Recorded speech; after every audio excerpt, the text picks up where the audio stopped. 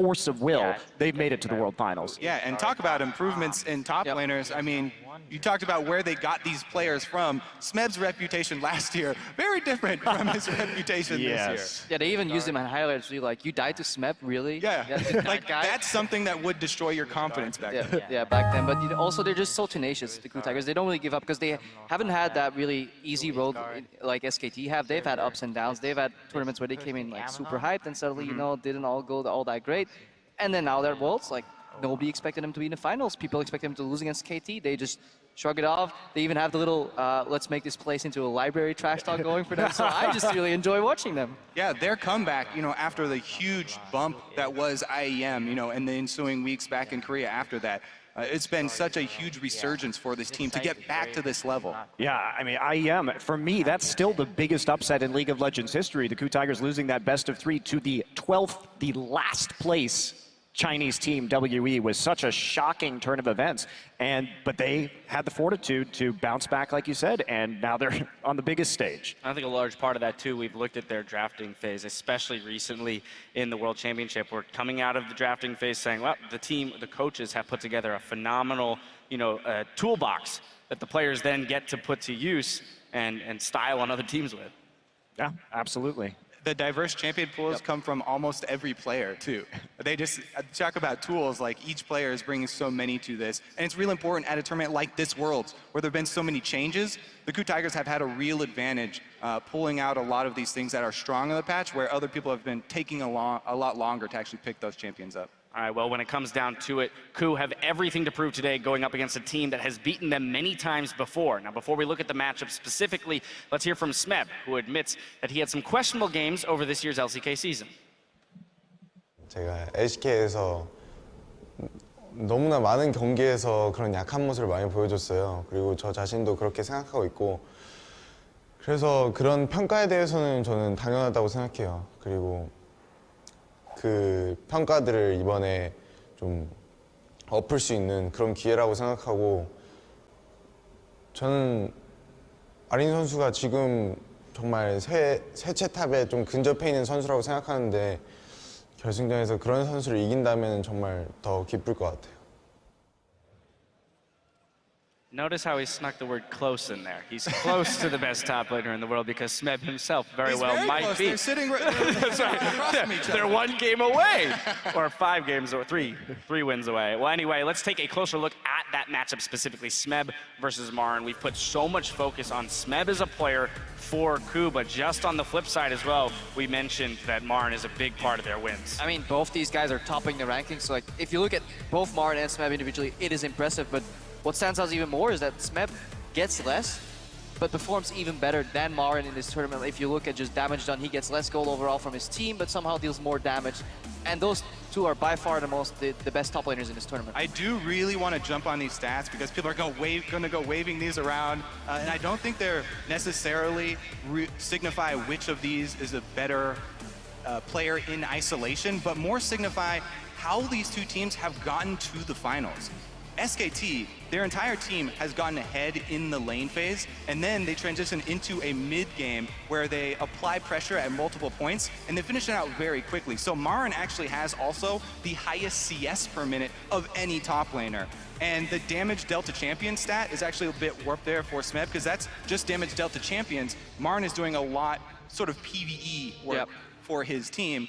And the way that Coup have gotten here is through winning team fights. And they've needed Smeb not only to solo kill his opponent, but also come in and win them team fights. And in the 5-on-5 fights, whether it's 1-on-1 or 5-on-5, he comes up with these clutch plays over and over. This is where I want to turn to Monty because I want to hit on Marin first in this matchup. You know, Kobe just mentioned how these stats to a degree might tell a lie in the way that they will match up 1v1, but more about how the teams play with those individuals. So Marin first on SKT. Well, yeah, Marin, like Kobe was saying, I absolutely agree. It's about being a split push threat. If we look at Marin, he's averaging something like plus 72 CS at the end of the game against his opponents. So he has been absolutely massive when it comes to split pushing, making sure that he's safe and constantly applying pressure across multiple lanes, while also getting some impressive solo kills. Yeah, and that just allows SKT to play the game game that they like, pushing on all 3 lanes while he's drawing so much pressure. Either you deal with Marin or you lose your base, and when you're dealing with Marin, well, you're probably going to lose the Baron anyways. They're so good. Every time you should keep your eyes when SKT is almost grouping, he peels off immediately to another lane, whether it's mid or top, keeps up the pressure. He doesn't wait for those waves to stack up and come in. No, continuous pressure. He spends so much time on the enemy side of the map, and the fact that he can do that while not getting caught very often, that is the most impressive part for me, because they don't have that many wards placed out for him. It's purely game sense. I really want to hammer home this point on Marin, just because a lot of viewers, everyone's so used to watching these games with both teams' vision revealed. So you don't get that same feeling, a lot of the players, when you're in these situations of the fog of war and what you have to work around. Marin is so good because he actually builds items to play this strategy as well. Early home guards for early experience advantage so he doesn't miss any waves. Also 100% uptime on his teleport. He saves it for the objective plays. And he builds Tiamat almost every game, so he instantly clears the wave, then retreats into fog of war, simultaneously denying information to the enemy team. And it's just hard for people who haven't been in that situation to really understand the greatness that is Marin. Whereas Smeb, you're like, oh, he solo killed that guy. He's crushing the team fight. Yes, that's where I want to go next. I want to go to Smeb because that is exactly the point. So often when Ku was in maybe a losing situation in the game, all eyes went to Smeb and say, can he solo carry from the side lane? And yes, absolutely. And he's going to have to do it again if they want to win games tonight. I think that we can all pretty much agree on that. And one thing that I think is very important is that Smeb has a larger champion pool than Marin does. He is also a Riven player while Marin is not. And we noticed that in the Fnatic series, Fnatic took great pains to draft around Smeb's Riven. So I'm really curious what Coma has in store for us from SK Telecom. How are they going to play around this Riven tonight? And I think that they will have something prepared because, yes, people are saying Marin's only played a lot of Fiora and a lot of Renekton. That's not a very deep champion pool, but they haven't been pressed, as we've been talking about. And, last time SKT played the Ku Tigers, week 9, back in the regular season of the LCK, it was Marin who was counter-picking Smeb. The Ku Tigers were prioritizing Maokai, and Marin kept picking the Fizz over and over into it and punishing him. I got to move us through the rest of the lanes. Moving over to the jungle. I know. There's going to be so much focus on this top lane, and we will get to talk about it more, I promise, gentlemen. To the jungle, though, Bengi, Hojin. Interesting champion pool thing here because we saw Hojin come out with that Zac when we were questioning how teams were going to react to Gragas being out of the tournament. Well, he pulls in the Zac. Bengi went for the Jarvan. 2 very different junglers. Yeah, they obviously share Elise and Rek'Sai here as jungle picks, but it goes multiple directions, and these champs are very likely to stay up. Nobody's going to ban Zac, nobody's going to ban Jarvan or Evelynn, so we could see a repeat performance. I'm still not sold entirely on the Zac. I don't know how you feel about it, Monty. I think it's great for team fighting, but it did show a lot of weakness in the early game because I think the Zac combined with Hojin's style of jungling leads to some problematic underfarming. Hojin finds really creative ways to get behind an experience while still not. Well, okay, so team fighting, a very important thing for the Ku Tigers. Moving to the mid lane, though, I want to focus on Kuro because we have pointed him out as a possible weak link for the team, but really, he's been a gold star. But he's been overperforming this tournament. He's been performing very well. The only sad part, or the bummer for him, is the fact that he's going to have to go up against either Faker or Easy. Well, I mean, coming into this, we can talk. Kuro has definitely surprised me. I did not expect him to reach this level of performance at the World Championship. He's been very reliable. He actually has more earned gold per minute than Faker does. Now, the problem with that, though, is that Faker does more damage than Kuro does with less gold. So we see that while Kuro is a great player and he's doing very well, he still has problems when it comes to reaching Faker's level of efficiency. Yeah, we looked at the stats there for damage dealt per gold earned. So Faker earned less gold, dealt more damage. He's actually the second out of all players in this entire tournament in terms of damage efficiency, in terms of gold. The only player to top him was NL with some massive AoE Jinx rockets, and that's cheating. So Faker, even though people are saying he's dying a lot or he's not doing the most for his team, he's pulling so much aggro, earning less gold, and still topping those damage sharks. And again, you have to be careful with stats also like gold earned because sometimes it is a team deciding to give open lane farm to one of the players. Sometimes there's gold sitting there on the ground, and the players just can't pick it up. They've got can't get the CS. But whereas, players like Fager, players like Marin, you'll see them hit every single one, right. even when they're trying to. Let's move on to the players that don't have to worry about picking up gold off the ground because it just falls into their pockets by virtue of being around. Hey man, that relic shield is Following really hard to progress. That's true. All right, I'll give that to you. You have about 45 seconds down the line to talk about these supports. What I love about SKT versus KU in this matchup, just about wards. Briefly, KU places a lot more wards than SKT, but SKT clears a lot more wards. So it's about vision versus vision denial, and it's going to be very interesting to see how they play with the vision on the map. Also, the games have gone longer for the KU Tigers, so they have been spitting out those Sightstone wards and stuff like that. Gorilla, though, champion pool has been amazing. It allows him to do so much. All right, well, with those players and matchups in mind, Why, I'm sorry. I wanted to, but he gave me the it's okay. All right, well, with those players and matchups in mind, we want to know what you think. So get on Twitter and tell us which player do you think will have the biggest impact in today's final and why. Remember to tweet your responses to @lol esports and be sure to include the hashtag world so we can let you weigh in later today. I'm so happy that they changed top laner so people come like, hey, impact. Impact, exactly. No puns. All right, if you weren't able to join us here in Berlin for today's finals, you can still catch all the behind-the-scenes action from the best seat in the house. Just follow LCS Esports on Snapchat and keep up with the day's festivities via our live story. If you are here in Berlin, though, be sure to share your world snaps and lend your perspective of the event. Now, of course, the time is almost upon us for these two teams to do battle for the Summoners Cup and the title of world champion. So let's take a look around the venue where our finalists will hit the Rift.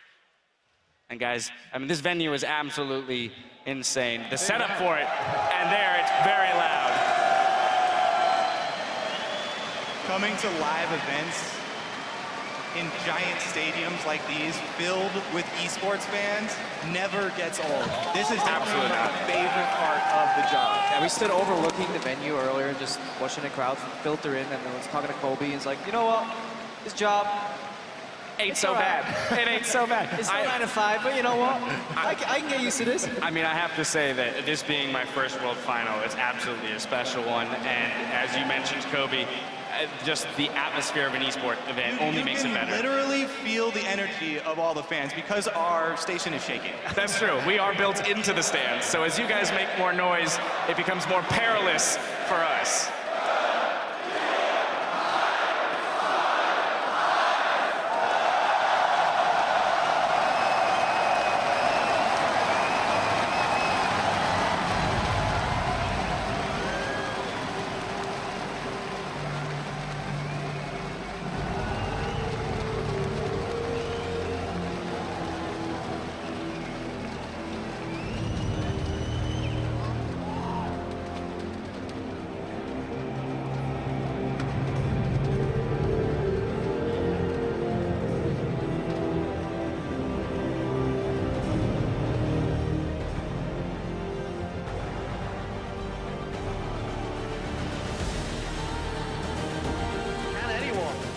Samsung White. Will this really happen? They save the Nexus! Kaboom! They lit the fuse! And I can't believe it! Triple Jabruzi! And that's gonna be the game! And Samsung White are the 2014 World Champions! Do we fight to hold our heads up high and beat the drum to what we love? Risk the fall, or we have felt it all come crashing down from far above. Stars are rising, countless worlds colliding, only one will take it all. Can we bring to fall the giants? Can we make the fight?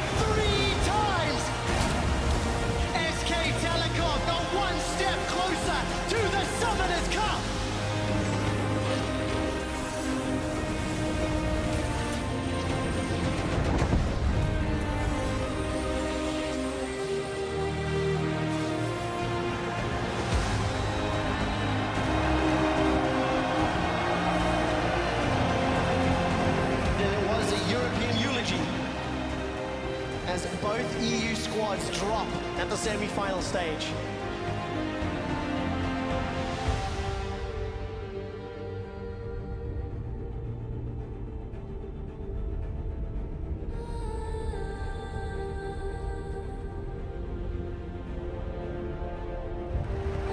Faker wreaking havoc inside the base. There's no stopping him now. It's time for SKT to make it to the finals undefeated. Coup will get themselves the ace, will get themselves the base, and will earn themselves a shot at the Summoners Cup in Berlin against SK Telecom.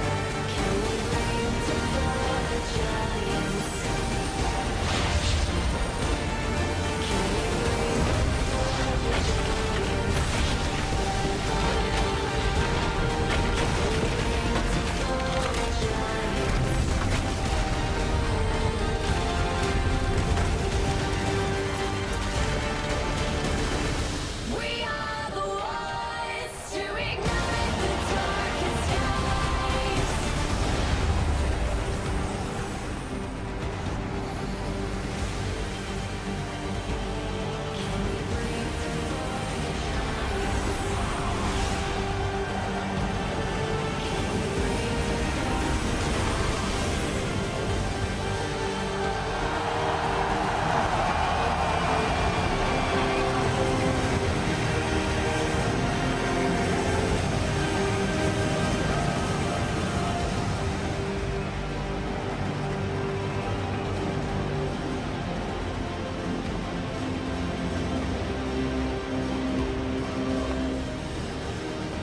Please welcome the finalists for the 2015 League of Legends World Championship.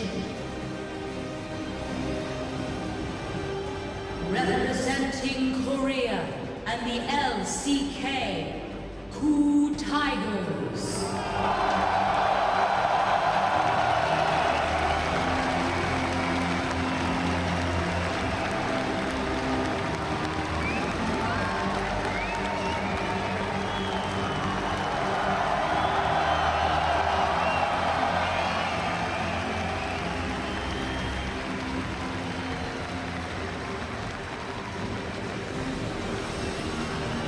At top lane, Smed.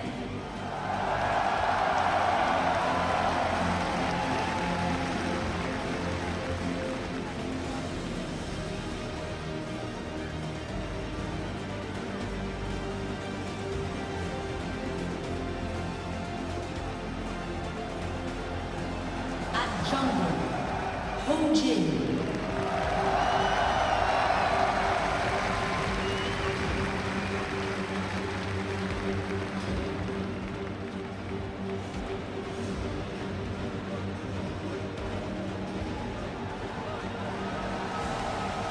At mid lane, Kuro.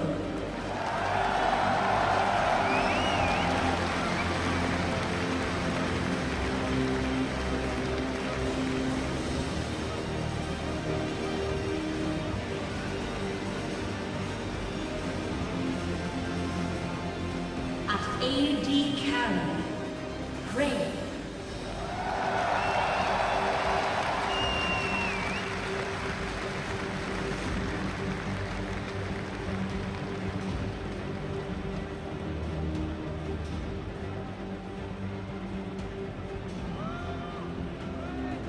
At support, Gorilla.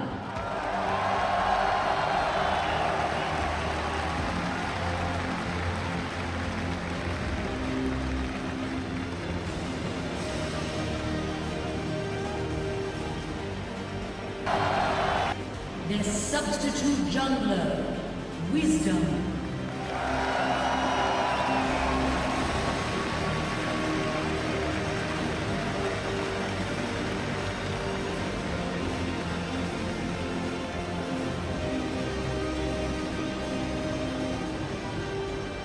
And their coach, Nofe.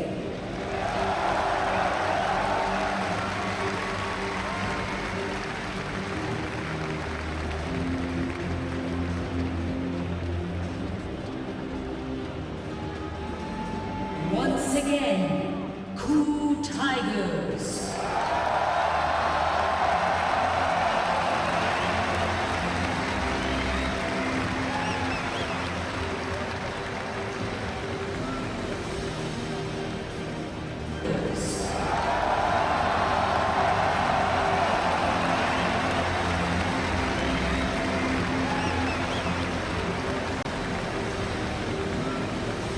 Their opponent, also representing Korea in the LCK, SK Telecom T1.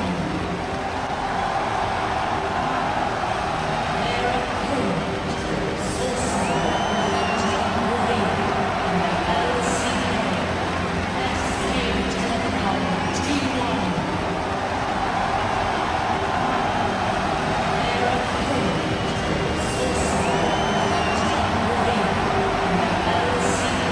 Their opponent.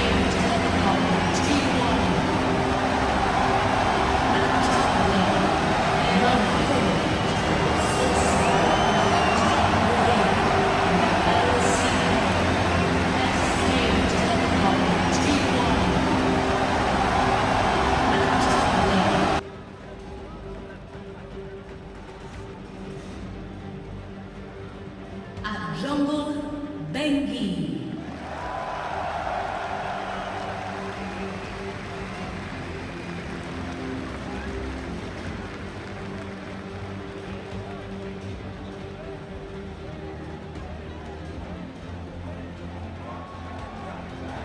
At mid lane, Faker.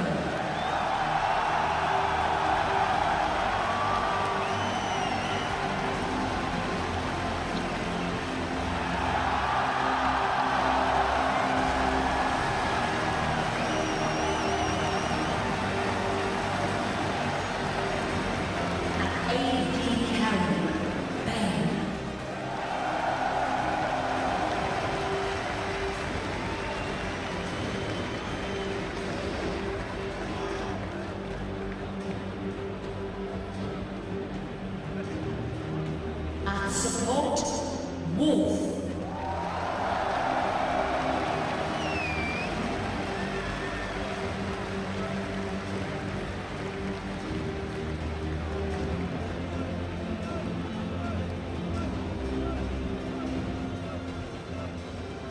Their substitute mid laner, Easy Moon.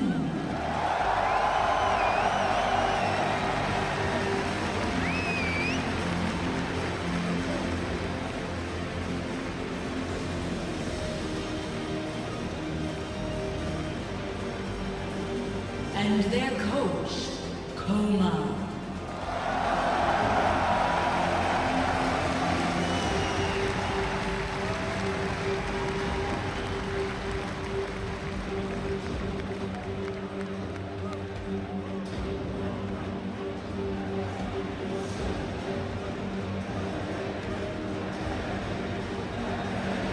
Once again, SKT T1.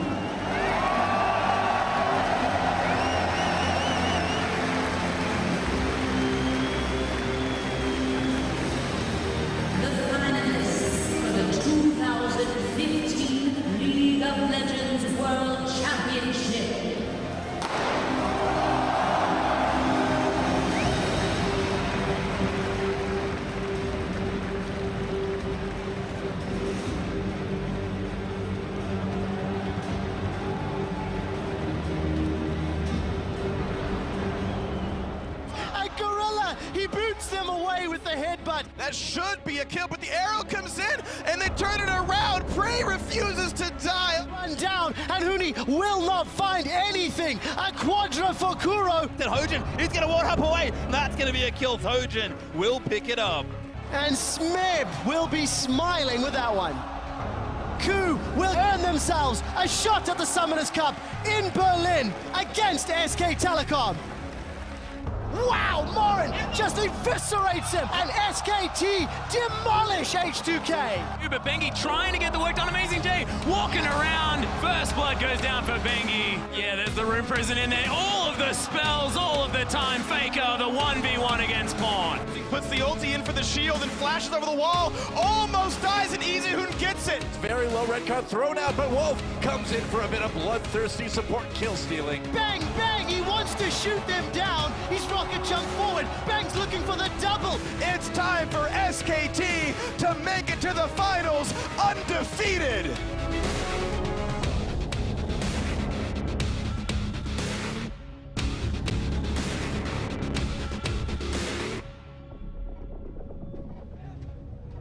It really is incredible to see each of those players as they walk on stage for the biggest series of their lives to really be owning the moment for themselves, because you have to imagine that the pressure that they're feeling is immense. I mean, just walking over like a giant picture of yourself. Also, the only person to ever walk or even roll over Faker will be Faker himself. You know, on stage. That took a lot of confidence to pull a roll like that live as well, and he stuck the landing. It's also the only barrel roll we'll be seeing tonight. That's very true. Poor Gragas. Rip Gragas. Well, as the teams take place on stage, let's focus in on today's best of 5, where SK Telecom is favored to make League of Legends history. Now, they're the only World Championship juggernaut to live up to expectations with a 100% win rate, the most dragons per game, the highest average gold lead at 10 and 20 minutes. I mean, what do you want? Dominance. For every one dragon their opponents take, they take 4.25. For every one Baron, they get 14. Well, that's the thing. They're second place in Barons per game. That's only because they finish games before ever having to take a second one. Yeah, and it's not how many Barons you take, it's what you do with. They smash so many Nexuses while still having that Baron buff. That's hard. They go from Baron to game over in like those 3 minutes very often in their games, and their Baron power plays, which just means how much gold you generate out of a Baron buff, is just immensely high over this tournament. So they're just so efficient at closing out games. Yeah, really does look like Faker and Bengi are going to make their way towards that repeat. Yeah, well, there's, you know, for both of them, a lot of eyes on them about whether or not they can get that repeat. But specifically looking at Faker, I mean, this is a guy who hasn't necessarily been challenged yet this tournament. Jat mentioned those 4 Rise games. We haven't seen much else. Is this the series where he's going to be forced to step it up? Where is the LeBlanc? That's my question. You know what my question is? Where's the Master Yi? Yeah, fair enough. 14 champions that he played over the course of the summer season. He's had 5 here at Worlds, but they haven't really been that surprising, and he's been mostly just dominating on Rise. He's the only Rise player in this tournament. He's also just a player that understands matchups well. He doesn't need to play them a whole lot to really understand the intricacies and the ways to outplay. Like, look at the Rise into DF matchup, the counter pick Olaf into the Aurelia, one of the picks that he actually debuted himself. So he knows all these matchups.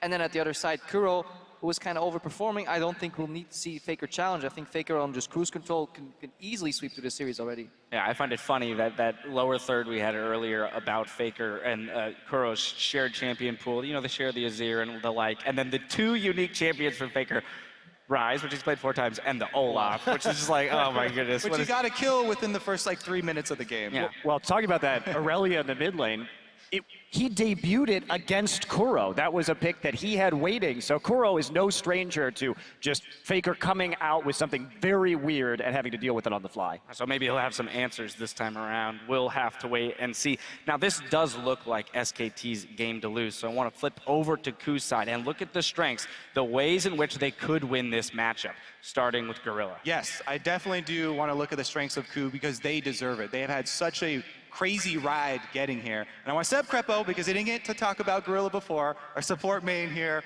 The champion pool and the plays that Gorilla comes up with are just remarkable, and they're so important to the team. Yeah, the thing is, Gorilla, he has a very large champion pool, and very often he's also playing different styles. He can play the peel support, he can play the engage support, he can play the roam support. So there's no reason to even doubt that champion pool can go even deeper, because if you understand all these different styles as a support, and doesn't matter what champion you play, because it's all about, you know, the mental ability to really understand where you have to be, what your role is, what your function is within a team fight.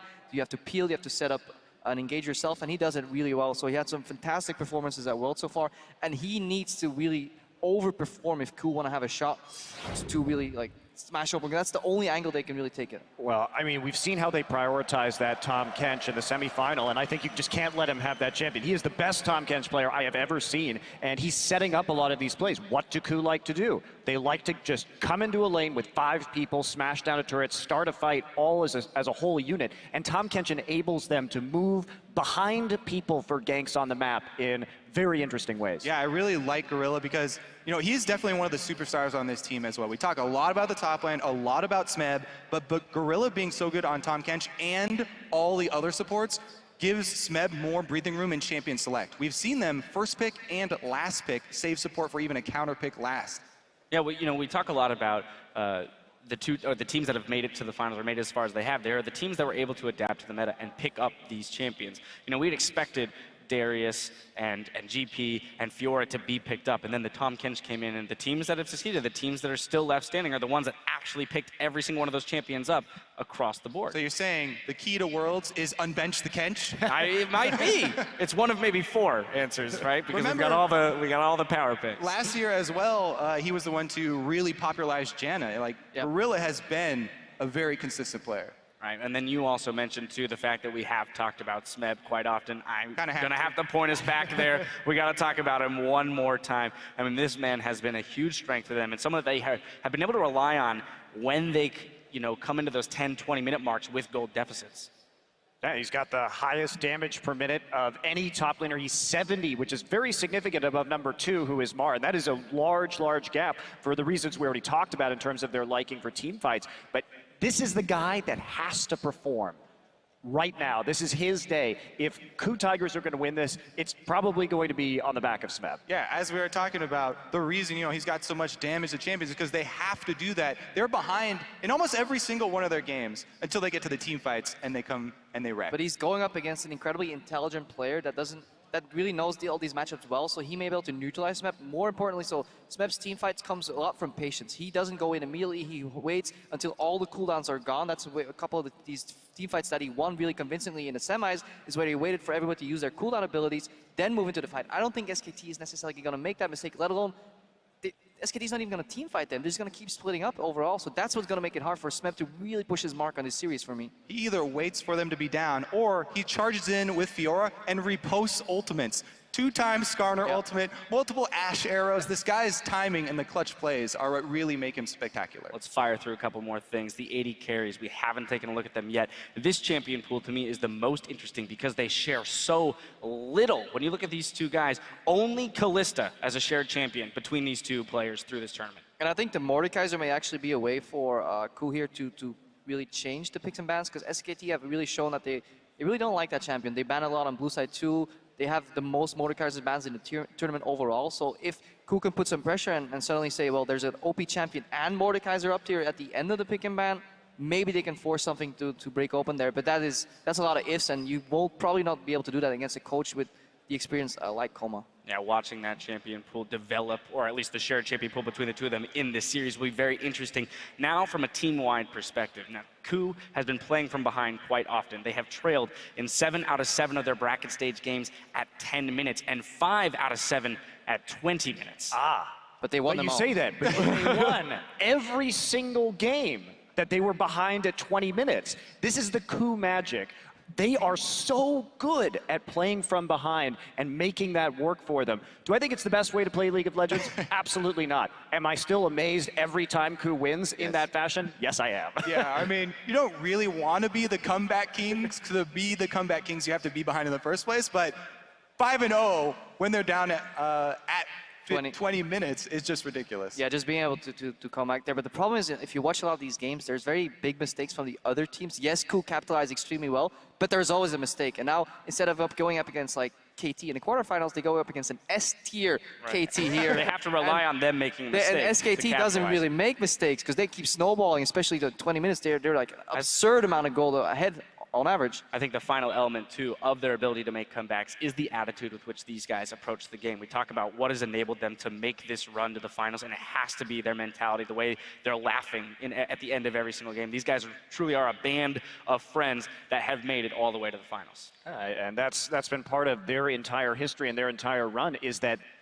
how close all of these guys are, I think really has helped them through having less infrastructure, from having some of these disappointing defeats like in the spring finals or at IEM, and it allows them to keep powering through. All right, well, with game one just moments away, it's time to get down to it. Gentlemen, who is going to be walking away today as a world champion? Crepo, starting with you. Generally speaking, in these situations, I just go against the Koreans to piss off Monty. But there's 2 Korean teams there, so I can't do that. So I'm just going to take the easy way out, say SKT 3-0. Where's your train 3-0. ticket from 2 years ago? You ripped it in half. I lost it. It wasn't my You wallet. lost your train ticket. I had it. I actually had it ready for Worlds. Every time I open, it's like, yes, it's right here. Lost it. Boot him off the train, Monty. Boot him off the train. I mean, you say it's the easy way out. I was actually kind of conflicted about this matchup just because I've grown to love this team over time. The Ku Tigers, all the players, they're so, they're so charismatic. How can you not like this team? But I realized I was clouding my judgment, and so I went to ask the god of mid lane. I went to Faker. I said, Faker, who do I put my faith in now? Please give me a sign. And he did. SKT win. I predict SKT to be the first time repeat champions. Nice guy Faker here. I mean, come on He now. makes it very clear. Yeah. He does. There's no ambiguity about Would that you like to one. go now, Monty? Yep. I will also be saying SK Telecom winning. I too love the Ku Tigers, but it's time for Faker to really cement his legacy as if it wasn't cemented enough already, and for him to be the first 2-time world champion. Well, there it is, ladies and gentlemen. Our analyst desk has spoken, but we're in for a series nonetheless. The stage is set, and as we said it to our casters to kick off the 2015 World Finals, we'll take a look at the Ku Tigers, a team that has defied expectations and are now within arm's reach of League's highest honor, the Summoners Cup. 정말 동경 어린 눈으로만 보던 곳인데 거길 제가 오니까 참 신기한 것 같아요.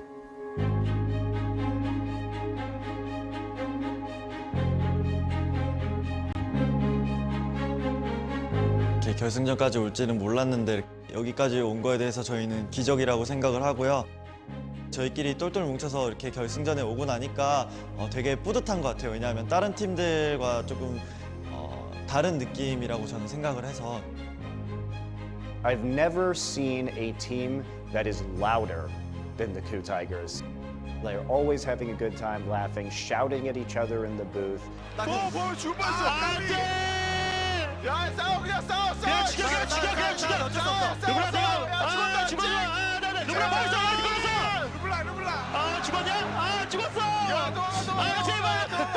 They are very good friends. They always have this exuberant energy about them when you're around them, and they're a whole lot of fun.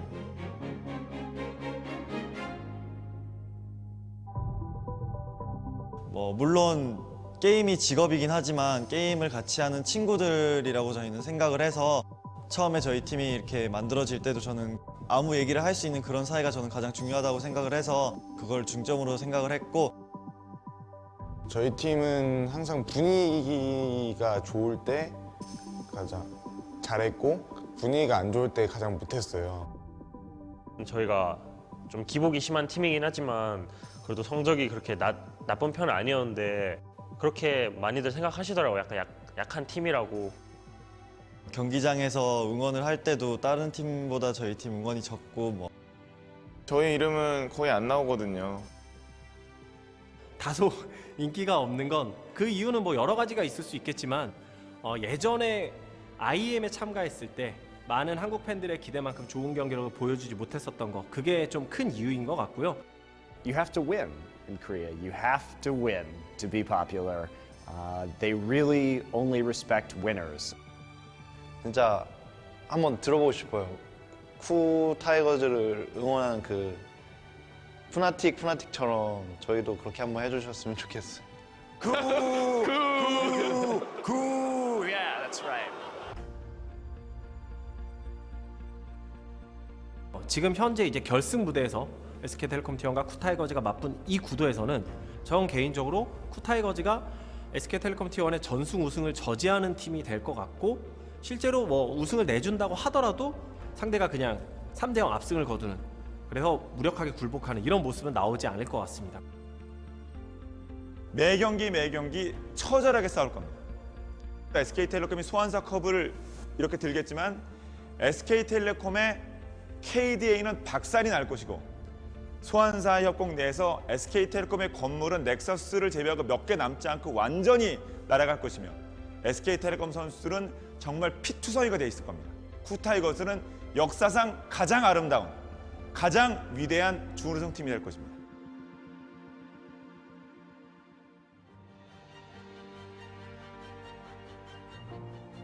솔직히 지금껏 만나왔던 팀보다는 힘들겠지만 저희가 약팀으로 평가되는데 그런 저희가 SKT를 이기면 엄청나게 파장이 클 것 같아요. 스맵이 보여줬던 8강, 4강에서 보여준 출중한 경기력과 팀 차원에서 봤을 때 한데 뭉쳐서 정말 으쌰으쌰하는 이런 경기력 이게 나올 수 있다면 SK텔레콤 T1을 잡을 수도 있을 것 같고 그건 이제는 정말 엄청난 이변이라기보다는 이변 아닌 이변 정도로 얘기할 수 있는 수준이 아닐까 싶어요. 만약 저희가 이긴다면 정말 창단 첫 시즌 만에 우승도 하고 그래서 되게 가장 큰 한 획을 그을 것 같아요.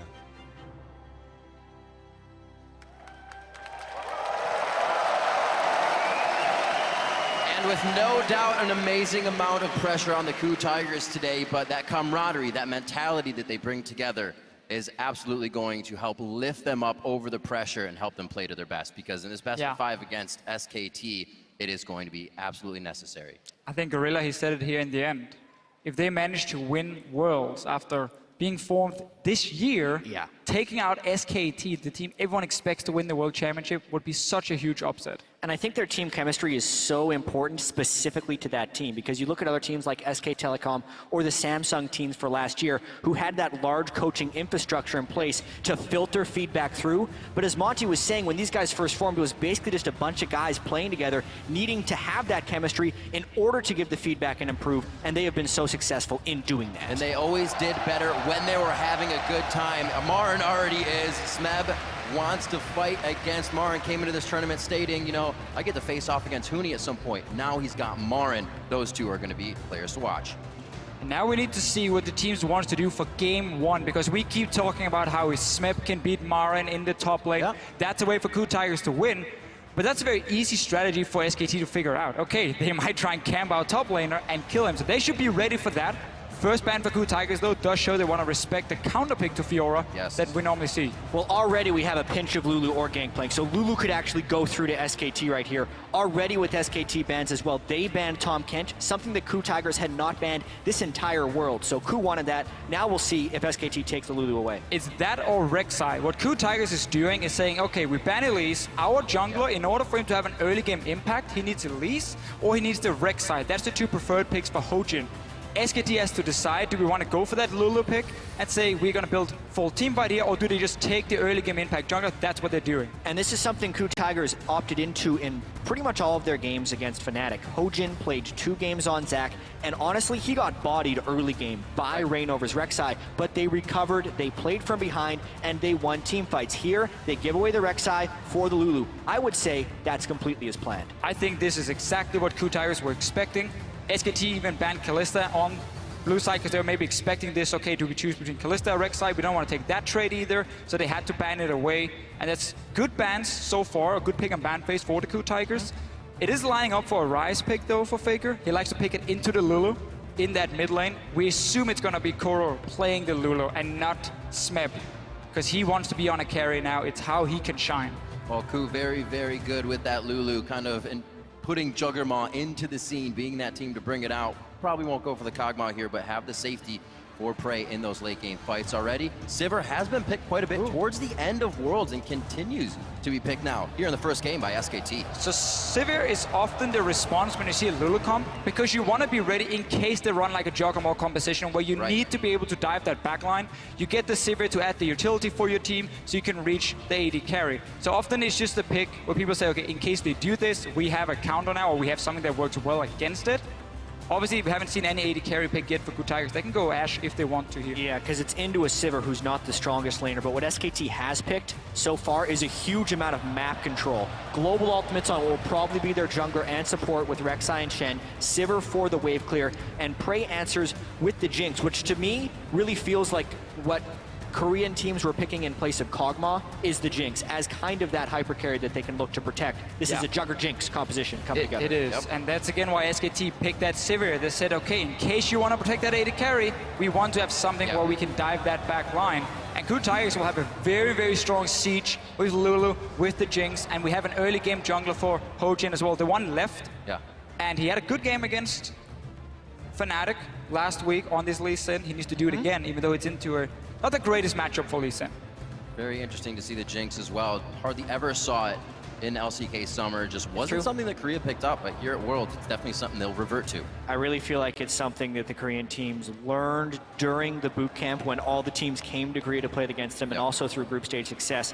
And Faker goes with Cassidy again. Wow. So, basically, he was thinking about taking the Ryze here because, again, the matchup into Lulu is good for the Ryze to sit in free farm. The problem is, it would be very difficult for them to kill, for SKT to kill the AD carry. Ryze would have to like run at them, Alistar can CC him, Lee Sin can CC him, kick him away, Lulu and everything. It would be too difficult for the Ryze to deal proper damage, I think, towards this backline of Good Tigers. So they want more diving potential. But you're sacrificing quite a lot by taking this Kassadin. Yeah, we'll see how much presence Faker can have in lane on Kassadin, because normally that's the pick that gets pushed in really hard. The one thing I like about Kassadin in this context is they have the Sivir to clear mid lane very early on in the game if they want to, and they can send Faker to a side lane earlier on. Not to mention they have a lot of global presence to make up for this thing. And now we get to see Smeb's Riven. This is such a good matchup for Riven into the Rumble historically. This is actually when you would pick it even before Worlds. This was one of the reasons Riven came back into the meta for someone like Smeb, because he was picked into Rumble. You would destroy him in lane so badly every single time. But really, SK Telecom, they're not picking for the laning phase here at all. They're picking to take these mid-game fights. You have Castle in one side lane, Rumble's in the other one, then you group for this dragon, and you try and fight before this Jinx reach a 2 or 3 item spike when she becomes a monster. And I want to see if Faker sticks with Ignite, because he hasn't actually run as much teleport as others have. They have a lot of global presence within their team because of the Shen and the Rek'Sai, but maybe Faker brings the Ignite to have a little bit more pressure in lane. Feels like he's going to be sticking with that summer spell. This works almost with Ku and against them. Everything's slow in the beginning, but when they love to fight, that's when SKT is going to want to fight as well, right in that mid game. It is going to be explosive once we get out of the laning phase. I cannot wait to see what comes from game one. Wolf picking up that Shen, 9-1 across Worlds. So Shen himself having a great tournament, great Worlds. Yeah. And he's going to be all over the map, protecting his team as Prey tries to cancel people out. It's going to be one of these support picks. If you want to make sure your top laner can do fine one versus one, you get a global for him from the support to help him out. That's going to make it tough to kill Marin. All right, as we load up for the first game in this best-of-5 set, get on Twitter, share your predictions by sending hashtag SKTWin or hashtag KOOWin to @LOL Esports. Tell us who you think is going home with the Summoners Cup. We're about to find out right now who's going to get the momentum in game one. SKT, as we said, by the numbers, absolutely huge throughout the game. Hardly ever falling behind, and when they do, they always find a way back.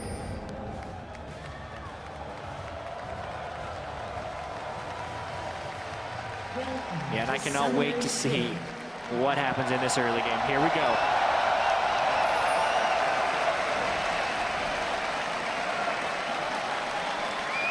Normal spread by both teams to start this one off as we pan down Summoner's Rift, the battlefield where both teams will leave everything on the Rift before they leave here today.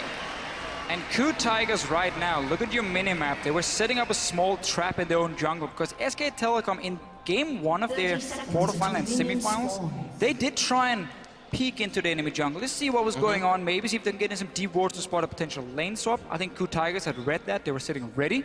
But SKT is saying, it's game one, we're going to play it super safe. And I liked what Good Tigers did early here because they also placed the ward within their own blue buffs. So if SKT had done an invade on that side, they would at least be able to scout it. But as you said, this is a very conservative start for SKT, which we may actually expect from this one. Good Tigers hasn't been able to make early game moves, and especially with the caster on the side of SKT, they're okay with this game stretching a little bit longer, despite SKT having some very short games already so far at Worlds. But this pick and ban phase is why we talked about how Ku Tigers in this meta right here, this patch we're playing on at Worlds, fits them a lot better.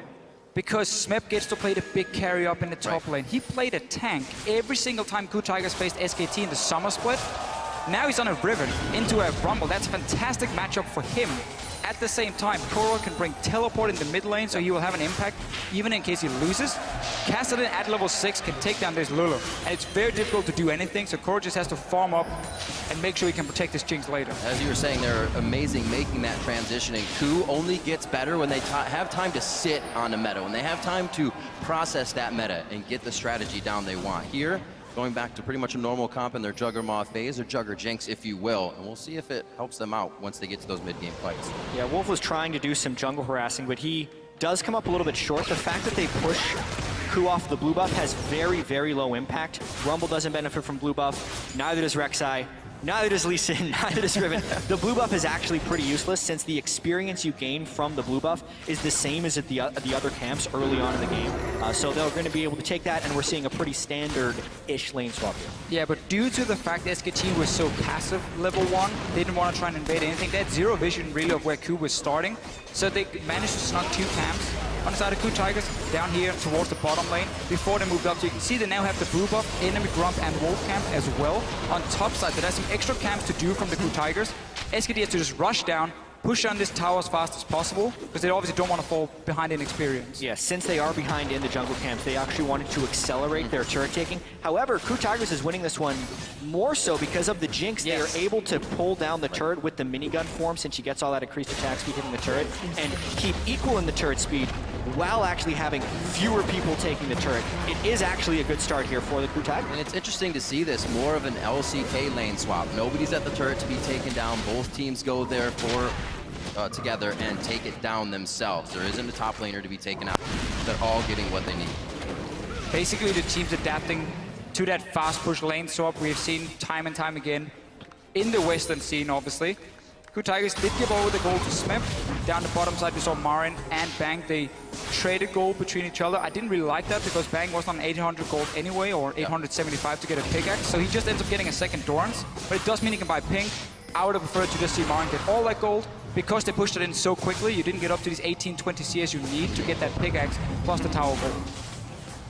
So last time we saw Kuro on a Lulu, what did he get? First 5-6 blue buffs of the game. The team was very adamant about continuously giving him that blue buff so he could push down mid turret and then get himself to the other lanes, or just keep somebody like Faker in the mid lane constantly. SKT really were in a hurry when it came to killing that tower. They didn't even manage to bounce the wave on the bottom side. So they sent down Smeb from Ku Tigers to just pick up the entire wave.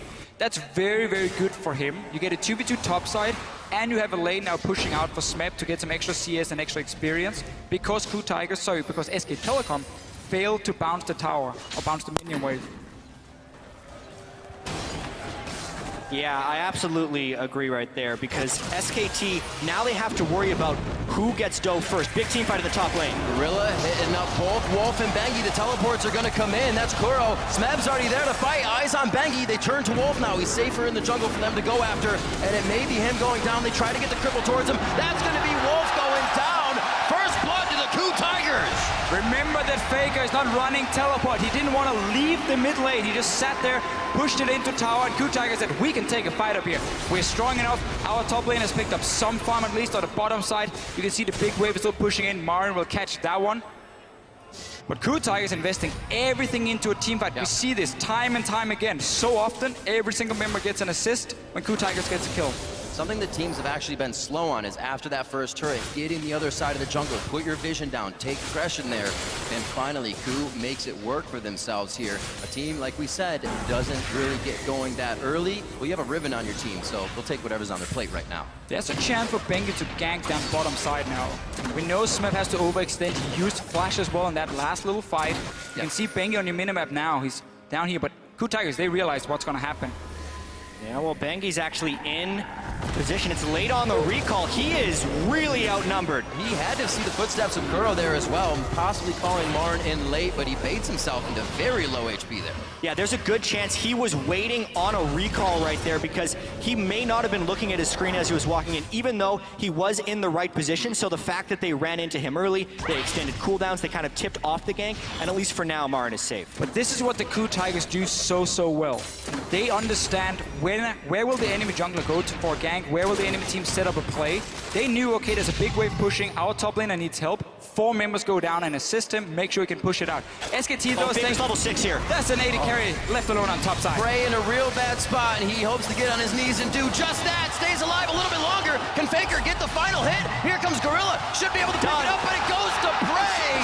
2-1 now in favor of the Coup Tigers. Wolf started off tanking that one very nicely as a level 2 Shen was able to clear aggro, but the patience of Prey using that heal late baited SKT into a disengage. They were really trying to funnel that first kill onto Faker to jumpstart him into this game, but because the heal was timed properly, it really delayed the kill from Faker, and Coup very deftly trades one back. It is such a good trade for Coup Tigers. They defend their own top laner, the Riven, they pick the 1-2 split push, and at the same time, they trade 1-for-1 up in the top lane here for Prey. So great start for the Coup Tigers so far. Just gotta make sure that Smeb can keep getting all the farm he needs, get him to that level 6 point, he can 1v1 against the Rumble, and suddenly you have split pushing pressure. Absolutely. Focusing, getting Smeb going. Prey gets himself going off a very nicely played dive from SKT.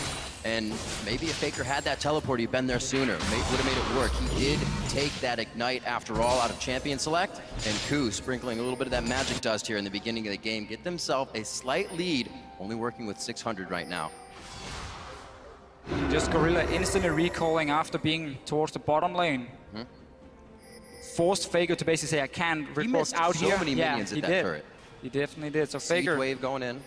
Could not get it, and now Faker's back in lane. Level 7 as he returns. Kuro gonna get his blue buff, so he'll continuously push Faker back into that lane. His kill pressure down with the Ignite down, so he'll pretty much be sitting pretty there, farming the minions up as he can. Still up 7 CS as he did that roam. Faker always making sure his lane is in position, so he doesn't fall behind in those instances. And it's now 2 plays that actually did go in Coup Tiger's favor because they had the first gank work. The SKT gank, the split kills actually failed. And coming up towards the 10 minutes here, we're going to have a very uncommon scenario where Coup Tigers is actually going to be up in gold. Because looking at the bracket stage in particular against KT and Fnatic, Coup averaged a gold deficit of 916 at 10 minutes, whereas SKT in their bracket stage were on average up 626. So this is a bit of a role reversal here for Coup Tigers, and since their strengths have been team fighting and the defensive play, it will be interesting to see if they can turn on an offensive stage of play, which is what they need to push as Faker is farming up on Kassadin.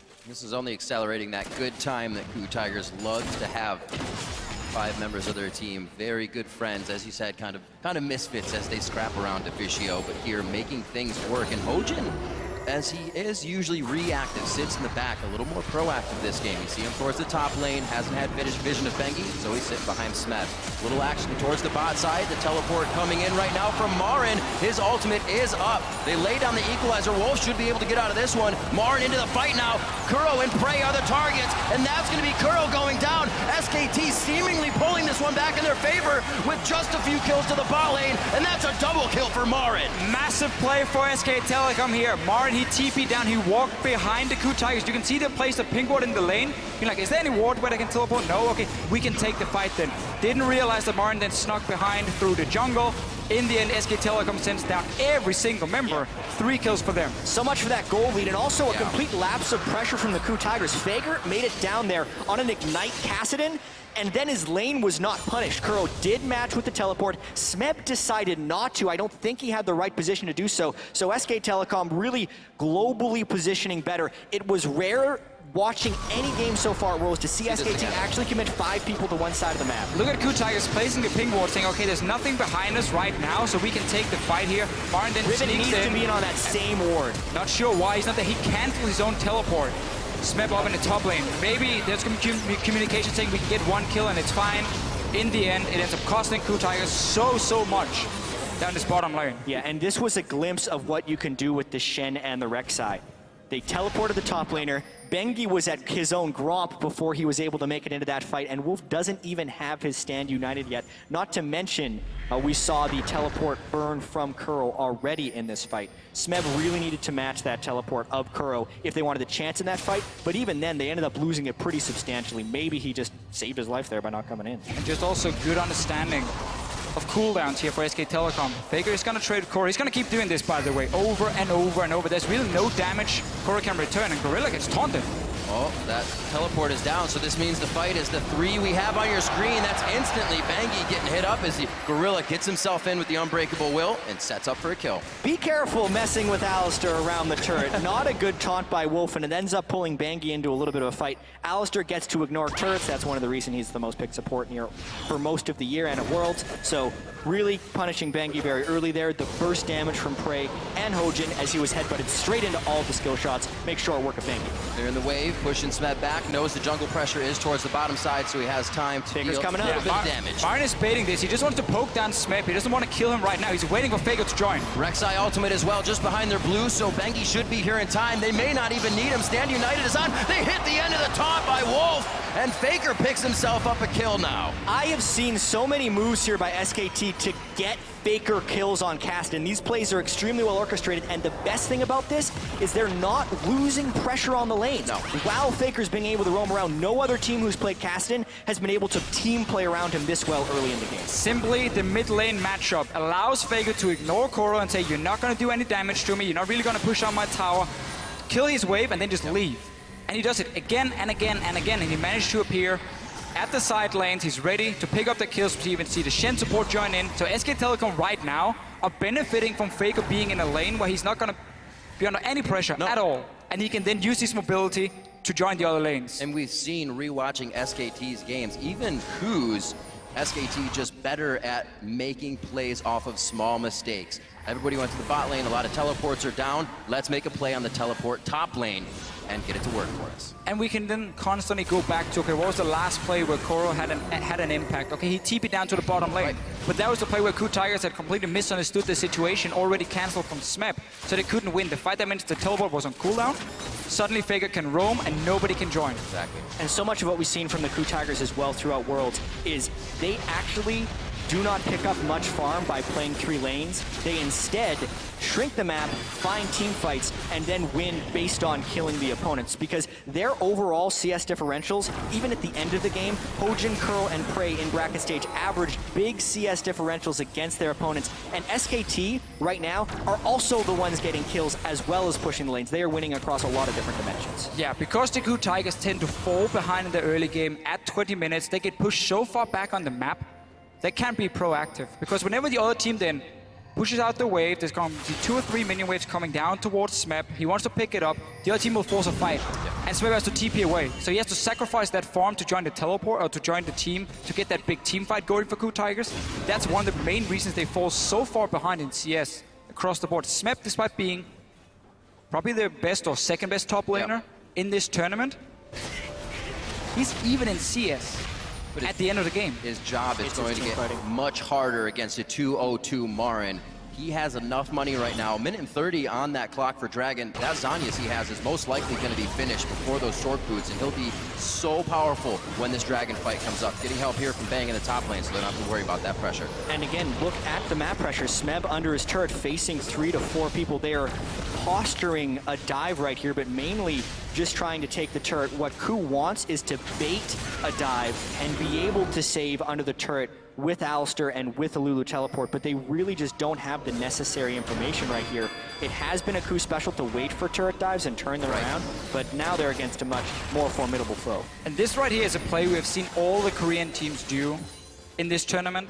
We're down on the bottom side when there's no tier 1 tower. They push the minion wave all the way to the enemy tier 2, and then they recall off the bottom lane. Both support and AD carry recalls, and they rush to the opposite side of the map where your top lane is still sitting and farming, so they don't give away what's happening. Because all Ku Tiger sees, okay, Marin is in top lane farming against Smeb. Well, that's pretty normal. They bot lane recalled. We don't know where they're going to go on the map. So because Marin stays, kind of fakes it, they show up and there's only 4 members pushing in the tower. But Ku Tigers this time around were ready, knew what was going to happen, and were there to defend. Look at the pressure here from Bang, knowing that he's got somebody behind him. Ku can feel it as well. Not much pressure there, but it looks like SKT is trying to get some flashes or some ultimates before this Dragon. And I want to call attention to the item timings as well. Bengi just completed a 16-minute Sightstone. Some Rek'Sais in the group stages, Reyno would be one of them, were completing 4 and 5-minute Sightstones and then trying to cover the map. But knowing that they are up against Ku, who has not traditionally been an early game aggressive team, Bengi could then get combat effectiveness, finish his Cinder Hulk very early, then get a late Sightstone. It works perfectly. He gets the Sightstone, he wards up the Dragon, and now they can take him. And this is what SK Telecom wants to do with their comp. We talked about it in the pick and ban phase, how strong it is in the mid game. Right now, you have the items completed, Rod of Ages for Kassadin, Hourglass for Rumble. It's very difficult for Ku Tigers to fight. Your Jinx doesn't even have Infinity Edge. You cannot teamfight right now. And SKT gets a free Dragon, can even go back and defend. Hojin might set up a dive against Marin, but remember the Shen ulti. It's always going to be there. Wolf is just sitting in the mid lane, waiting for Ku Tigers to make an aggressive play, and then he joins. Something that can easily catch them off guard is that Shen ultimate. We've kind of seen Ku within the past few games of the tournament. They bring out the Zac, they bring out the Ashe, causing teams they play against to have to ward differently, play differently in initiations. It seems like Shen is creating that possibility for SKT right now, thwarting some kills, giving SKT the lead here in engages. And another possibility SKT's opened up with this team comp is just a different look than we've seen for most of Worlds. Marin has played Rumble, but it's been a bit of an abnormality. Yeah. We have seen the top laners split pushing, and the mid laners being kind of the damage dealer. But SKT swapped around this roles for this specific game. Faker is the one split pushing and making plays, whereas Marin, a lot of the time, will arrive with the equalizers in the team fights. Pushing the mid tower will be very hard for SK Telecom. Kassadin obviously can't really join in unless there's nobody defending. I'd rather see SKT focus on getting deep vision right here than trying to just group 4 members mid, because with the teleport on Lula as well, it should be easy enough for Ku Tigers to defend it. You see right here, they can just clear it out. Sivir is the only one who can really hit the tower, and it does absolutely nothing at this point. Get deep vision, get skirmishes with your Kassadin. That's what your goal is, not pushing in mid tower at the moment. Well, especially because every single global on SKT is up right now, so wherever Faker goes, the rest of the team has the ability to support him right there, and then it's on Ku Tigers to stop the split push. I definitely do feel like SKT should be doing that to Fischio, but I also think that since they are up 2 Dragons to 0 already, with the scaling Kassadin on their side, they're okay with this current set of circumstances as long as Faker's farming. As long as he can keep farming, don't put him with your AD carries so they have to share and try and fight each other for that CS. It never works out. Both carries, they start whining. Faker will always pick up more gold. He will get some of it. He will get some of it. But really, for Ku Tigers, the fact they have double teleport means they should be able to always have the 2 side lanes, or at least 1 side lane pushing against SKT. And we might have to see them go aggressive and tower dive on the opposite side, where Faker is not sitting on this Kassadin because he doesn't have teleport, or Bang, of course, as an AD carry, and use the fact that Koro can then TP in 5 versus 4 fight for the Ku Tigers. But for now, they're still behind. The AD carry does not have any completed items, so they're not in a position where they really want to fight with confidence. Both sitting around that same damage spike. Leandri's just finished by Marin, but sub 20 minutes in the game. That Zanya's as well. Sword Boots are going to be easily finished. These guys are all items coming online right now to make things happen. Marin is so incredibly fed, and Faker is also going with the ridiculously aggressive Kassadin build. He's going Lichbane as his second I wondered item. what that was going to be after Aether Wisp. Yeah, I thought maybe a Ludens. That also would mix. So often you see Zonia's as the second item because you need to Rift Walk aggressively and then avoid getting killed by the rest of the team. But it's also Faker, so he's going to be very patient with his positioning. This makes it very hard for him to go directly at the Riven, because if Riven does get the stun off, he can try and full combo the Kassadin before anything falls down. It's going to be a big skill matchup now. Yeah, he's basically saying, I'm going to be against Lulu most of the time. So Hourglass, the armor doesn't really do a whole lot. She's not going to kill me. I want some more burst, really, for himself. Finally, with the SKT getting into jungle, places some mission cleared out. You can see he's not afraid of Koro at all. He can barely burn through his own shield. Lulu's damage does not come out in burst. It's very over time. The AP Lulu, while the Glitterland slows you, it's then about the auto attacks afterwards. So I do actually like the build from Faker here, as long as they continue to use him as a split pusher. This was good though from Ku Tigers, because again they use the teleport to push the bottom side, get some damage on tower, force SKT to send someone down to defend it.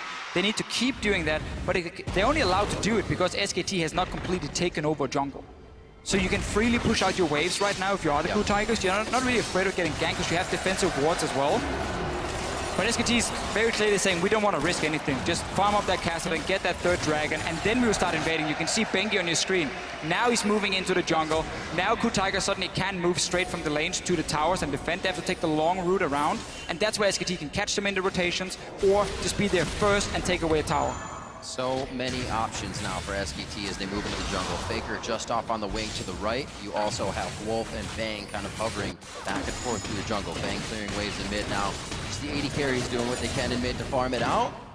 They might be able to get some good damage on him here, but it won't be a trade coming in from Bang. A little too close and not enough vision on the other side. Prey played that extremely well.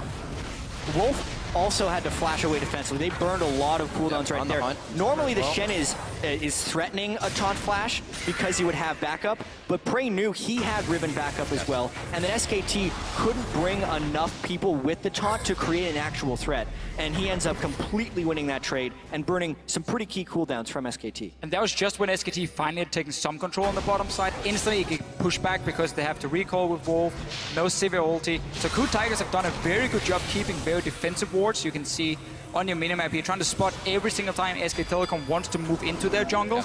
And then again, it allows the Lulu to move all the way down here without a tier 1 tower, push out the wave, force Faker to sit and clear it so he can't do anything without his teleport. And it just buys more time for KuTigers to farm up the Jinx, which is all they want to do. Just sitting mid lane, Prey's just constantly farming, and also waiting for that point where Riven can all in this Hourglass Rumble and take him down, because then suddenly you have 2 winning lanes. And it does feel a little bit better to be Prey right now, knowing you won't get flash taunted, but you still have to worry about on the hunt, Bengi tunneling through, Faker coming through as well. So it's not going to be easy for Ku to organize these fights. And I think one of the biggest things they have to worry about is the level 14 Rumble. Marin is an absolute monster right now. Highest CS in the game, most gold in the game, giant item power spikes, and the pre-fight poke on Alistair is absolutely huge. Bang got hit pretty hard too, though. Yeah, got a crit. Faker delivered. Straight to him. So KuTiger is feeling confident. Got in vintage completed for Prey. Don't feel like they necessarily have to take this one, but again, they're afraid of these dragons getting out of control. And this has typically been where KuTigers has swung back their gold deficits. This is actually a tiny gold deficit. They've come back from 5,000 gold pre-20 minutes twice during the bracket stage already.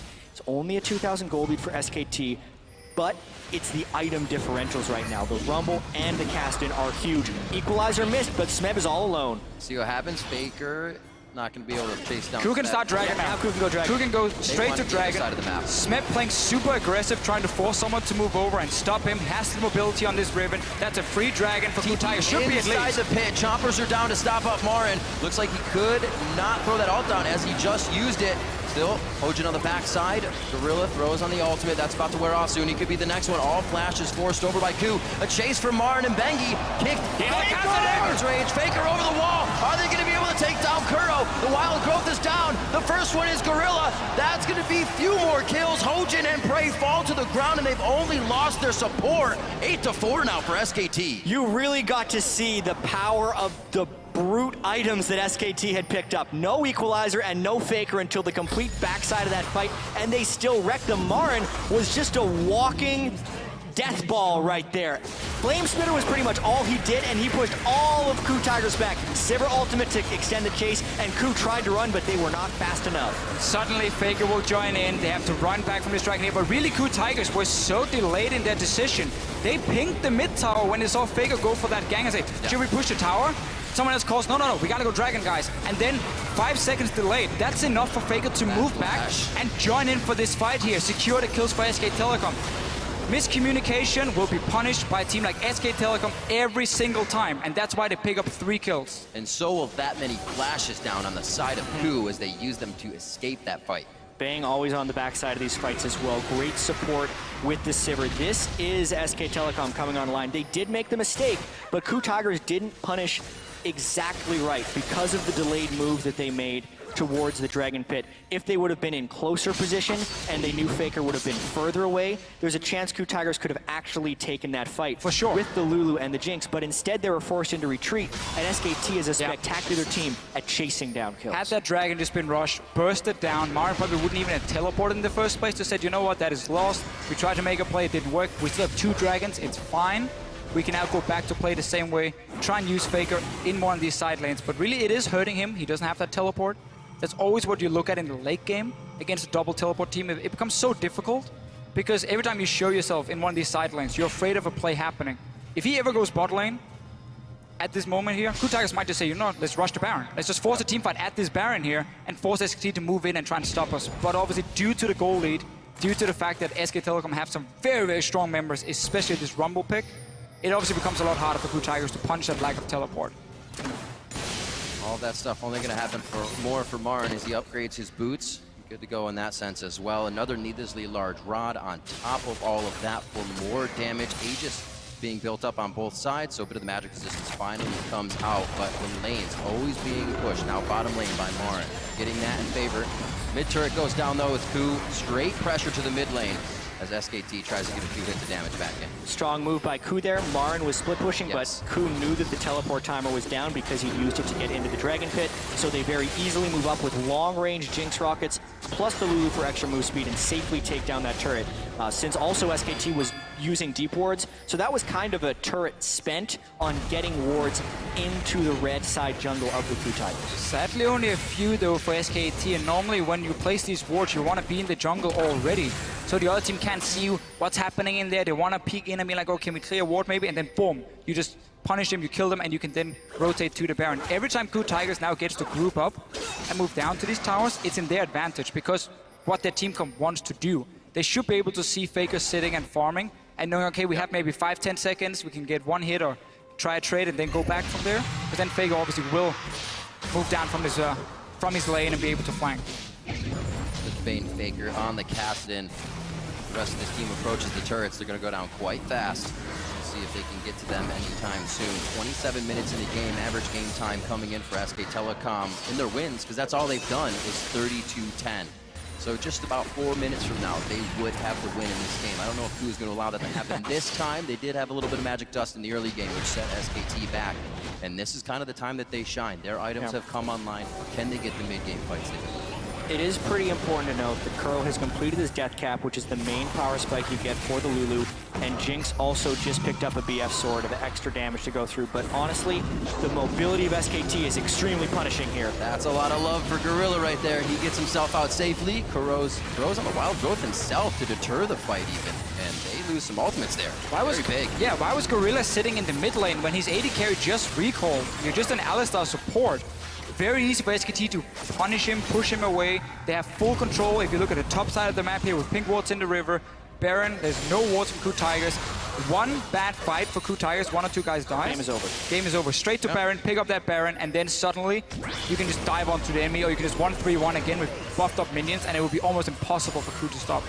Marin is about to hit level 18. He's 29 minutes in, he's at Hojin level is gonna get 17 picked off top here. laner. That's something SKT has done this game. They have played the waves better, and we see this 3,000 to 4,000 gold advantage, but the experience advantage is even bigger, specifically in that top lane. Marin was 3 levels ahead of Smeb just a second ago. He's the only one in the game right now with a 3rd level of his ultimate. That's how far ahead he is.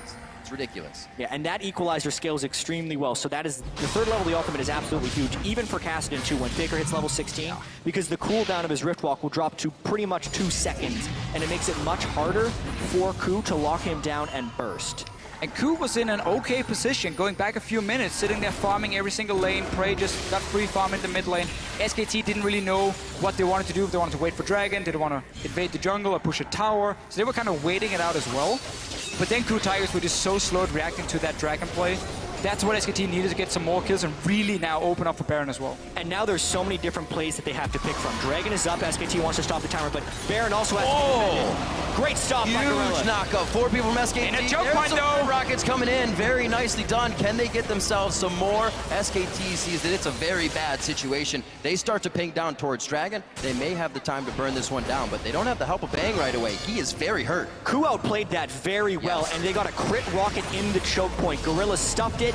Jinx was protected essentially by the Alistar, and SKT actually thought they had a larger numbers advantage than they actually did, which is why they ended up grouping up there and getting crit rocket. They're a little lucky that they didn't lose out on that one with the way that Ku played it. Yeah, SKT as well. They wanted to bait that TP from Smeb by saying, oh, he shows bot lane, instant, start a fight, get him to TP in, and then you saw what they decided to do was run away. We don't want to chase into this choke point here. We got in low. Faker. That was risky. Very close. Sivir ulti is down though. Flash, Hojin gets the wild growth. They may still decide to chase this. Faker throws out a few more. And it looks like they're going to be safe this time. They have the vision on that side of the brush. SKT does not, so they can't, but they will start pushing mid. Yeah, mid tower is open. Ku Tigers is to take the long route around. Oh, that turret going down so fast. It's a game of attrition right now. They're starving out the teleports, they're starving out recall tamers, and they're trying to starve out wards with all of these other objectives up. And it's back and forth too, because one team makes a nice aggressive play and it's answered. Eventually they will run out of cooldowns or go into an irreversible play, and we will see that fight. But for now, they're just throwing jabs at each other. Smeb has not gotten too much for himself this game. 0, 1, and 2. He's still on that Bloodthirster, on a Brutalizer, and a Hex Drinker for a bit of that survivability, but he has not been able to hit a good fight here. The team is looking for it. Looks like Rek'Sai coming in. We just saw Bengi use his ultimate just below the team. They're all going to be there. Bengi gets hit back. He's going to be able to turn around now. They have Prey in the perfect spot, and they take down Prey. They take down Gorilla, and it's just chaos for Ku. They cannot find the right positioning. A double kill as well for Bang. Prey was caught out of position. He didn't know if he should flash over the wall or flash into his own team, but the fact he was caught out there meant he had to run and not deal damage. Suddenly, SK Telecom can just chase, get the kills. And people keep getting funneled into either a Marin Flamespitter or a Faker flank. It's making it pretty safe on Faker, and now they're baiting the Baron. Smeb about to get smushed. The Harpoon does not hit, but they get the smite down, and the Flame Spitter will cook him just right. Well done on Smeb. He goes down. 45 seconds on these timers now, and SKT is going to use that to its fullest. We need to see how Ku Tigers were positioned on the map before that last fight. How did Prey get so far away from the rest of his team? He needs the Alistar, he needs the Lulu to peel for him so he can constantly deal damage. The moment he starts running, he does nothing. So let's see what happens. He's in the river, basically. He's so far away from the team. He was sweeping a brush, and that's why when SKT went for the heart of the team, they single out Prey. That equalizer as well funnels everyone right up against a wall. There's no way they can't group there unless they stand on the equalizer. But it all started with that positioning by Prey. And you can see how low a lot of the members from SKT are in the end. If Prey had been sitting there dealing damage all the time, that fight could have gone completely different. But credit to SKT, again, they wait for that opening. They use some of their globals really well to go back and shop and then return. We'll get another Dragon. SK Telecom has been in full control for most of this game. Whenever there was an opening, I feel, for Ku Tigers, they didn't take it. They allowed SKT to then say, oh, we can send Fake over to the lane and do nothing, and it's okay. You can see the disparity in that fight. Prey running for his life. Bang, throwing out all the auto attacks and boomerangs he needed. 3,800 damage to this 800. Yeah, and Bang is in such a position to succeed as well, because team fights, especially at the highest level, are all about threat and who is under threat. Yep. So Bang, in this case, the only person he really has to worry about is Smeb getting a flank. But if SKT's the one starting the fights, they don't have to worry about those things. And Prey instead had to run from Equalizer, Cassian, and everything else. Home guard stand united onto Smeb. He may be able to fight back here. Kuro gives him a very early wild growth that doesn't pop anybody up. Still is using it to get out of the fight instead of in. SKT is running down the lane. Hojin can't even help on the outside right now. Somehow, Ku gets out, only losing Prey. No, there goes Hojin. Now goes down Gorilla. SKT was just looking to light the fuse, and from a double kill to a triple kill, Bang is also getting huge. Sivarald after Sivarald, they're creating the large positional advantages off of these small missteps by Ku Tigers, and they haven't been able to defensively ward to avoid the rotations by SKT. One of the changes Ku Tigers made coming into the playoff in the LCK was stop picking hyper carries for Prey. Don't rely on him to be the big carry in team fights. Give him utility, give him an Ashe pick or a Sivir pick, and we let Smeb be the carry. We try to let Kuro in team fights be more for carry. They have now gone back to say, okay, it's too predictable if we just try and gank Smeb's lane all the time. Yep. They've been playing more around what Prey could do here, put him in the mid lane to farm up, and rely on him in team fights. But the last few team fights, he's constantly just been in bad positions where SKT can punish him. Obviously, it doesn't help when Lulu has to invest everything she has onto the Riven. Yeah. All this was supposed to go onto Prey, and now he joins in all alone, basically. It's a full health Faker. And to me, this fight is Smeb trying to make a play. It's a little bit of desperation. They knew they'd been losing a lot of the grouped up team fights, so he was hoping to create an opportunity in the side lane, but it ends up just drawing the whole team into a big flame spitter. Luden's Echo was just completed onto Marin. Oh dear. After that Rylai's, the distortion boots, as we said before, so he's getting his summoners back nice and fast. And it's got to be very difficult for Smeb to make any moves against the team with On the Hunt, against the team that can rift walk. A very nice Zanya's through the wind slash. Smeb's going to go down in this one. He tries to put the nail in the coffin, but ends up in it himself. That's going to be another turret. We said it would be Baron in the base, and SKT have their eyes on it. Level 17 Cassidon with Zonies is far too slippery to be able to take down unless you use all of your team's damage at exactly the moment that he is stunned. Ku tried to bait the side lane brush right there, which is a popular play while you were behind. Faker, you could tell, was kind of waiting for it with the way he juked side to side near the brush where Kuro was waiting. And it's SKT who gets the last laugh there. It's amazing how that once SKT has a stranglehold on your strategy or even a slight lead, they push it wherever they want, but still playing reactively. You make a mistake, we take so much from the base. You make another mistake, that's the game. At this point, it cannot happen anymore for Ku Tigers. And it's scary to see SK Telecom win team fight after team fight against a team that was supposed to be the better one in the late game fights. Ku Tigers has always been praised as one of the best team fighting teams in the world, where they could possibly beat SKT, who are more about skirmish, you know, more about the early game. Not been the case in this game. I think a lot of it has to do with the way SKT did draft for finding team fights. Sivir, Rumble, traditional team fighting AD carries there. And even the jungle matchup, Rek'Sai versus Lee Sin. Rek'Sai is incredibly good into Lee Sin, burning that first pick on the Rek'Sai to give Lulu over and then just positioning better than the team with the Lulu. It's been traditional team fighting AD carries. Yeah, and it's just there. something we mentioned, how SKT so quickly realized what could happen in the pick and ban phase by taking that Sivir into Lulu, being okay, in case you want to protect the AD carry, we will have a composition that can dive it. We have the tools ready, even when we are kind of blind picking it before we see your AD carry. And Bang has just been having a great performance. He's not been the highlight, but he's always doing so much damage in these fights. He's just consistently doing so well. Have to remember that that Ribbon was picked at the end. Counter-picking. Oh, Hojin gets critted down immediately. A bit of Luden's Echo on the end there. Wild Growth goes onto him. Everything's been used in defense. They can't get the engages they want. It's the Ku Tigers. They love to engage, but are consistently engaged on this game by SKT and their confidence. This time around, though, SKT wanted a little bit more. Faker even jumped in and had to flash out instantly, so he didn't get to assassinate anyone. Recalling on a ward. There aren't many mistakes that SKT has made in this tournament. I mean, the first one might have happened when they went to gank Pawn on Echo when Ryze was still level 1 Faker. Or Faker was still level 1 Ryze, I should say. You're not going to get a Rune Prison out of him, but other than that, we really haven't seen them make too many mistakes here. They got a victory. This was a pretty tricky play because Hojin was trying to kick them back while SKT would be trying to finish this turret, and they get them low enough that they kind of commit over the wall. But now their focus is split between the fight and the turret. You could see Bang was finishing off the turret because they couldn't dive on the turret. But Bengi was all about the fight right there. That would have been a safer play to just have Faker be in while Bang took the turret, and Bengi overextended a little bit. In the end, though, worth it for SK Telecom because they get the tower down, they break into the base once again. They have now 2 inhibitors they can take down. One of them is already gone. The next one should be coming soon. SKT back out, split pushing. One of the things they do with Rek'Sai very often in the late game, Bengi will just be the guy controlling the wave in one lane, just pushing it in. He's not going to kill anyone, but then he will join for the fight. Of course, he has a tunnel here, just behind SKT in case they need him. You can actually see, though, the lack of Void Staff on SKT is starting to get punished a little bit by Smeb and the rest of Ku's builds. They're building a fair bit of MR right now, and since SKT was very mid-game item priorities by going flat penetration on the Rumble and no magic penetration on Faker, Faker with a death cap and about 600 AP got a full combo off on Smeb and didn't take him below 75% health. Obviously, SKT still has massive map control. SK tilt. SKT just tilting. Not the case in this game. Definitely not the case. Oh. But no Void Staff on the way. It looks like Marn will complete his build sans Void Staff, and Faker will need to build it as his 6th item.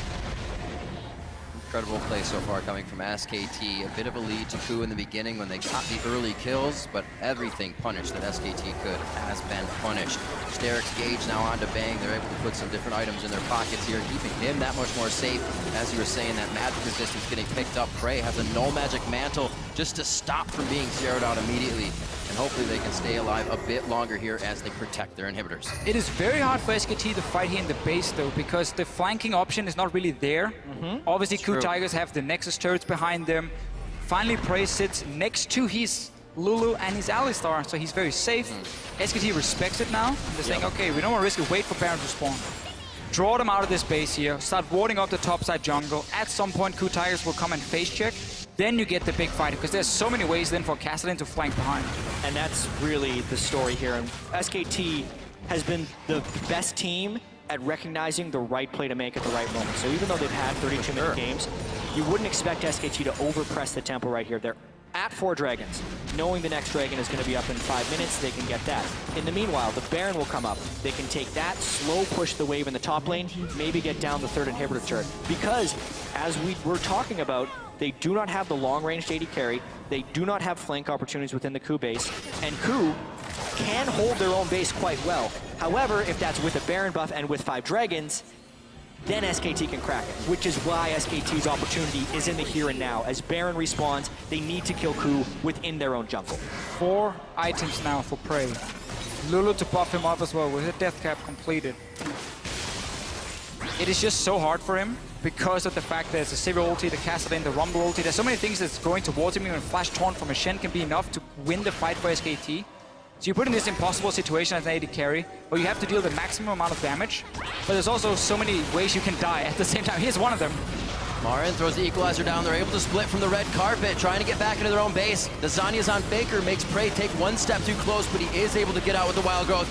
Eyes on to Smeb now. Everybody actually focused that. Gorilla's able to come back in, but only hits Faker, and it leaves the backline completely open. Kuro and Prey fall immediately, using both summoners that they can. Teleport still up for Kuro, but it wouldn't have helped anyways. SKT could not stop chasing Ku. Ku could not fall back fast enough. Prey kited his heart out, but it wasn't enough. SKT used Zonius properly, ran down the fight, and they'll win the game. That's going to be SKT earlier than what their longest game would be. That was 43-30. They put a stop to that. It's a 42-minute game 1. SKT is 2 wins away from the Summoners Cup.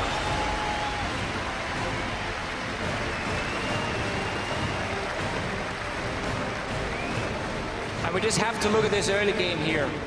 When a Kassadin with no teleport managed to have more of an impact than Koro here on this Lulu, it looked very, very bad for Ku Tigers because Faker just kept roaming between the lanes.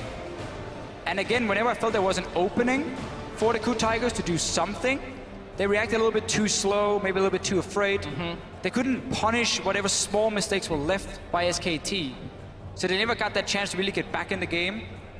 And of course, Marin on this Rumble got completely out of hand. A little bit. That's been a lot of what's plagued Ku Tigers and why people have been underestimating them is because they don't seem to necessarily win the game through their own accord, but they then punish mistakes. And SKT's been the team that makes the fewest mistakes and then punishes teams that give them openings. Ku has been giving a lot of openings, and this game SKT punished quite well.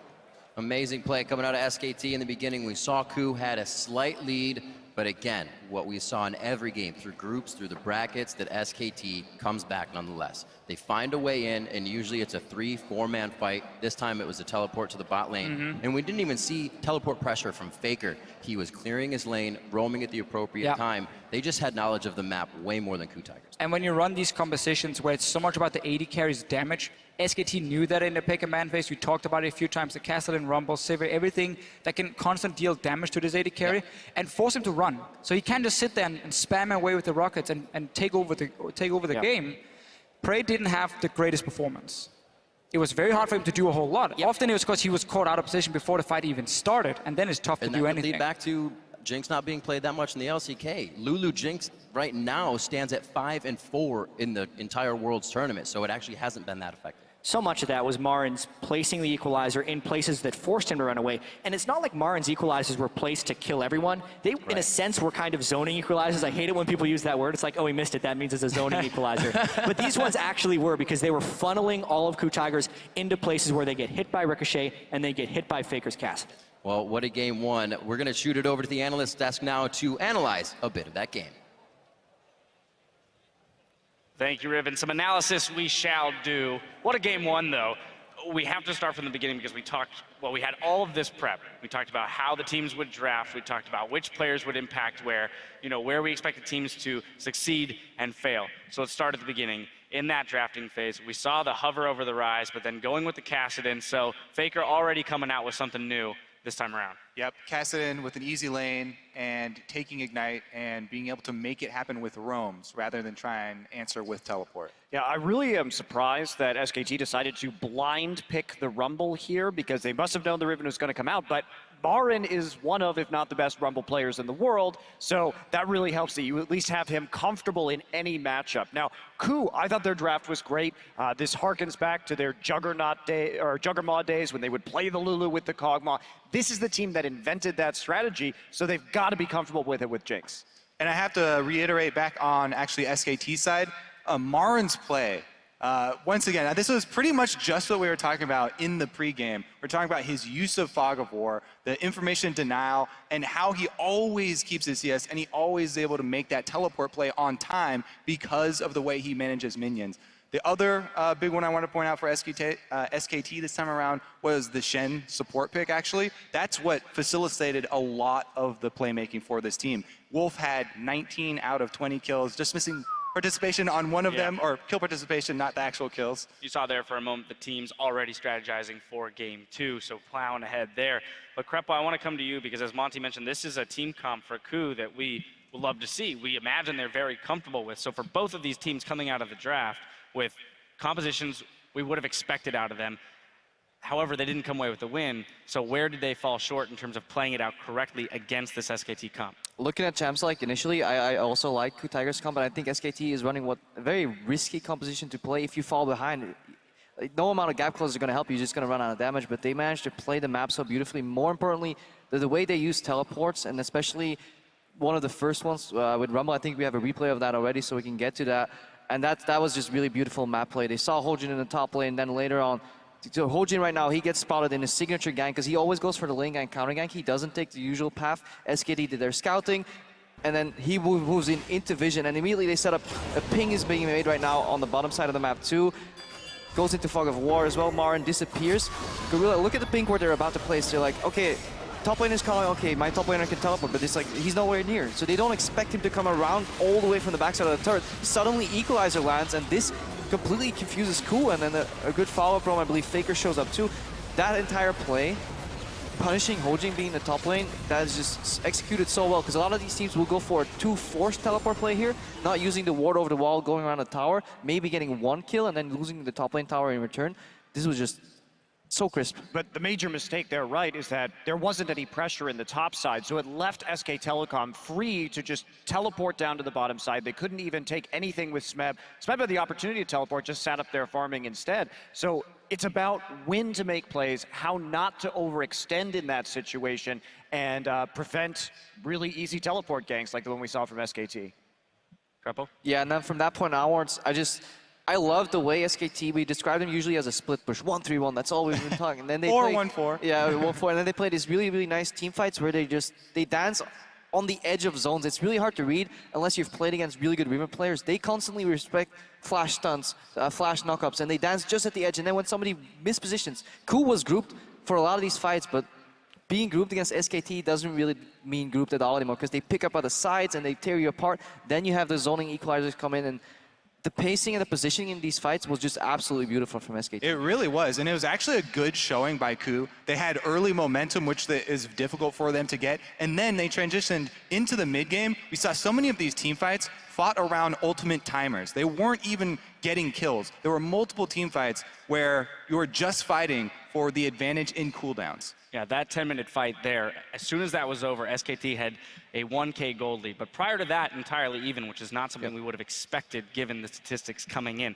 Now, moving ahead, though, at 20 minutes, Marin up 17 CS. Faker down 7, Bang up 4. But this is essentially, again, what we expected. The middle and the bot lanes going about even, and Marin creating this huge discrepancy.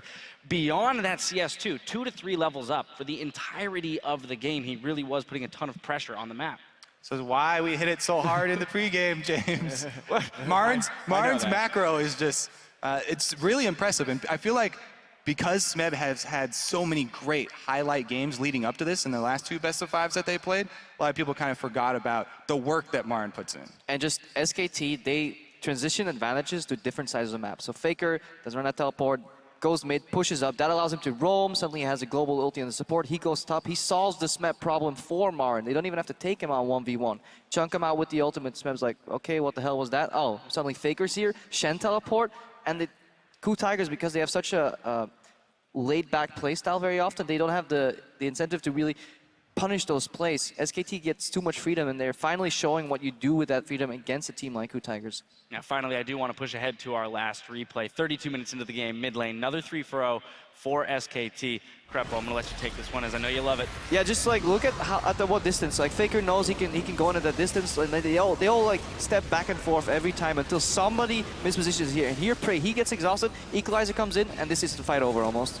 And there are multiple Zhonya's initiations and re-initiations here from both Faker and Marin as well, keeping up the pressure. They just chase you down the entire lane, making use of the Sivir pick here, the extra speed for them. They're able to continually re-engage the fight. Yeah, Jat mentioned during the game that so often we see SKT itemize towards that mid game, getting the early Zhonya's and the flat penetrations, and it's so much confidence that they're displaying in itemizing that way. And talking about that too, I have to question Hojin's build a little bit this game. He went Warrior Enchant into the Sightstone, he had Aegis. Sightstone, yes, but Aegis came later, so it came after the Hex Drinker, and I think that may have been a bit of an overreach. I think they needed that early Aegis in the mid game against all this magic damage that was coming out. It's a really good point because he was set up to build it. He got the first blood money. He got the kill credit. Yeah, he had three kills in that game, so yeah, definitely I think if you get that Hex Drinker, you have to make kills with the Riven. You're trying to burst somebody down very quickly with the Riven,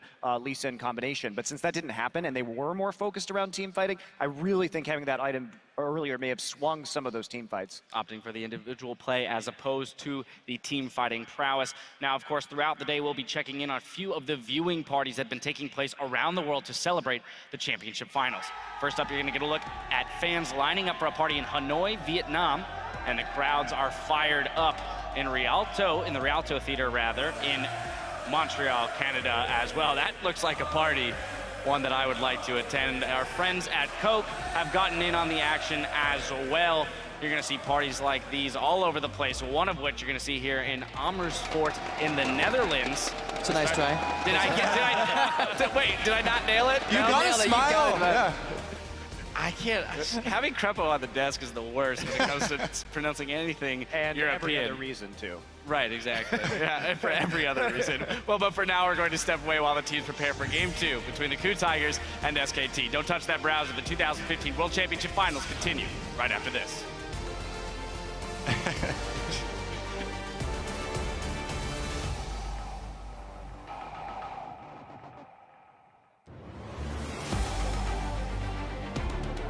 We're about to find out right now who's going to get the momentum in Game 1.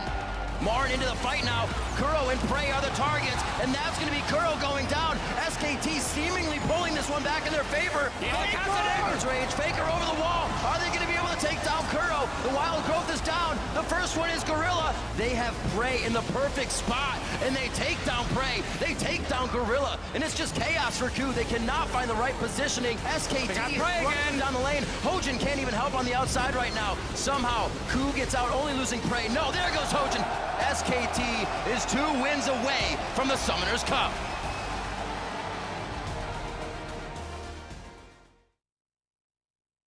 No one around right now. He's running away through the wards. Pop, summoner, teleport. Oh no! The double, the stun, the triple. They go. Holy cow! They're all gone. There's no stopping him now.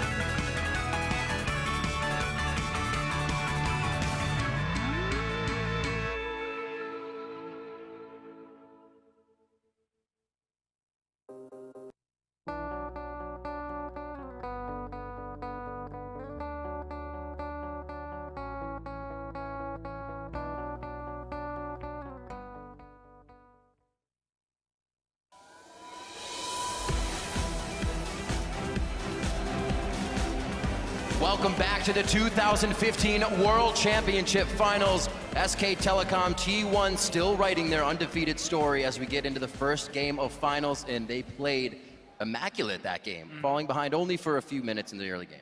There was some risk in the pick and ban phase we saw from them, the cast and pick in the mid lane. Obviously, it's a very good matchup into the Lulu, and that's what Faker used so effectively. But also Wolf, we didn't talk too much about him on this Shin. He was part of 95% of the kills SKT had. He was just everywhere on the map. He was joining in whenever they needed him, whenever they set up 2v1s or 3v1s even. And every time you pick Caston, you are picking into an inherent amount of risk because you're leaving yourself a little open to map pressure.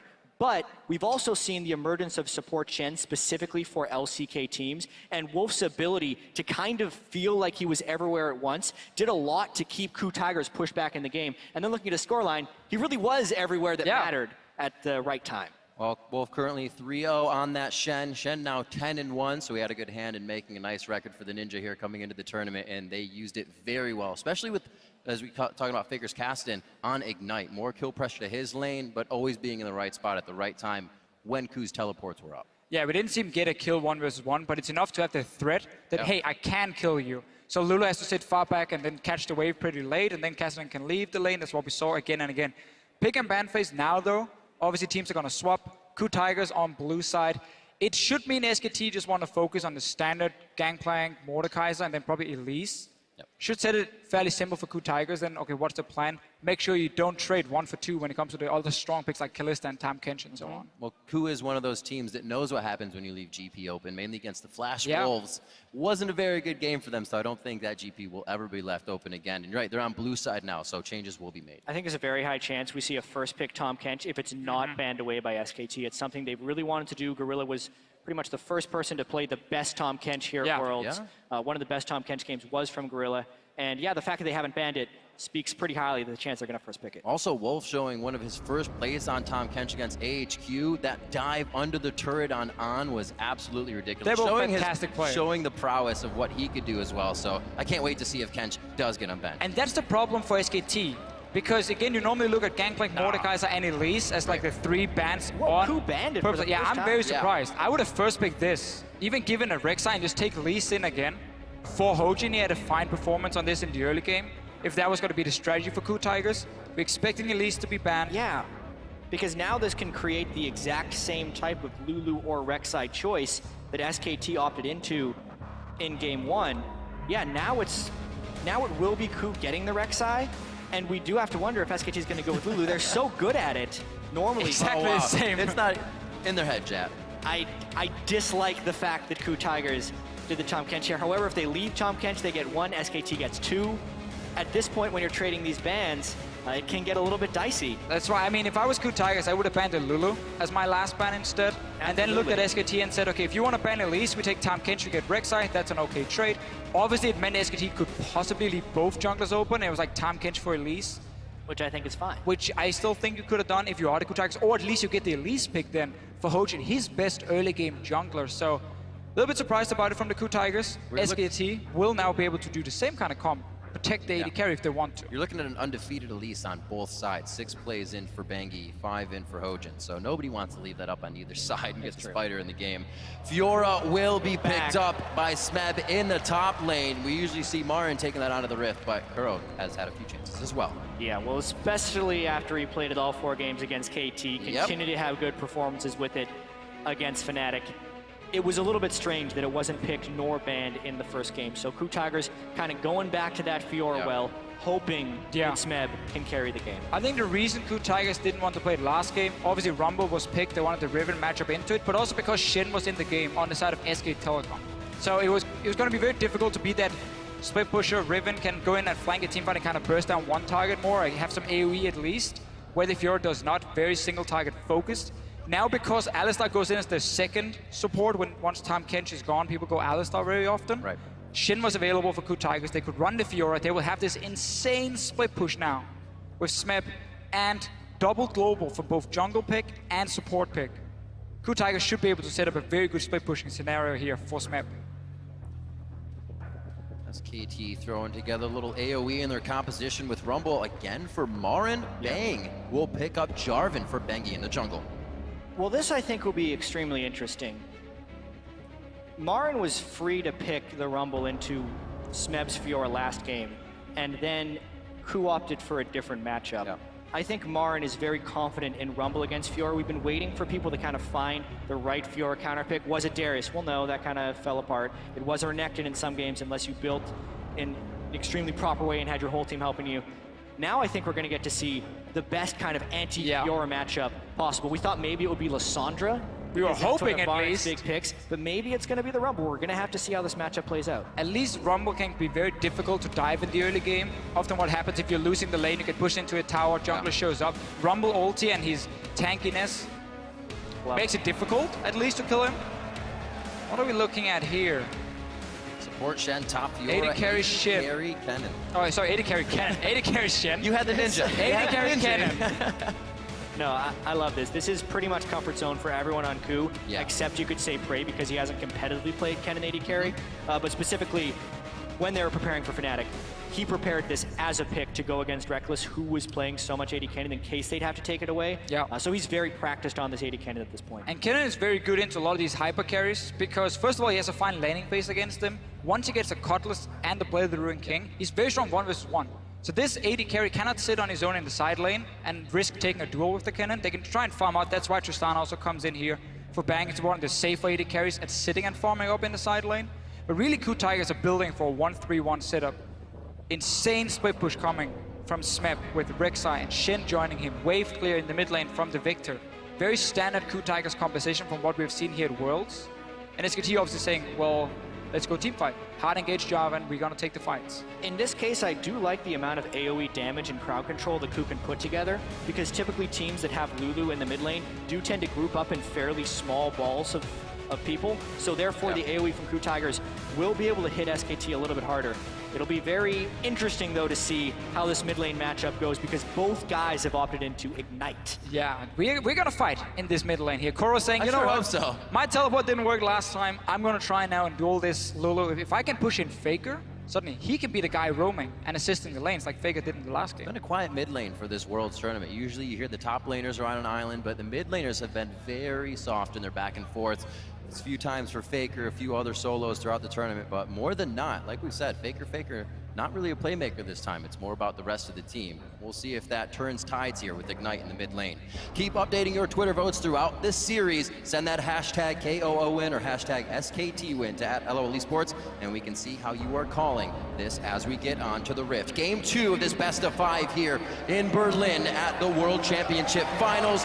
SKT 2 games away, 2 wins away, I should say, from the Summoners Cup, hoisting it once again. It will be the only team to have those 2 wins at Worlds. There were no huge surprises in Game 1, aside from the fact that SKT played around Cassidy incredibly well. Ku Tigers wasn't really able to do anything with the minor advantages they had gained in the early game. Because remember, first game, SKT played a very defensive early game strategy, did not get any deep wards, and were vulnerable to a little bit of a Ku Tigers counter invade later into the game, where they outnumbered the number of jungle camps that SKT could take and gained a very early experience advantage. Ku does need to jump on SKT early because they were able to do it in Game 1. And Origin last week was supposed to be the guys who could maybe create an upset, take a game against SK Telecom. They did really well in Game 1.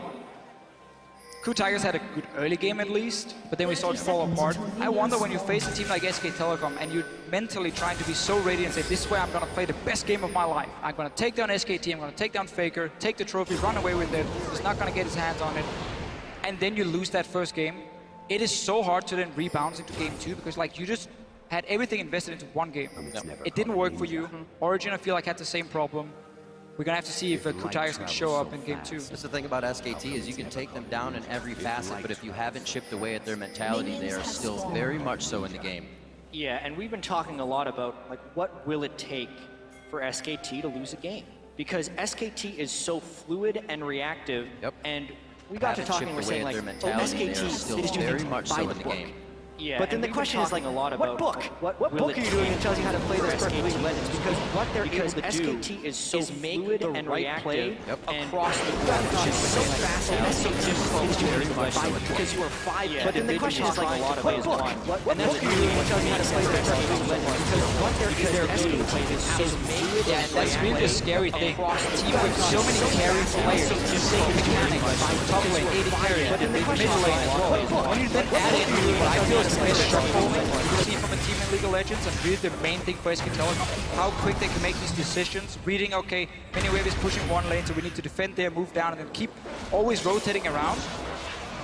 Right, and Wolf successfully pushes them off of Uma, which is, again, kind of a smart play. And do they see a big opportunity? Because normally Ku should funnel to Raptors. Now Marin's there. Marin charging the Flame Spitter. He came in with his gauge over half. A level 1 turret dive.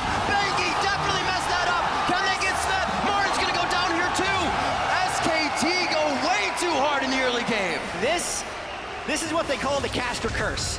You talk about it. Play by the book, Jan. Play it by the book, capitalize on opponent missteps, never overstep your bounds. I was just going to say SKT has been the perfect low-risk, medium-reward team, but by double flashing into the turret at 2.5 minutes, that was a high-risk, low-to-medium-reward play. SKT completely out of character, and Ku Tigers get 2 kills in the early game. They were in such a good position. Just push these guys out of the jungle, force them to recall. You're now way ahead in the lane swap. Go up, take your tower.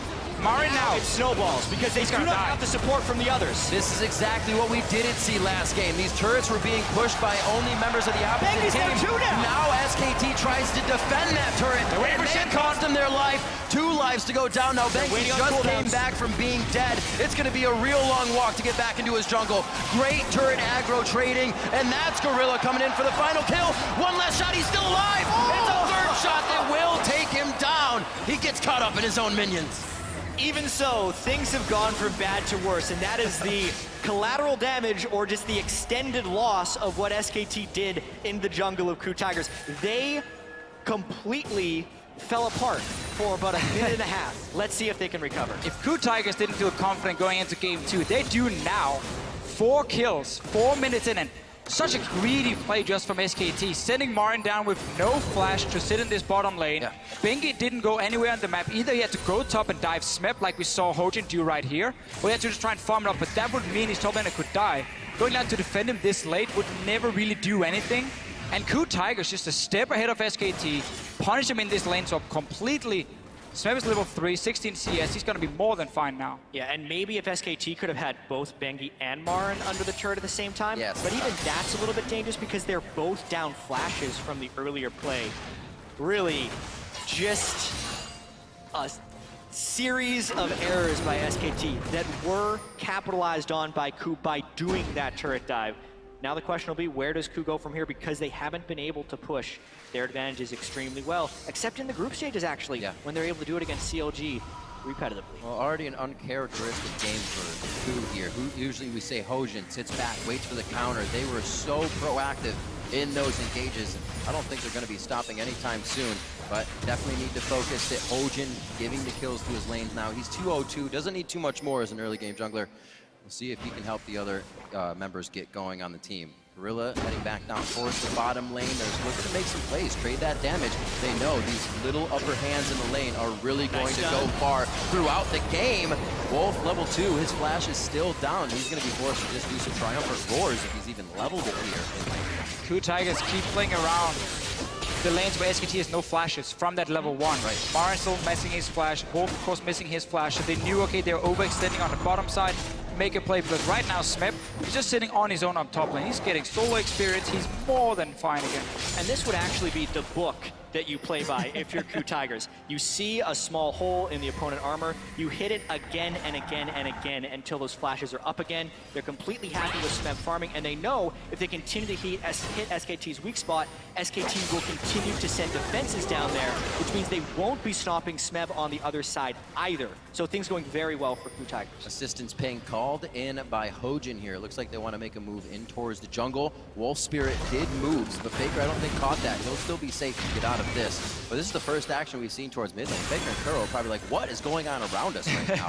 Well, Faker is happy in the lane so far. He's winning quite easily. I didn't see if Kuro had to leave the mid lane, maybe to try and rush down and be part of this tower dive, even though he never got any assists, so he's not really been able to add any value there. But it does obviously mess a little bit with you as a player. You suddenly have to leave at level 1 to join a weird fight behind you. It can set you behind. I think that's what happened in this mid lane. It is still fairly even.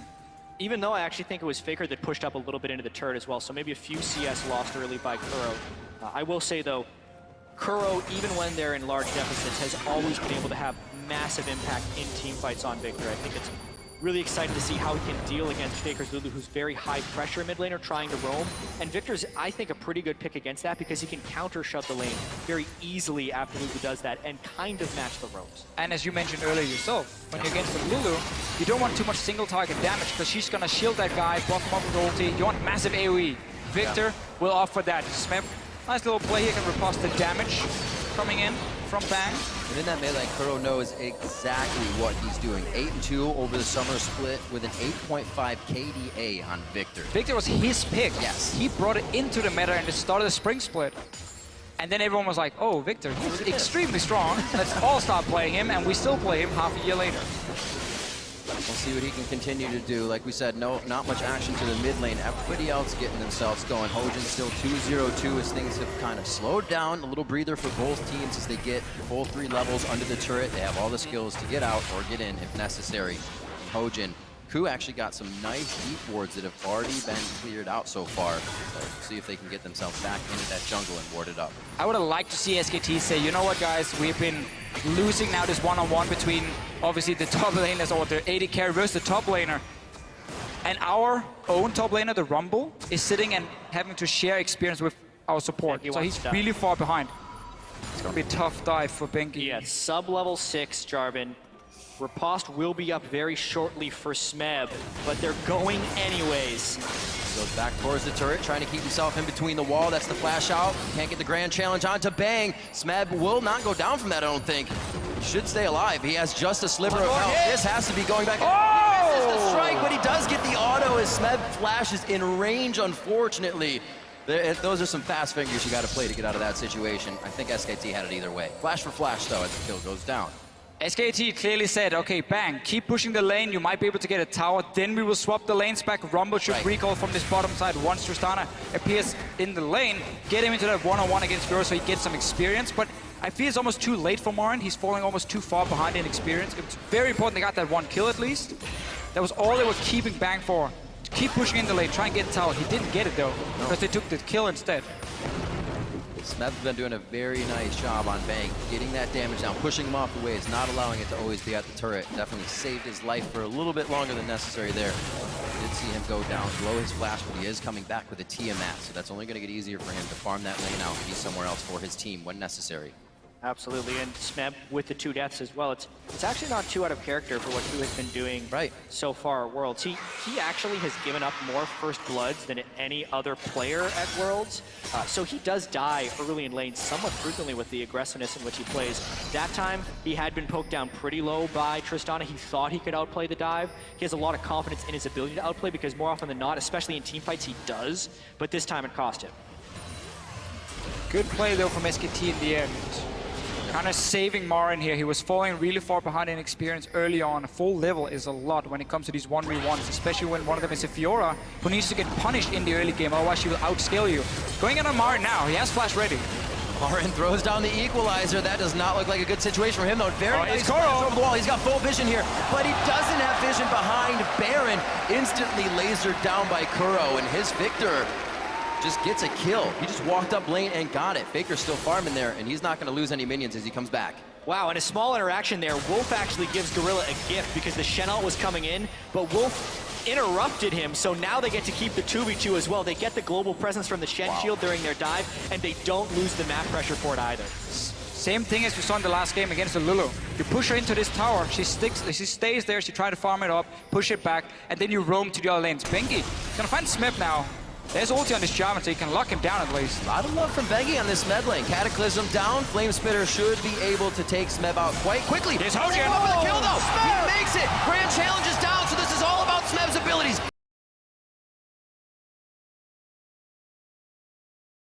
Bengi on this med lane. Cataclysm down. Flame Spitter should be able to take Smeb out quite quickly. Here's Hogan. Up with a kill though. He makes it. Grand Challenge is down, so this is all about Smeb's abilities.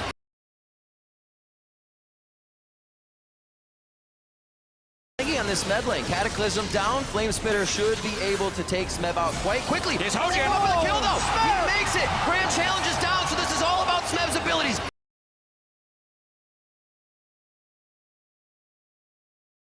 On this med lane. Cataclysm down. Flame Spitter should be able to take Smeb out quite quickly. Here's Hogan. Up with a kill though. He makes it. Grand Challenge is down, so this is all about Smeb's abilities.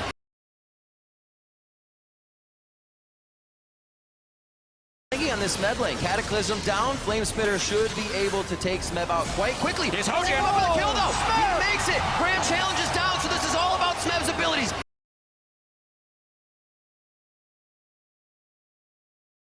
On this med lane. Cataclysm down. Flame Spitter should be able to take Smeb out quite quickly. Here's Hogan. Up with a kill though. He makes it. Grand Challenge is down, so this is all about Smeb's abilities.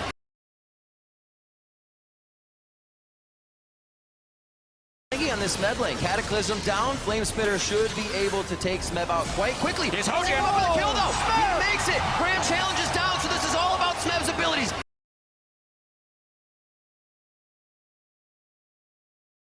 On this med lane. Cataclysm down. Flame Spitter should be able to take Smeb out quite quickly. Here's Hogan. Up with a kill though. He makes it. Grand Challenge is down, so this is all about Smeb's abilities.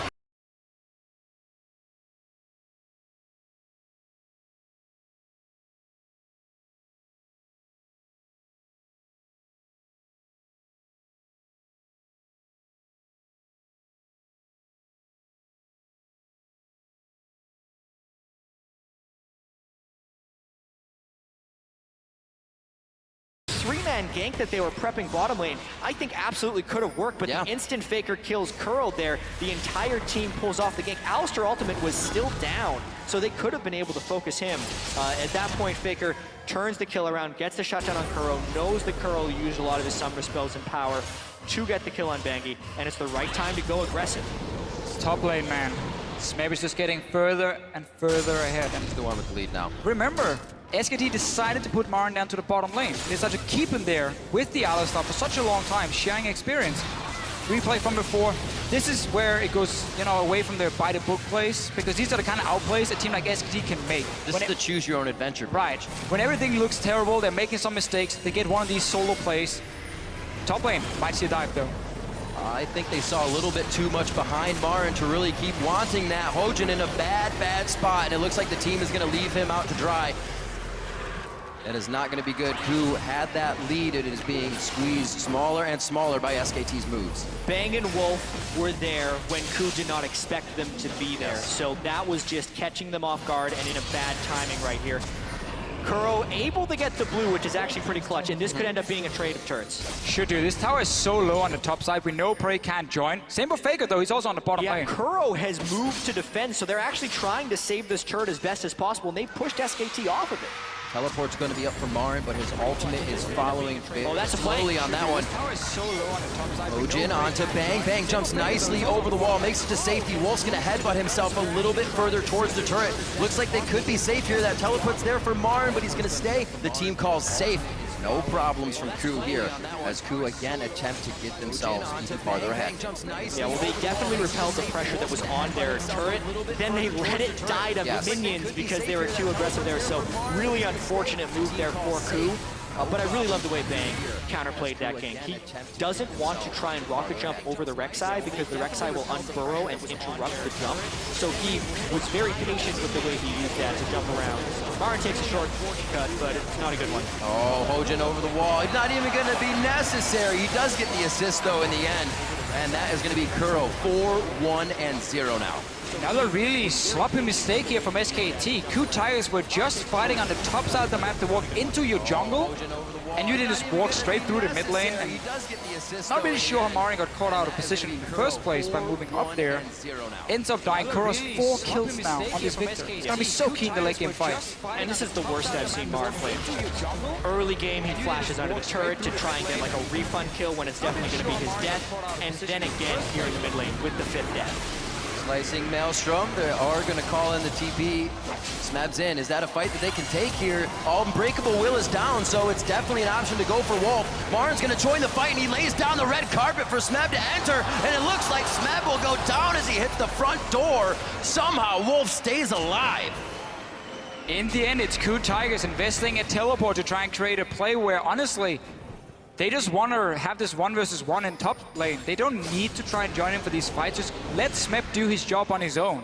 Because then SKT has to send up multiple guys to help Marin kill Smeb, and that's where you get your openings. Yeah, I agree, but when you're in a position to take down SK Telecom, what type of decisions will you make? Here, Coup does see a window because SKT burns Luluwald and an exhaust onto Prey early on, which means Smeb thinks he's free to go in, but the matching teleport way in the back has Smeb tunnel. He's out of mana by the time he goes in, so he can't dash to proc the last vital.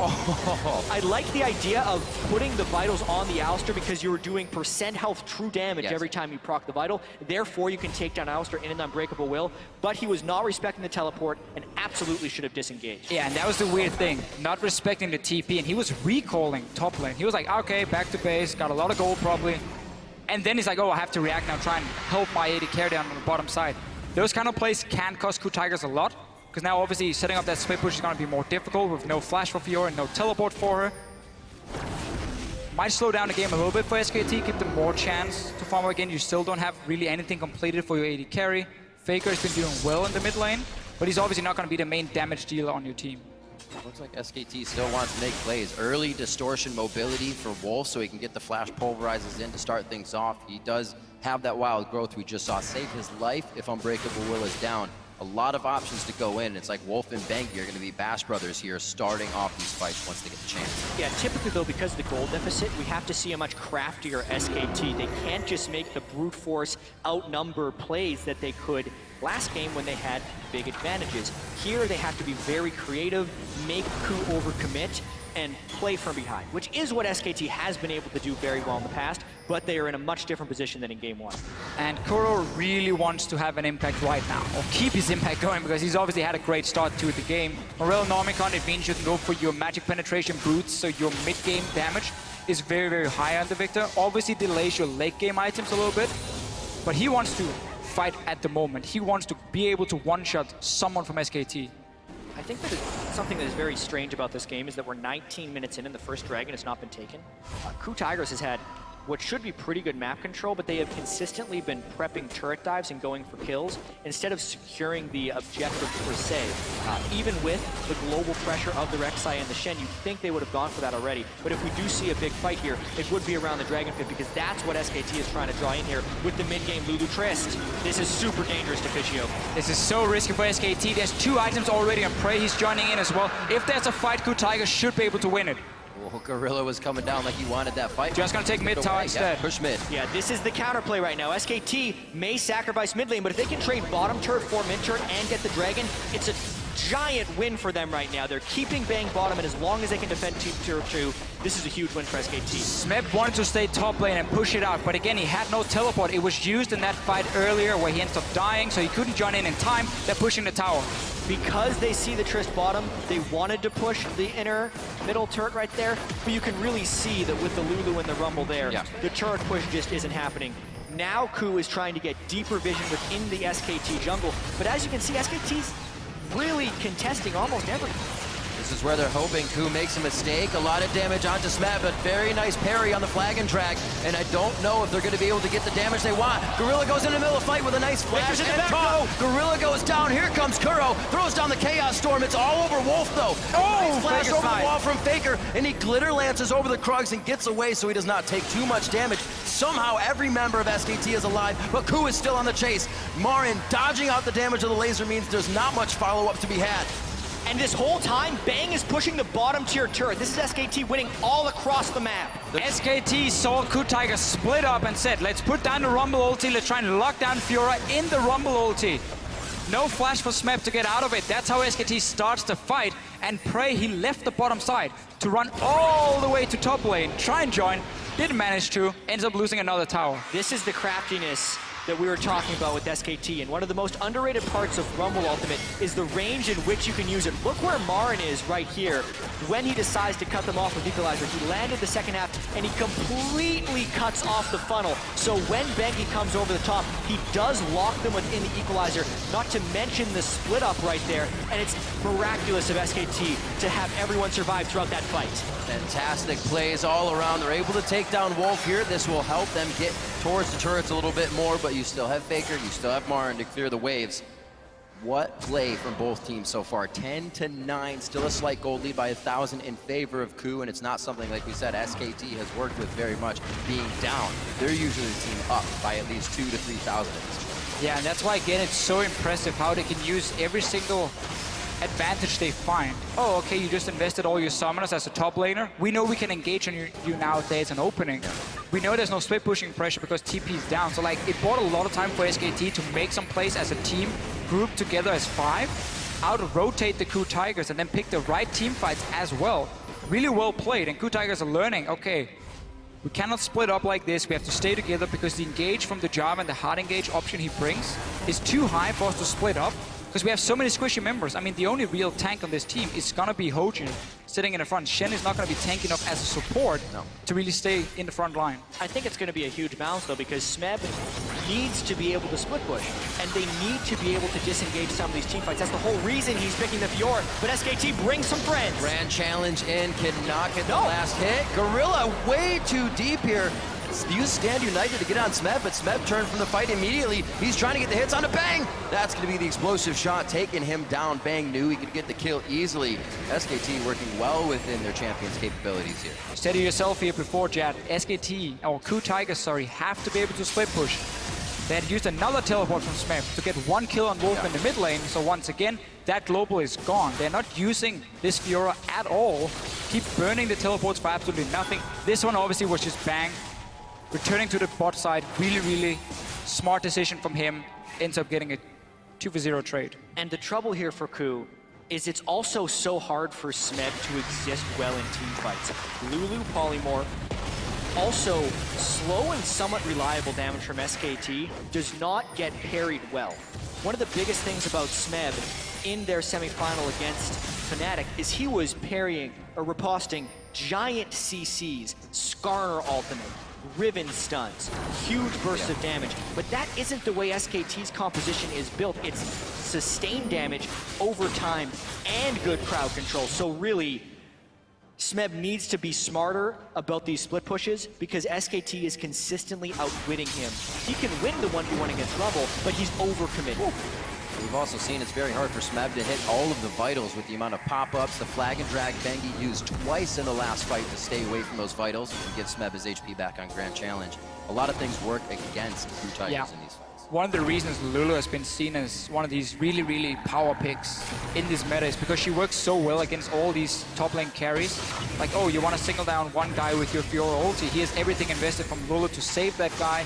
Whimsy comes in. Against like Darius, you can just kite him for days. She works extremely well against all the top lane carries. So SKT were happy enough taking that in that rotation, where KOO Tigers said that apparently they were fine giving more of a protector AD carry comp to SKT. And I still think it was okay for KOO. They just haven't been able, once again, to use their lead properly. They keep making these small mistakes on the map, how they want to use the globals, when do they want to assert pressure on one side, and that's what SKT is punishing every single time. SKT working very well proactively throughout the tournament, always waiting for a team to make mistakes. Marin's going to have to respect this push towards the top side, but they're calling up Bang as well. This actually may be a fight. Smeb pushed up very far here, but he does have some friends in the river that could head up. Very creative what they're doing right here. They're keeping Lulu as the wave pusher. They're actually not playing 3 lanes right here like they usually do because they are consistently trying to lay traps for Smeb, hoping he goes for kills on Marin, and then turning. How often do you see an 80 carry waiting for a counter gank? Second time for SKT. Smeb lunge to get away. Looks like it will be enough of the distance to get out of any danger. That Dragon is alive though. We've only seen one on the map now. 26 minutes in, could be Dragon number 2 as both teams kind of hold hands as they make their way down the river to get that vision. If SKT starts the Dragon instantly, if they know the exact time of teleport, they will get a 5 versus 4, but then they will lose top towers. I think it's better to send Marin back to this tower, push out the wave and then look for Ku Tigers to make a move before you decide to do anything. And that's exactly what they're doing now. Just don't early TP down and like just 5-man the dragon. Wait to see the play happening, and this is what's going to happen for Ku Tigers. Really good Zonias. Drill that'll pierce the heavens. Can Marin do it? A 4v1 situation. It looks like he will go down as all 5 members of Ku are towards the top side. That's going to mean Dragon, and they don't really have a wave to get a push on. That was a very greedy play by Marin to be under the turret, but at the same time, SKT is going to try and make that work. With committing the 4-man dive, what will SKT get out of that? They actually defended the turret, traded his life for the Dragon, and a mid-inner. This is one of the reasons SKT wants to play Rumble against teams who can split push against it, because on the turret, he can do so much damage before he goes down. He always builds Hourglass early as well, which delays him going down. So even with it was greedy for Marin to get under that tower, it bought enough time for SKT to take 2 objectives, a tower, and of course the Dragon here. So really, really well played from SKT. But also Ku Tigers investing everything to try and get 1 kill. You always know if it takes too long to do something, it's not worth. That's what the Zanyas is helping to promote for SKT here as they're getting pushed back ever so slowly. But in their pushes, or in, I should say, Ku's pushes, SKT is able to get more around the map than what Ku is getting out of the champions of SKT. 11-11 in kills. The gold is pretty much tied up here, just a small lead in what would be probably minions in the lane over to SKT. They have 2 dragons in their favor, and they haven't let Ku get very many throughout game 1 or game 2. A lot of control on the map for SKT. Yeah, and SKT with the Rumble and the Lulu kind of have a double AP composition working, but there's still no Aegis on the side of the Ku Tigers. And they're not even close to one either. So this is a little bit troubling for Ku, since their split pushing has been getting counter-ganked by AD carries, and their team fighting isn't necessarily itemized for, whereas the power spikes are hitting for SKT with the death cap on the Lulu and the last Whisper onto Bang. You do have your Shen ulti very soon. You have teleport for Smip, so he needs to sit on the bottom side, and the 4 members from Ku Tigers has to take over the Baron. They need to control it, because then you get 2 openings. Either one, you get the one-on-one bot lane with the Shen ulti and you 2v1 kill, obviously onto Marin when he's sitting on the tower, or if they try and make a play, you just go in towards and force the Baron, like this. A lot of miscommunication in that engage. Bang uses both summoners to get himself out with Wild Growth. Gorilla is the focus now on the other side. Prey, he branches off from the team, and here comes Marin on the TP. Zanyas is down, but he's gonna get gravity fielded. No, he wasted enough time inside that he didn't, but Ku is able to assess the fight very well, get themselves back in after choosing the right target. Bangy, flag, and drag away. Doesn't look like Ku has any more priority targets. They lose 2, however, in that fight from splitting up so much in the beginning.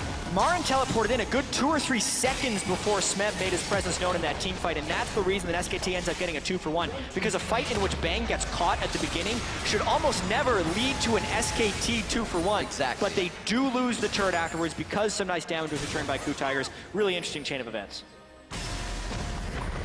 Wolf goes in, Bang shooting somebody else, they still get out alive. However, they can turn situations around so fast to be in their favor and make it work. Still just repairing the lanes now, because that wasn't the best of situations they came out of. Coming up on 30 minutes here. These games are definitely going longer than SKT's average, so they have to put a little more effort in to this mid-game area, where, as we say, Ku should be shining. Sadly for Ku Tigers, Smeb had to use ulti, teleport again. So now he's no longer on the bottom side. You can no longer make that Fiora Shen play very easily, because you will lose all your pressure around Baron as he can then start it. So the whole setup for Ku Tigers with having that 1v1 just keeps getting delayed again and again and again. And Smeb really has been struggling to do a whole lot with that early lead he got, because he's constantly being put into team fights. So much of split pushing is about forcing the enemy team into decisions, and half the reason it works is because it's so difficult to coordinate everyone to do exactly the right thing and find the openings. But SKT has been the best team at Worlds this year, as well as having some of the best players, and I think that teamwork is one of the things that's stopping this split push from being so effective, aside from Smeb being a little bit slow on the uptake in some of his plays. And we can't really blame Ku Tigers for looking at that last fight and saying, oh, we can catch the AD carry, we should go for it. But normally that's not what they wanted to do. They wanted to just have control of the Baron River and wait for Smeb to make a play 1v1 against Marin. They were gonna wait for him because he was supposed to be the strong member here, the guy who can win his lane consistently, where every time there's a team fight, it's more 50-50 between the teams here. So their safe play was gonna be Smeb making a move with Shen ulti. That didn't happen because obviously they saw Bang a little bit out of position, they went for it, but that was basically what SKT wanted. Because now we have this situation again where two top laners are holding each other. It's very difficult for Kuden to make that play because they have no TP. So how do they capitalize? It's going to be very difficult, especially with Faker having home guard and Whimsy to get himself back out to the lanes. Instantly glitter lancing, pushing any of Ku's work back while he was in base. And already down the mid lane. It's not going to be Smeb diving Marin under his turret, so Smeb starts to back off. And Faker was making a roam down, but the movement of Smeb says, I'm in a ward, let's not go for that. Still focused to the mid lane. 1 minute onto Dragon, both teams trying to just pull ultimates, pull flashes or summoner spells out of each other here before it happens. We're absolutely seeing a game of back and forth right here. Anytime someone leaves to go and push a side lane, you're going to see a small window of pressure for the opponent. And anytime SKT shows people in the mid lane, Smeb will try and go aggressive. They end up getting the equalizer out there for very low cost. 97-second cooldown on the equalizer from Marin. That's one of the reasons Rumble is sitting and holding a lane so it can be a bit annoying for him if you have to use ulti due to the long cooldown. This does give an opening for KuTigers. You can see how they're instantly moving in now. Sit around Baron and say, we want to fight now because you have no ulti on your Rumble. With the distortion enchant for Marin, he has a faster teleport cooldown for Smeb. So even though they used it on the same fight, Marin's teleport's actually up in a couple of seconds right here.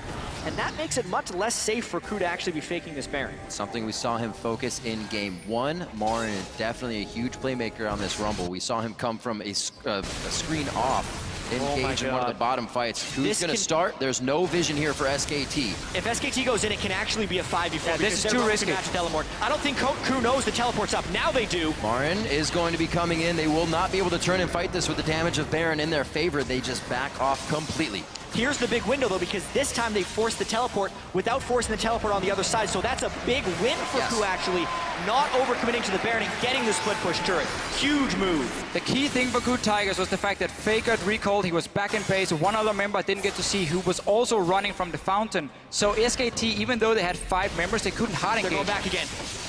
They're going back. They have the pink ward, but they do not clear the one in the back of the pit. They are trying to run SKT around the map, and soon Smeb will have his teleport, but he's drawn Marin up right here. So it's the Rek'Sai, Shen, and the teleport advantage all working in conjunction with the Dragon and Baron being up at once. This is filled with action right Definitely by the book teleport play, if you will, gentlemen. This would be perfect for Ku to get a giant fight if SKT bunches up in this one. Marin, or Smeb rather, keeping an eye on the team. Marin already had to go back, but the teleport discrepancy actually will not be worked just yet by Ku. We have Hojin going back, but he can ult back in. And if you're SKT, you have to break this cycle somehow by making an aggressive play or killing one leg of the split push. But at the moment, Ku isn't letting them recover. If anything, this leads to a cataclysmic fight at the Baron pit. There's no wards behind SKT. There's no real way for Smeb to get a flank. He's just sitting in the lane. He's waiting for SKT to overcommit to a fight, knowing that Rumble isn't there. But you're still at that point where Fiora can duel everyone, so she can safely sit and stay even, at least with Marin, just clear the wave every single time, wait for something. I would want to see a ward from KuTigers behind this Baron, so there's a way for Smeb to TP in and get a flank, and he can instantly try and go for bang. SKT as well, kind of baiting the Baron out. They push down towards Dragon to make sure that Ku goes into it. SKT now approaching. Baron's going to be down to about 4,700 HP. That's the in from Wolf. Stops up 3 members. Slicing Maelstrom goes down, but it's not really hitting anybody or stunning the targets it needs.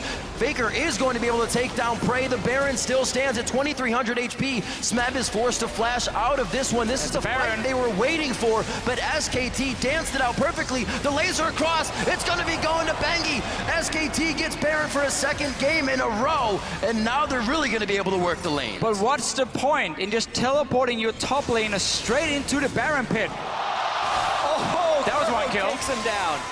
It's going to be the fight. This is an easy kill for Faker here. Little bit of glitter. Glitter gets everywhere, and it takes down Kuro. 45 seconds on the clock. They're getting longer. Smeb may be able to pick up Dragon, but it's a consolation prize at this point. Also, when Smeb teleports inside that pit, I think they were trying to do it a little bit undetected, but Marin was able to get an equalizer in that pit, which made it dangerous. Bengi's smite is up, so thanks for the help, Smeb. Thank you very much, says SKT. KuTigers. It doesn't look like they want to stop either. They see Smeb is low on mana. He's not going to have any potential to fight. Gorilla not doing anything, but you can see how long it's been since they've been in each other's jungles. New wards finally being placed. Nobody had deep vision before that whole fight. This obviously completely shuts down the split push here, but Ku Tiger simply got too greedy. They didn't want to wait any longer. They're like, let's just try and burst down the Baron, TP in here with all 5 guys, and just destroy the Baron as fast as possible before Marin shows up. But now you're just caught in here, so suddenly getting to the AD carry is almost impossible, and he's the guy you want to aim for if you look at what SKT has brought here on the board. So look at Bang, he's just sitting, shooting away all he wants, and they are caught. 5 guys taking damage from Baron at the same time. Also, the way SKT engaged that fight with Wolf going in with the Unbreakable Will, the Baron was only hitting Ku even though the team fight was taking place in the Baron pit. The dive that Smeb tried to do outwardly maybe would have been best served to just kill frontline to backline. He tried to assassinate through the team of SKT, which is almost never going to work. Yeah. Impatience is the word I would use from Ku right there. It was supposed to be start Baron, 4 members from SKT move in, TP in behind him, like Flash Torn from the Shin onto Bang, and try and destroy him as fast as possible, or maybe the Lulu, and then suddenly you have a good fight going for yourself instead of being caught in that pit. Just a little bit too greedy from Ku Tigers. It cost him in game 1, it's costing him again here in game 2. Smeb not really respecting the members around him. He's just going for a little fight. Damage onto both Bengi and Wolf. Looks like they may want to commit here. They have good vision, but it's being cleared out. Double wards go down. The ward war definitely won by SKT here inside Aku's jungle. And they're so split up. They can't really engage if they want to. A lot being done in defense. Smeb actually puts himself in a spot where he dies. That's a double kill for Bengi. They're not stopping. Bang jumps over the wall for another kill. And it looks like it's going to be an ace in the base. 22-13. When SKT takes over, they start to steamroll. And just like that, they still have Baron buff, and Marin's going to grab the minions. He actually still has Equalizer. He uses that to clear the minions. SKT, just like that, it's over. The game is open for anybody to take. Moments later, SKT wins a few fights, and it is all theirs for the taking. The first Nexus turret goes down here in game 2. That's the second one. SK Telecom T1 are 1 win away from being your 2-time world champions. Another game for SKT, where they punish you, they take the Baron, and they walk straight down and finish the game. 9 games so far at Worlds. SKT finished with the Baron buff on them. And Ku Tigers has had the whole setup for such a long time. And it gets so scary for Ku Tigers now. This was the game where Marin and Bengi made the big mistake early in the game, and then made another mistake by not changing their play style. This breaks you. If there was a game to win or get back into the series, it was this one. And Ku needs to prevent being broken by SKT. We see such a big difference just in shot calling though between the teams. The way Ku Tigers are set up in the early game are like, oh, we're winning 1v1 top lane. Fiora is having a great start, a level above the Rumble. Keep playing around it. We have the Shen. We picked it early on because we want to split push. And then they keep joining in for fights with this teleport from Fiora, so she loses all her pressure in the mid game. Late game, they have that one opportunity where Rumble had no ulti, they set it up really well. And what do? They greed for the Baron, they rush in, trying to 5-man, just take it down as fast as possible. Ends up going completely wrong, and they lose the game. They had so many openings. So many. Yes, exactly. I mentioned it in the beginning, you can beat SKT in every facet, but you have to be able to get on their mentality. You have to be able to break them down. And never once in that game did it look like they didn't want to engage. They didn't want to take another fight. They were always going for it. And so much of this just kind of speaks to the magic of SKT, because we as observers and people watching, we get to see the whole map, and we get to hindsight 2020 all of these decisions. And this is why it's so hard to be SKT. It's not like other teams are even close to being on the level of turning things around, because down in gold, still win. Usually up in gold, making the right decisions time and time and time again. 1 game away from being the first team to win 2 world championships. Absolutely crazy. We're going to go ahead and throw it over to our analyst desk to see what they make of that decisive SKT win. Thank you, Riv. Still undefeated for SKT there, although it looked... that was the game. That's the thing, it didn't look good there after those few early plays. How can you lose faith money? But how dare you, Mozzie? Yeah, but you know, the thing is Jat said it, that was the game to win there for Ku. Things only get more terrifying from this point onward when you see yourself set up, literally set up within the first 2.5 minutes of a game for victory, and then it slips away from you.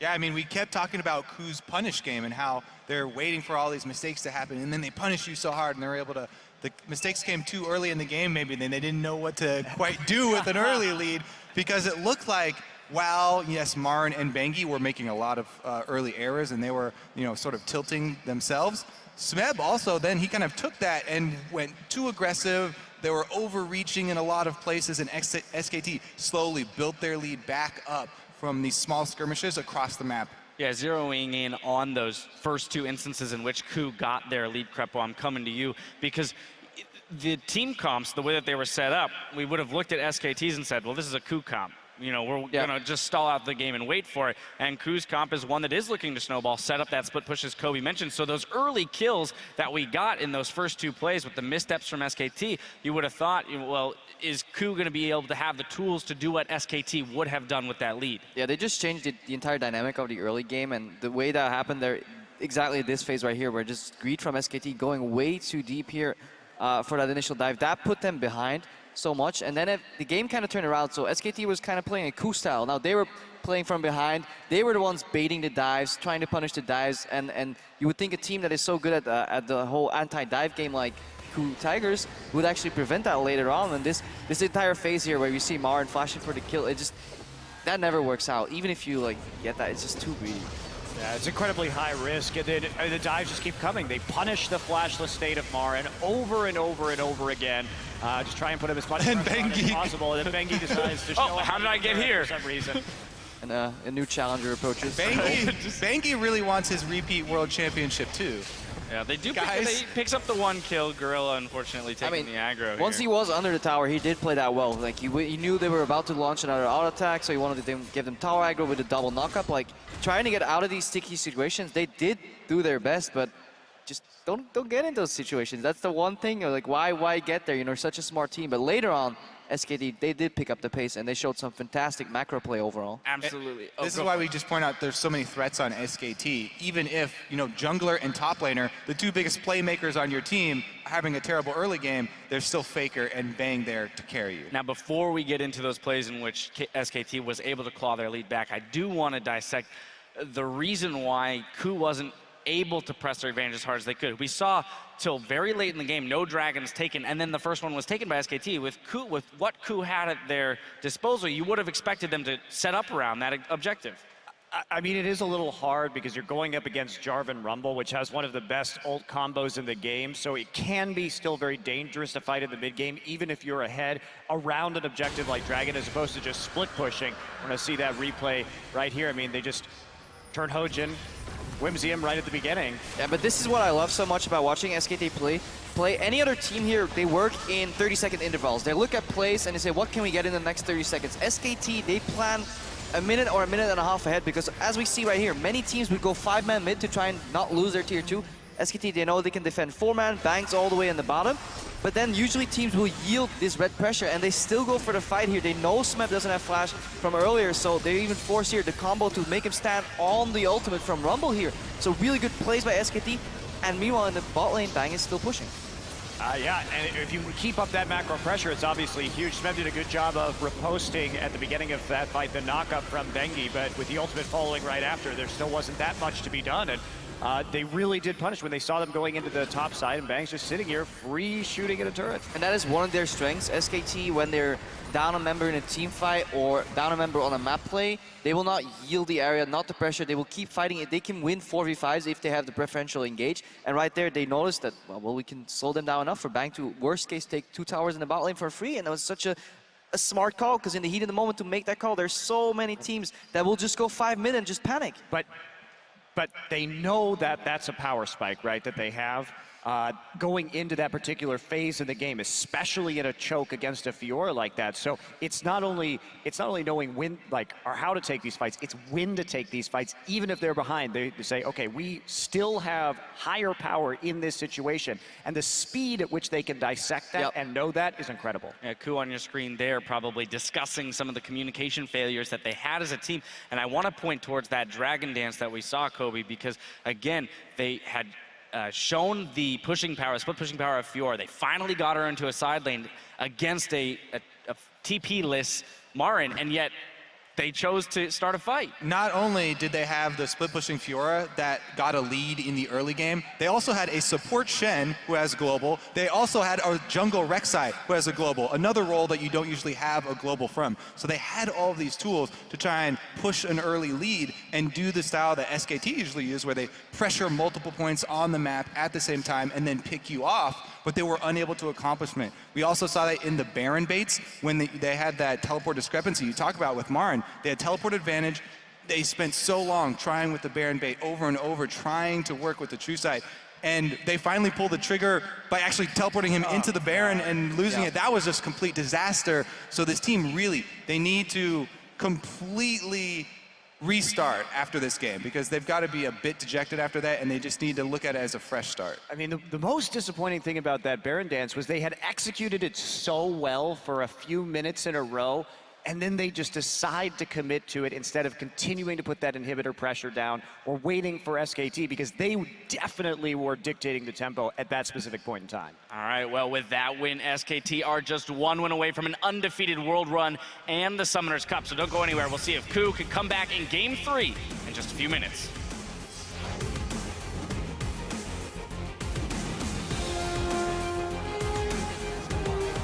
In Berlin at the World Championship Finals. Oh, level 1 turret dive! Bengi definitely messed that up!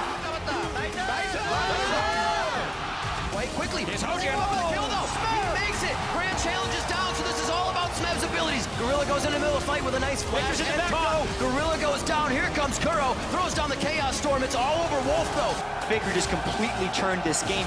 That's the in from Wolf. Stops up 3 members. Slicing Maelstrom goes down, but it's not really hitting anybody or stunning the targets it needs. Now it's a double kill for Bengi. They're not stopping. Bang jumps over the wall for another kill, and it looks like it's going to be an ace in the base.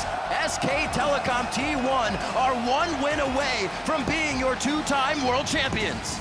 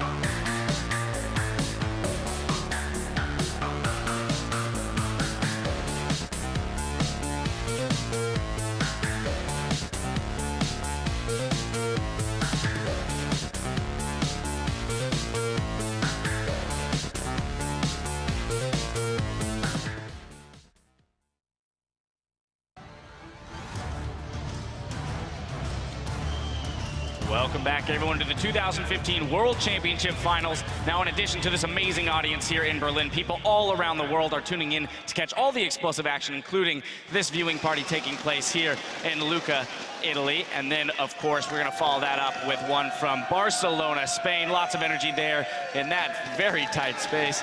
And then, not to be outdone, the fans have assembled en masse at Le Zénith in Toulouse, France. And then, of course, from there, we're going to check in with another Coke viewing party. This one is taking place in Bellevue, Washington. And I'm sure all of these fans across the world, as well as the ones here in the venue themselves and myself, want to see more than 3 games. I'm hoping for 5 games. So, gentlemen, this is where I turn to you. It's do or die time here for the Coup Tigers. So, in one sentence, or no, I'm kidding, not in one sentence or less. No, you just one time down the line. Sorry, starting with you, Monty. What do they need to do? Yeah, and in a haiku. I think they just really need to keep their heads cool, stay calm and collected, because they were so close to taking that last game, and then they started overextending, were misplaying that Baron after doing seemingly everything right for a few minutes. So I think they just need to take a deep breath, remember what they know about this game, and just slow down the pace a little bit in the next game. All right, Kobe. Definitely want to reiterate, Smeb specifically needs to keep his composure in this game. I'm also going to be looking at the other big star for the team, Gorilla. They need him to make some plays now. The early home guards, get up into Smeb's lane, go for one of those lane ganks that we've seen him do it before, and try and get something going. I think the biggest mistake Coup made was not predicting the counters to their own plays. They went for a lot of plays where there were obvious counters, whether it was like somebody's missing, I mean, I can't dive here because they could show up during the lane, or we suddenly see a good call mid, but we get out-rotated by SKT, so they need to think more about what happens in a bigger picture overall. They have some really good clutch, like, shot calling in the moment, but then they lose sight of the big picture, and I think that's really hard. It's easy to say. I can never do it. Much easier said than done. Especially when playing against SKT, because SKT does it so quickly. So much information denial. Right, SKT known for outthinking their opponents. Now Coup has to outthink the outthinkers. Well, it's time to head down to the stage where Shox is standing by with one of Europe's finest. Who will be? Hi, thank you very much, Dash. One of Europe's finest, indeed. Top laner for Origin. So we're going to talk a little bit about the games coming up. First, I just want to talk to you about a week after getting knocked out and actually having a fantastic tournament with Origin in your first year semifinals of Worlds. How do you look back on everything after a week thinking about it? Well, I still feel pretty good about our performance overall. We didn't expect much coming at Worlds, so it was a good performance for us, even though we got 3-0 by SKT, which is, we could have maybe take one game or something, but they are the better team in the end, so I didn't really feel bad. I just take the experience as it is, and that's it. Well, definitely nothing to be ashamed of, and the people here are always cheering for you. Talk to me a little bit about this series in particular. You guys were exactly in the same situation after game 1 versus SKT. You had a close game that you could have been able to win. What happens to you after that versus a team like SKT? What position do Coup find themselves in now? I believe their second game could have gone either way, like the game they just played right now. They just need to take it slowly. As Crepo said, they need to rethink about everything everything they are going to do in the game overall, and yeah, they just need to take it slow because they tend to be a super active team overall. So yeah, they need to think a lot more about what they're gonna do for the next step. Always think about what enemies can do and what they can do, and I think they can probably take one game at least. Yeah. All right, well, then looking at maybe the top lane specifically, when you say they need to take a step back, we were looking at Smeb and Marin a lot. What have you made of the matchup so far? With Smeb going for those playmaking champions, but it doesn't seem to bring them the rewards. It looks like Marin is they completely shifted the play overall. Marin is more going for teamfight champion, played Rumble 2 games, looking for lane swap, so it can be more useful in teamfight overall compared to Fiora and Riven. I think it will be different games if they face 1v1 2 versus 2, because in this game they had Rek'Sai against Jarvan, which is Rek'Sai is the stronger matchup, so I think they could have snowballed a lot more if it was 1v1. So in my opinion, they should probably try to find where they want to go since level 1, and depending of jungle and top lane matchup, they can probably snowball from there. All right, so you say they can take one game Can they turn the whole thing around, or is it SKT win? I think it's always really hard, especially at this level, to actually come back from a 2-0. From the last game, it looks like they can take one game, and it depends like about SKT mostly, like, or if they stay calm, if they want to change their play or anything. Obviously they are 2-0, so they're probably not going to change anything. So it's cool that have to bring something new or something else to actually take one game. Well, the pressure is on, Ku. Thank you very much, Soaz, for talking to me here. And we're going to go into the next game, Game 3, with our casters. Thank you very much, Shocks, and awesome to hear from Soaz, a player who recently felt the pressure of SKT on him, and they are one game away from raising the Summoners Cup once again, which puts even more pressure on the Ku Tigers, and they've been feeling it since game 1. It's a scary thing when some of their parts of the game we felt Ku Tigers could challenge SKT in. They haven't been able to. Obviously, shot calling wise, late game, it's gone horribly wrong for Ku Tigers. They've not been able to win the split push war either because Smeb has not been performing in this match here. He had such a good opportunity in the last game and he missed it. And then Marin just picking team fighting champion, saying, I will out team fight you now. You can't win 1 versus 1. I'll just go on 5 versus 5. And I think that's the scariest thing, is that Marin isn't even needing to play the matchup against Smeb that you thought maybe you'd have to neutralize him. Smeb's been crushing everyone, but now Marin's playing team fighters into him and still finding success. Yeah. And there's no way, in my opinion, that SKT makes the same type of blunder at the start of Game 3 that they did in Game 2. So Ku Tigers really has to step up their game if they want to take one. And now you have a problem for if you're the Ku Tigers. We expect Rek'Sai to come in for SKT like they did in Game 1. The thing for Ku Tigers is, I don't think they really want the Lulu pick, because we've seen Faker can play like Kassadin into it, and Kuro didn't really do a whole lot. They might be forced to take it anyway just because it's open, but they would most likely prefer to go something like Shen and Fiora and try and do what they did in Game 2, have that set up at least, but this time around execute it better. You just had like 10-15 minutes to talk about what went wrong, why did we win the game. So far 1 for 1 at least with that one, because Fiora has been instant locked. Ku Tigers needs to find a way to go back to what worked for them when it comes to Smeb being a split pusher. And you just have to try and make less mistakes. I know it sounds easy, but... Yep. And they're not going to go with Lulu. I think they want Kuro and Victor. I honestly think Ku Tigers just want all of their individual best champions. Smeb, Fiora, Kuro, Victor, Hojin already on Lee Sin. His name used to be Lee. Get Shen now for the support before SKT can lock in Rek'Sai and Shen. And Ashe has been their most successful AD carry. I like the idea of Ashe for them. Said before, they bring out the Zac, they bring out the Ashe. You have to play differently around that. It's something that absolutely caught Fnatic off guard when they played just Ashe arrow down the mid lane in the engage, but that's Kassadin as well. So, Ku Tigers are saying, you could play Kassadin into our Lulu. We will now try and do exactly the same. Only difference is there is no a lot hard of differences. Yeah, a lot of, obviously, player-wise, Faker Kuro, but there's also no hard or no great wave play AD carry. Ashe takes a little bit more time taking down these waves compared to Sivir, which was one of the reasons it could work for SKT, because they could move Sivir to mid lane and have Kassadin in the side lane. Exactly, as well as having the wave clear, SKT also had Rumble in the top lane, so they had a big AoE team fighting presence if the Kassadin was away farming. Ku has 2 melee mid laners and not much wave clear as an AD carry. SKT, even though you normally don't think of Sivir going with Lulu, you actually put the Sivir with the Lulu here because it's something SKT has done very well in the past. They have incredible wave clear, great team fighting, and a high early power spiking team. This is exactly what SKT should do. You know what feels good? When you can play the same champion 3 times in a row. He's already feeling good on it. He's been making great equalizers. He's going to do it again this game. And again, it's just been this pick that's not going to win the 1 versus 1 against the Fiora, but it's going to sit back at its own tower. And if you ever want to tower dive it, the Hourglass, the amount of damage you can put down with your AoE abilities is enough to at least buy time for SKT to make a play elsewhere.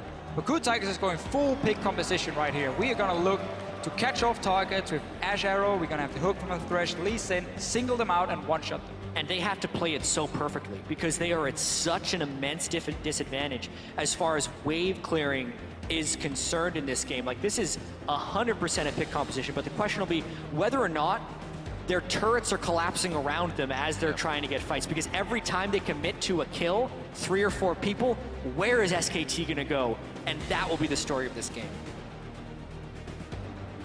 Sivir once again for Bang, telling you SKT is going to be throwing that on constantly. We see Faker pushing the mid lane as well with Lulu, trying to keep Kuro down. It was vice versa last time See what he can make happen as they get out of champion select in the next 10 seconds. It looks like Ignite for the mid laners again. Yeah. I'm absolutely loving the fact that they've switched away from the TP action there in the mid lane. Basically looking to be stronger when we have these fights going on instead of having the global pressure. Even though I still like it on the Kassadin to have that teleport, especially now when it's so hard to execute your composition. Like, credit to Ku Tigers for saying, we just lost 2 games in a row. We don't care. We will pick a comp that is so hard to play, and we trust in our ability to pull it off, and then try and get a comeback going. Sometimes you got to test yourself to really find that inner skill. And hopefully they can bring it out here in Game 3. The teams are about to hit the rift for Game 3, so update your series predictions. Hashtag SKT win or hashtag KOO win. We'll update the fan vote once we are into game. We're very close to that Summoners Cup for SKT. Ku now trying to hang on to their World Championship hopes. They've made it all the way here in their first year as a team, really scrapping things together and hopefully bringing out their first victory in the World Finals here. And even though there are holes or weaknesses within this team composition for Ku that can be exploited, I still love the fact that they have picked these specific champions for this composition. Ku Tigers, when they made their recovery out of having a poor summer split, it was a lot of Ashe and it was a lot of pick compositions. They are playing champions that they are comfortable on. And that is so important because we're worried about them tilting off the face of the earth when SKT turns around that game too. So how do you get your comfort back? It is in the champion picks, and Ku is just gonna try to outplay the crap out of SKT in this game. Looks like things are going to be very calm to start this one off. Definitely SKT's game to lose off the bat. Full control of the early game would pretty much solidify the win here as Ku, in their attempts to do Baron last game, and their attempts to kind of pressure the turret, they aren't really trial and erroring. They're not seeing how SKT is acting, so it's flying every time they go in. They have errors left and right, or they split. I want to see in the SKT lane swap though in this game here, because I think Ku Tigers have some very, very strong lane setups. Ashe is a fantastic laner, and she has a range support and Thresh next to her against an Alistar, so that's very good for Ku Tigers. Fiora into Rumble, give her that one-on-one lane from the start as well. That's what we see from SKT now. They're like, okay, we're staying on bottom side in case they were invading. We were showing we were down here. Maybe we would trick them into thinking we were going to be on the bottom side. Now they swap it up top lane here. So they do get the lane swap for SKT. I think that's very important for this early game. But they have made mistakes in the lane swaps in the last 2 games. They didn't bounce the wave in game 1. And obviously last game was this crazy level 1, level 2 thing. Where Martin then ends up TPing down with no flash and dying as well. If we're talking just the first 5 minutes of the game, Ku Tigers has been the better team. Sadly, games are not only 5 minutes long. I think that's something that SKT realizes well in advance as well. You see all these kills going to Ku around the map. SKT kind of has this database in their head. They say, you know, we could lose about 5 kills here, but if we get kills in a turret and dragon, we're right back in the game. And that's what they always set up for when they're down. They see what their opening is to get back in the game. Well, SKT is actually doing about the same play they did earlier because they're sending an invade in to the double jungler. It's just on the different side of the map. I don't know if they're going to be getting over walls on this one. They know what mistake they made last time. Now they're getting away with a bit more resources. No flash is being used there, but they do push Ku off that top side of the jungle. So again, Ku Tigers, they keep starting in the jungle where the enemy AD carry and support is supposed to be, or at least on that side of the map. So they take away their own 2 camps on top side, which was supposed to belong to SKT, because SK Telecom always start in their own jungle. They start really defensively, so they don't deny anything. And now once again, there will be more camps to take for Ku Tigers down on the bottom side of the map. So SKT just instantly want to go up and start pushing down this tower, swap around, get this lane swap rolling, so you can't just fall further behind. They don't value getting early experience on Marin by taking multiple jungle camps. They just want to be safe and then push down the tower as fast as possible. This top lane going a bit faster. It took Smeb some time to get down to that bottom tier turret, so SKT are going to be able to move a bit quicker here. Those few seconds they get to themselves to back first, get in position, get their wards ready, and start being aggressive on the bottom side of the map is really what puts them ahead. Smeb being late here leaves still a third of this turret up. Yeah, and they're going to teleport in and actually try and save this one. This will be a big question of how quickly Alistar gets down there. And Ku took enough damage from the minion wave that they can't actually threaten a dive. Also a weird move up top. Bang didn't bounce the wave into the top side. See what Hojin does here, but the reason they didn't bounce the wave was because they realized they could TP down bottom lane. So they just wanted to push it out, get some farm going, and then force someone for Ku Tigers to recall and go up to top side and catch that wave, so there's not going, these minions are going to waste. So because they saw how slow Ku Tigers were at the bottom side of the map, they felt like we can defend it. Bengi moved all the way down, TP in as well to stop it. Hojin should have been in a position, in my opinion, where he could either threaten then the 4v2 dive super quick, or just go down and realize we were behind him pushing the tower. I need to join in as well before this play even happened and just 4-man kill this tower, because you never want to fall behind when it comes to fast pushing. Well, they have all the pressure on the bot side. They have to watch for Prey to come up in the bottom side of the jungle here. Kuro in a bad spot. He walks right in with Faker on his tail. They're on Bengi though. The flay back, very nice from Gorilla. Ignite and Flash used to make that happen. Faker now in a real sore spot. It looks like he'll be the next to go down. A bit of a fumble Ruski here coming in from SKT. And Ku are going to pick up some very nice kills all around the board. 3 assists to Gorilla. It's working out perfectly. Distributing the kills, nice. Bang trying to come in now. A huge, I think I can situation from SKT to pick up the little outside experience that would ever happen. They just got 4 kills for Hojin in the early game. 1 goes to Prey. One person and another person, and who wants to die next? And who wants to die next? SKT, another early game fumble here against Ku, and they pick it up big. 4 kills onto Hojin. So what will he do now? Warrior Enchantment completed 5.5 minutes into the game. I feel like we've seen this before in this series here. SKT makes a lot of mistakes and Hojin picks up all the kills. Yeah, Gorilla's not actually level 1 in this fight, so the rest of this here, Hojin goes in big, level 3 Lee Sin spike. They kill Bengi right at the start. Faker was low on mana and actually had no business stopping that either.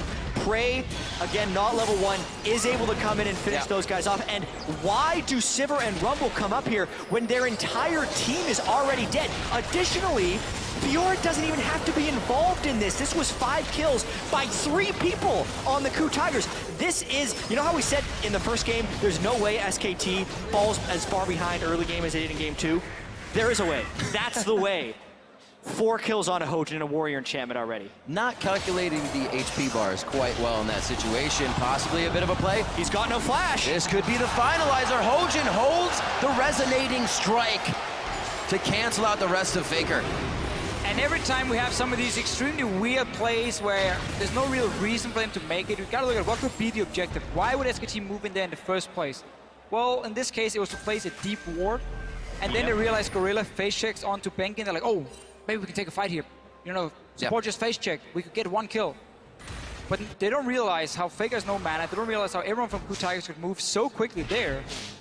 And really just such a sloppy decision. And also, SKT didn't have the wave clear advantage. So this is exactly what Ku wants to do. They want to find fights in neutral territory when they don't lose objectives. SKT's way of stopping those things from happening is to keep the waves managed. And this becomes extremely volatile for SKT now. Ku already set up to take down Faker behind a second-tier turret, but they want to go to the bot lane, looking now at Bang and Wolf. Marin's going to clear top. Smeb's going to have to respect that and stay for the TP. It's down anyways, but we're going to see something happen in that bottom lane, possibly, as teams disperse a bit. It doesn't look like anything came out of it, rightfully so. Ku would have had to make a pretty big dive. Ku can just sit in the lanes and wait for Hojin to show up on this Lee Sin. Because he's so far ahead, he can take any fight he wants. And he can burst you down as soon as he hits level 6 and this Lee Sin. So wait for him to make that play. Because then you know there's no counter gank from Bengi available. He will be too far behind. And these types of plays are the exact plays that Ku needs. They said they want the crowd to be chanting their name, and that's what they're getting right now. It'll lift the pressure off their shoulders. They know the crowd is behind them, but more so that their strats are working right now. We did see that Hojin was 2-0-2 on Rek'Sai in the early game in game 2. 5-0-1. Hopefully he can continue to spread his experience to the rest of the lanes and keep this snowball going, because they did slow down after they got all those big plays in game 2. And now it's also about slowing down the game if you were SKT. You know Lee Sin is going crazy. Faker also doesn't have that much lane pressure on Curl because he's been down his flash and also died twice, plus he doesn't have teleport, so it's kind of the worst situation you can be in as a mid laner. But SKT still has a lot of wave clear advantages, and they have a Rek'Sai who can give himself Tremor Sense in the jungle, line up to counter ganks, and more so than actually counter ganking, just tip someone off that they're coming so SKT can run away. They really just want to wave clear for a little while until Ku would make a mistake. We do need to see Hojin, they'll be a bit more aggressive now in this Lee Sin. You have so many kills, you need to almost live in the enemy jungle. and say, I could take any fight possible against this Rek'Sai. Obviously nothing completing for Bengi so far other than the Sidestone. SKT right now though have been able to push the top over and over and open up to just take the weapons. And Hojin's going super aggressive. Not only did he complete his Warrior enchantment 5 minutes in, he had enough gold for a Sightstone, but instead started building Hex Drinker components. Now he's got no wards left. One ward there, Trinket ward to jump out. He actually can't ward jump to pull any type of trickery off. Really would have liked to see Sidestone. I think one of the best ways to kind of snowball a jungle matchup is not necessarily by trying to kill the other jungler, but by getting wards in his jungle so you can spot him. Arrow onto Faker though. This is a play we're going to see quite often from Prey. He's very good at leaving his own lane in this Ashe here, moving towards mid or top lane, set up a possible pick.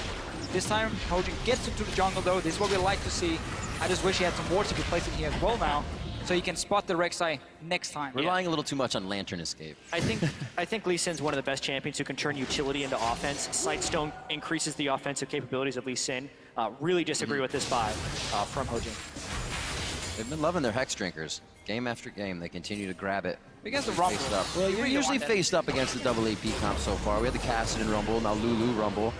Once again, SKT definitely knows where to put that power once the mid game comes. This time, 2,000 gold lead to Ku, 6-1. Full control of the game. Haven't really been able to keep their deep wards in the side of SKT, so that's slowing them down a little bit. But we know SKT be the vision denial team. The flash play as soon as he gets it again. Hooks in Faker, the dragon kick back, and that's going to be a dead Faker once again. Nobody's in the back pocket to help him this time. Faker tried to save his flash until all the CC were down first, but then obviously Lee Sin shows up with the Thresh here, kicks him back, and then it's too late for him to do anything.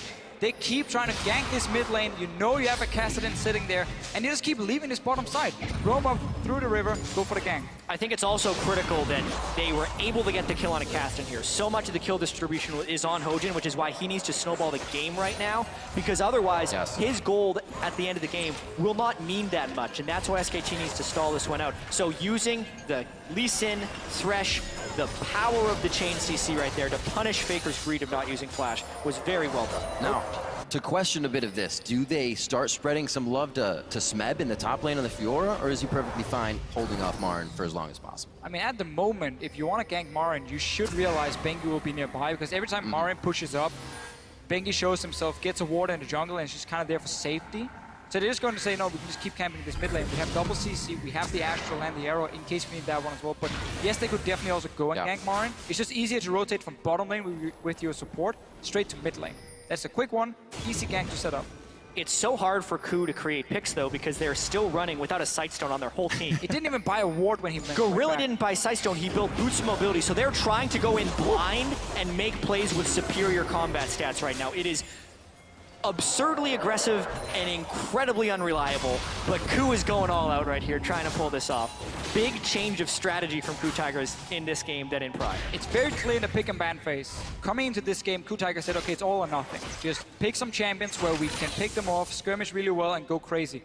I feel like in the game though, once you get the 5 kills early on, you can then adapt that and say, okay, we don't have to go all in crazy now. Because we just got 5 kills. We can play it out normal and just have a big advantage. Get the 5 kills, place the wards, and make it easier to pick with all of your pick abilities. Instead of Ku, what they're trying to do is run through SKT, force, run into someone randomly, and get the kill. Well, but they have so much brute force. Blips of vision, right? A hawk shot will go out here, a hawk shot will go out there. They'll have somewhat vision, and they'll work off of that bit. But you're right. They don't know who's around the corner after hawk shot's gone. That's why coaches really want to be able to talk in-game. And see the Arrow misses, but Nofa's been like, guys, go crazy, man. Go all in. We're going to do this. And then when all this happens, he just wants to stand back and be like, okay, slow down. All right, get vision, then we play it out. No way to tell them to slow down right now. Nope.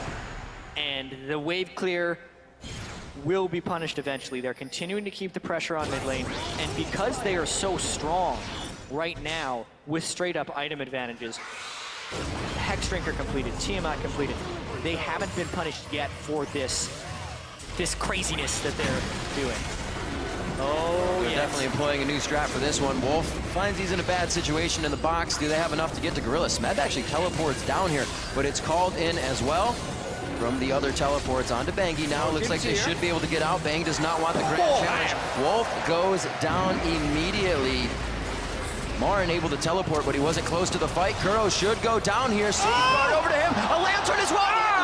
still ticks through. The flash was burned from Kuro quite a bit as well. This could give SKT a little bit of love around that Dragon area to get more wards and keep fighting. Wow, Smeb wants to go in. They know Gorilla's there, but very low on mana here. Hojin looking to build a little bit of energy as well. I don't think it's a fight either side wants to take, but they were still trying to blow summoners on both sides. Successful at that. That's a 1-for-1 against a team who had 7 kills already at 14 minutes against 1 only from SKT. Them trading even would always be in their favor because you're so far behind. It's never in the favor of Crew Tigers to just trade even. Hojin even took the kill. Alistar was like 100% dead. Kicks him in the face and kills him. Hojin's going one direction right now. Lee Sin care. That's all he's thinking right now. He's trying to put the team on his back. And this is also the mentality you put yourself in when you are down 2-0 in a series, because you are always trying to make that big play. But so far, it's been mostly working for Ku. Oh, arrow to the knee on Wolf. I don't know if he's going to be out of this one. He gets the headbutt in. It's good that he kind of just let it happen. You didn't want to try to use too much to get away. He actually did flash in the end, thinking he could break the brush vision, but it did not work. The Ku chants come out once again, and they will again deny the resources in the jungle of SKT. Yeah, now you have that side stone, 2 wards instantly placed in the jungle. You get a pick. Wolf was way out of position trying to place a deep ward himself, but with 0 backup from his laners. A mistake we have seen from SKT, honestly, today a few times, where one guy just goes in on his own to place a ward and then gets caught out. This is what Ku Tigers composition wants to do. Oh, you alone? You're running way too far ahead of your own team. We have all the tools to CC you and chase you. There's going to be a Castle in the late game, constantly jumping after you as well. And what Ku is pulling off right now is what so many teams unsuccessfully do against well-executed wave clear compositions, because in order to stop the side lanes from pushing out of control for SKT, you have to kill them before they get up to your turret. And Ku has been able to find fights and consistently kill, which is why it's just the 1 turret taken down for SKT versus the 2 from Ku. And now that they actually do have the double sight stones built up, they can continue to put on the pressure and the vision. Double sight stones means they all swapped over to sweepers. A very early scrying orb still from Prey to go along with his hawk shots have given Ku great vision in this early part of the game to waltz into the jungle of SKT pretty much without any care. Now they have the wards so deep, a pink ward all the way down between the second tier turrets. They have all the vision they need here to make those pick moves they've been wanting to make all game. The only thing SKT is going for them is the fact that Marin, they go hit level 11 soon, which is good spikes for them when it comes to a possible dragon fight. This is what Ku Tigers wanted. Trying to stop SKT in their perfect run from having a perfect run at Worlds, what would be the first in the history of the World Championship.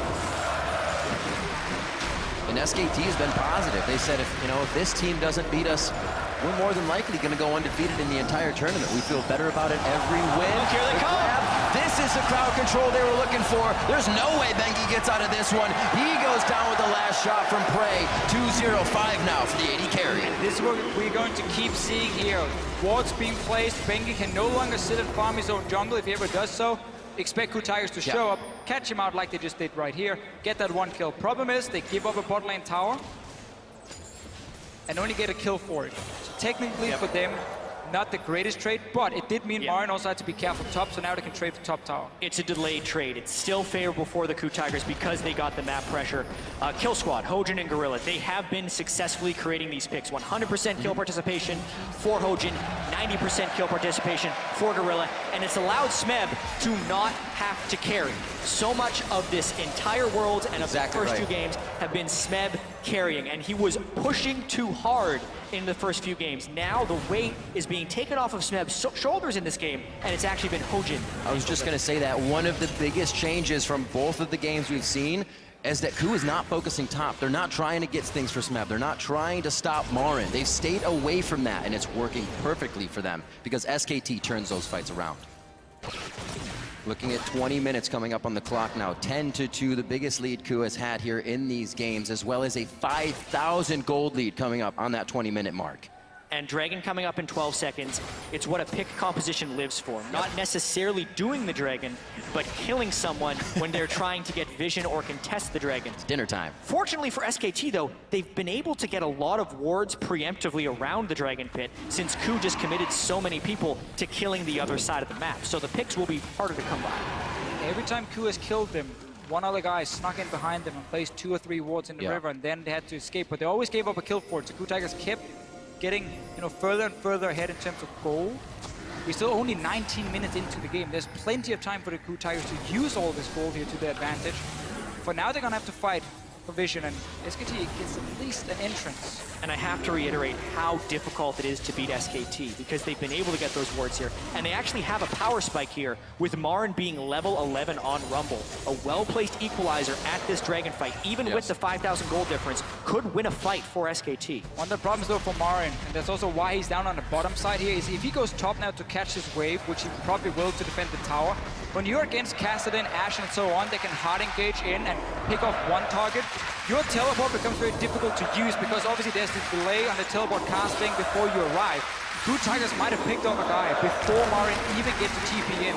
So him sitting there means Ku Tigers can be the proactive team now. Look for that one arrow here. Look for Kuro to catch out a guy. A lot of damage on Gorilla though. If they start the Dragon, that's going to mean even more damage. They don't necessarily have someone who can tank the Dragon without taking any pain. Maybe this turns into a steal opportunity because Bengi would be able to tunnel in and try and get something. Ku is forcing really hard to try and get a fight. Ku Tigers chants resonating through the halls of the Mercedes-Benz Arena here in Berlin. Hojin takes the Dragon. Smeb TP's into the backside. They're still getting out. This is where the picks come in. Wild growth onto Bengi. The focus is Marin. He's away from the team. Smeb wants to keep everybody in range, but he's gone on a one-man mission over here. Bengi gets out. Smeb lunges back.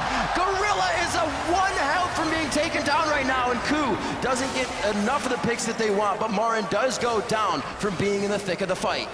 Wow, and how close this fight really was. It is an advantage for Ku to get the Dragon and the kill. Absolutely. But if we're thinking about total damage dealt in that team fight, SKT actually did more. Pretty much everyone on Ku took 80% or more of their health bar.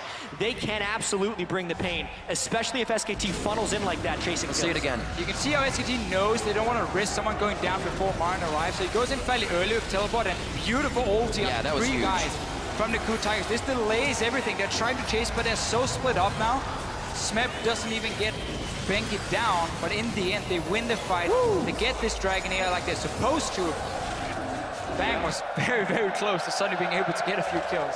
Absolutely. Bang maybe could have played that a little more aggressive, but still, when you're down 11 kills to 2, your aggressive moves have been biting you time and time again.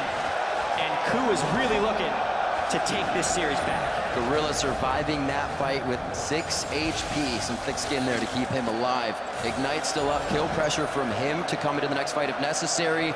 And this may be that time again. Ku starts to taunt Baron, but more of a trial and error here. See how SKT reacts and then act on that. It's the time for Ku Tigers to start getting the pink wards, upgrade your sweepers here, both on Gorilla and Hojin, because you need to be able to deny vision at the Dragon, at the Baron.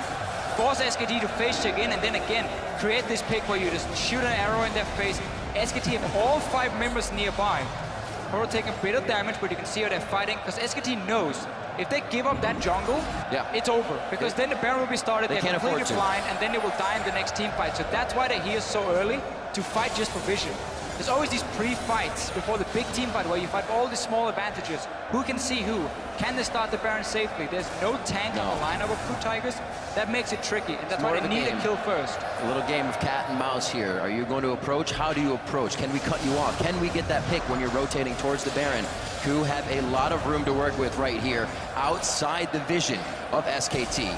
Marin should not be on the bottom side of the map at the moment. He has no TP. This just gave Ku Tigers the jungle, and they're pushing him for top tower. Yeah, because now SKT can't actually hold this turret with wave clear in fear of a dive. The wave going through. The crowd has been cheering for Ku, and it looks like the arrow hits Bang. The spell shield was on. He does not get crowd control. That's the grand challenge on Bangi. Thrust, thrust, parry, and he gets the kill.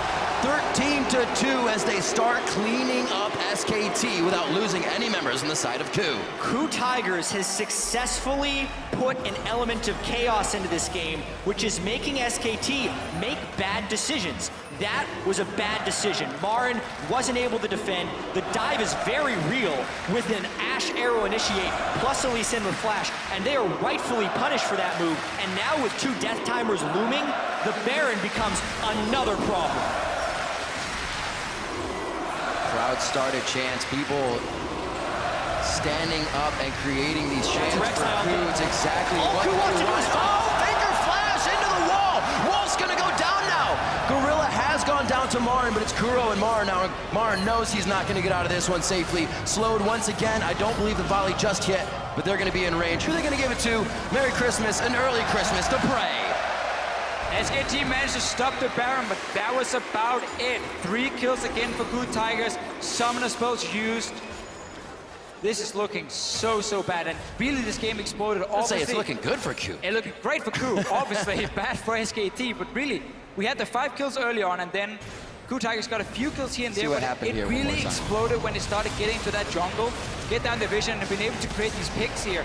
Faker, even Faker, can flash into the wall. When you have Faker failing a flash over wall, you know something is amiss within the SKT team. They've been making bad calls. Faker, I can't remember the last time I've seen him miss a flash. Just reminds us that he's human. And if there's ever a time for SKT to drop a game, guys, it's now. 8,000 gold down, Ku continually finding team fights again and again. And I'm gonna have to question, if Ku's able to win this game, do they actually completely turn the momentum of the series? Because remember, they were winning, they were in a position to win game 2.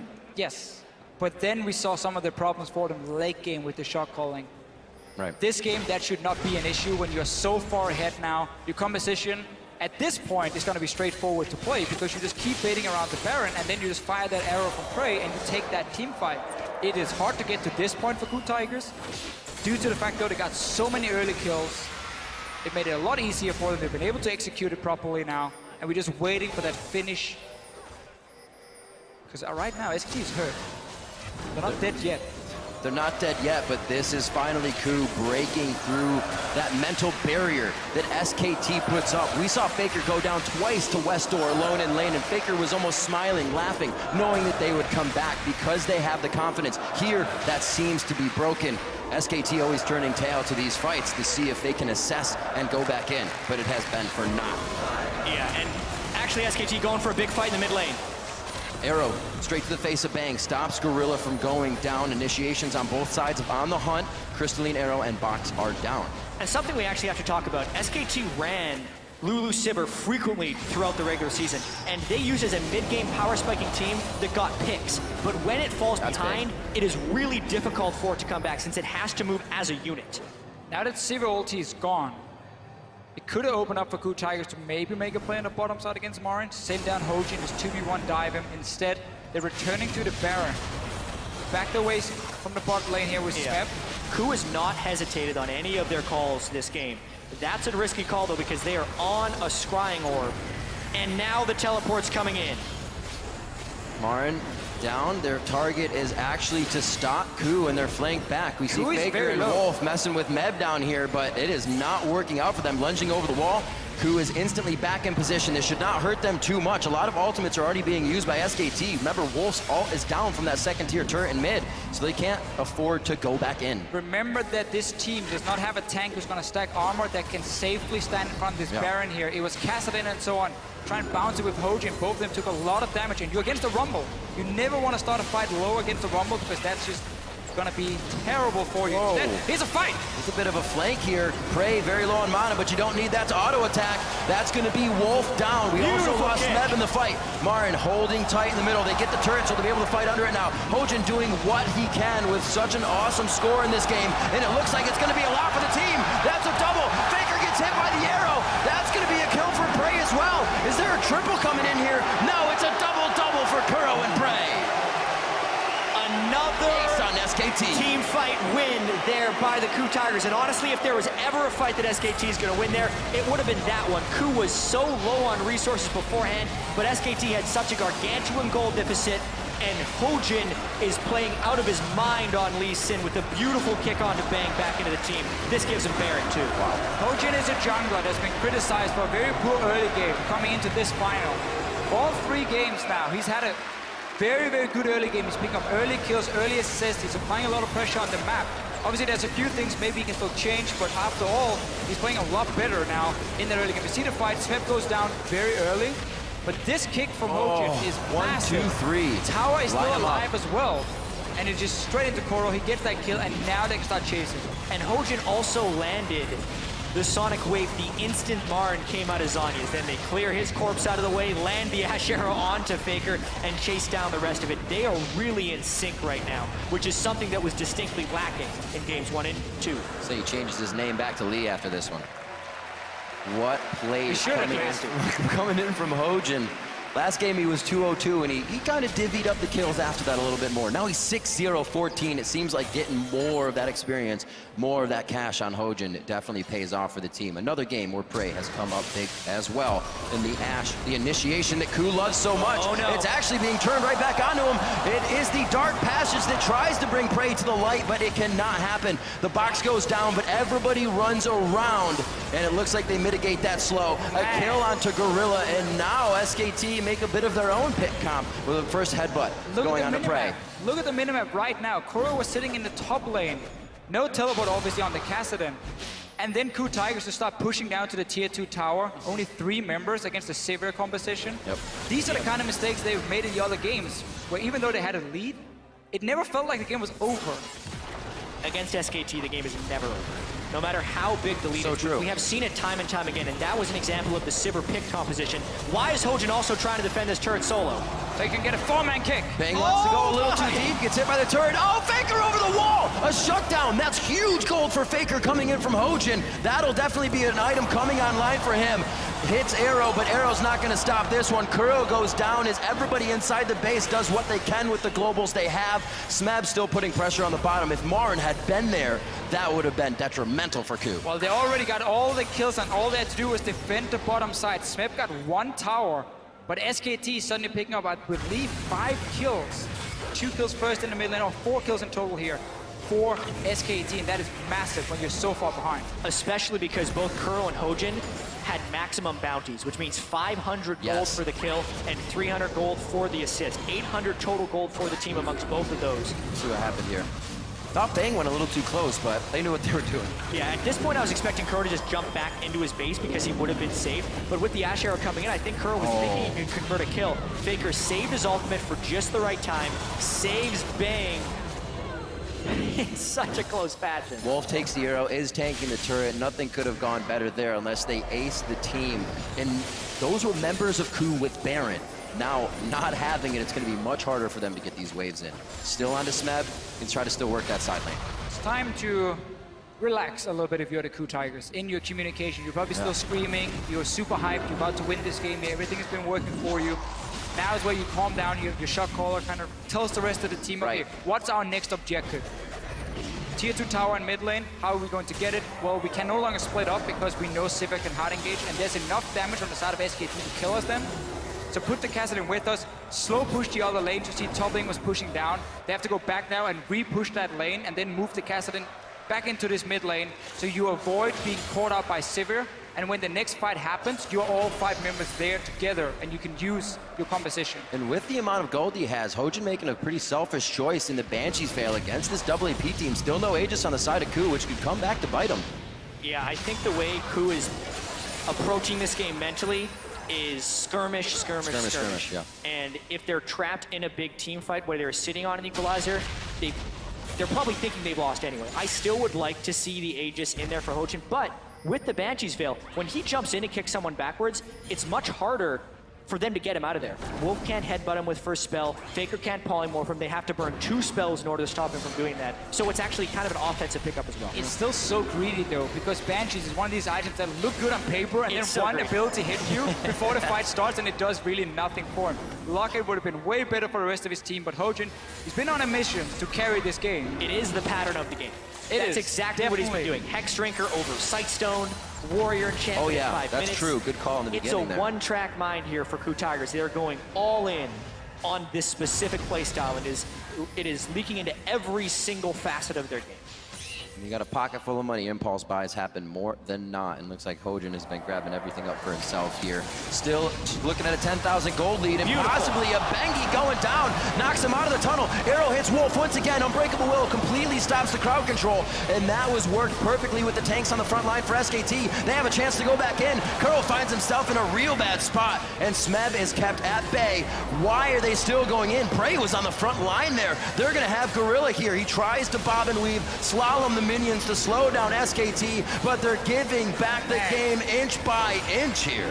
I was just about to praise Crew Tigers for having that slow push on top side and have the Castellan sit ready in the mid lane to create a pick, but then they dive on the tower with Kuro tanking the tower as well. And we're 34 minutes in, so this could actually mean the inhibitor going down. Crazy. If you are Ku right now, who does SKT remind you of right now? A team down, holding out with some nice team fighting. I was gonna say Bob Ross feels like dead. the I was gonna be like, Tigers. this game is ruined. Oh, Then he Smeb! saves it. Oh, Smeb bringing out the blaze. He had a bit more to offer. He is just tanking the turret with happiness, a smile on his face, a few more hits. Smeb coming up with a 2v1 very nicely, and this is where SKT has to turn back alive. They are back. They are on Wolf. That's the not Unbreakable Will, that's the wild growth coming out. Unbreakable Will is up, but I don't even know if he uses it to try and get out here. They're gonna try to walk Ku around as much as possible.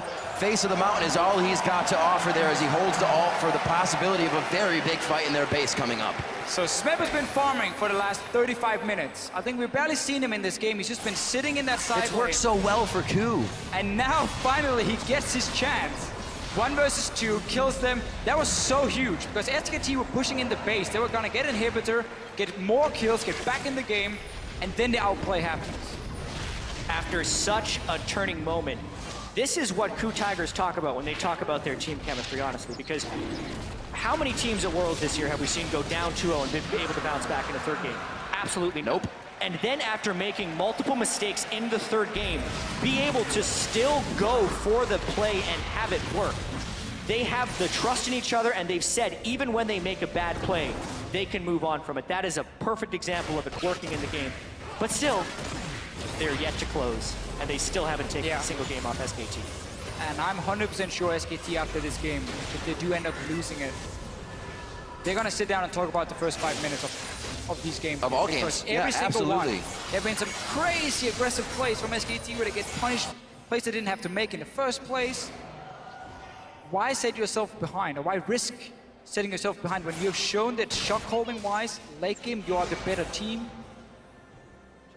That is something they're gonna have to change for the next game if they lose this one. Think of what would happen, though, if those plays had worked. Your mentality to be crushed that hard in the first 5 minutes of the game. Luckily for Ku, it hasn't for SKT, and they have been falling behind, which is really giving them a chance to be in this game. And they're not even on a thread right now. They are in the lead, pretty much just walking down the road. It's been plays that you couldn't win.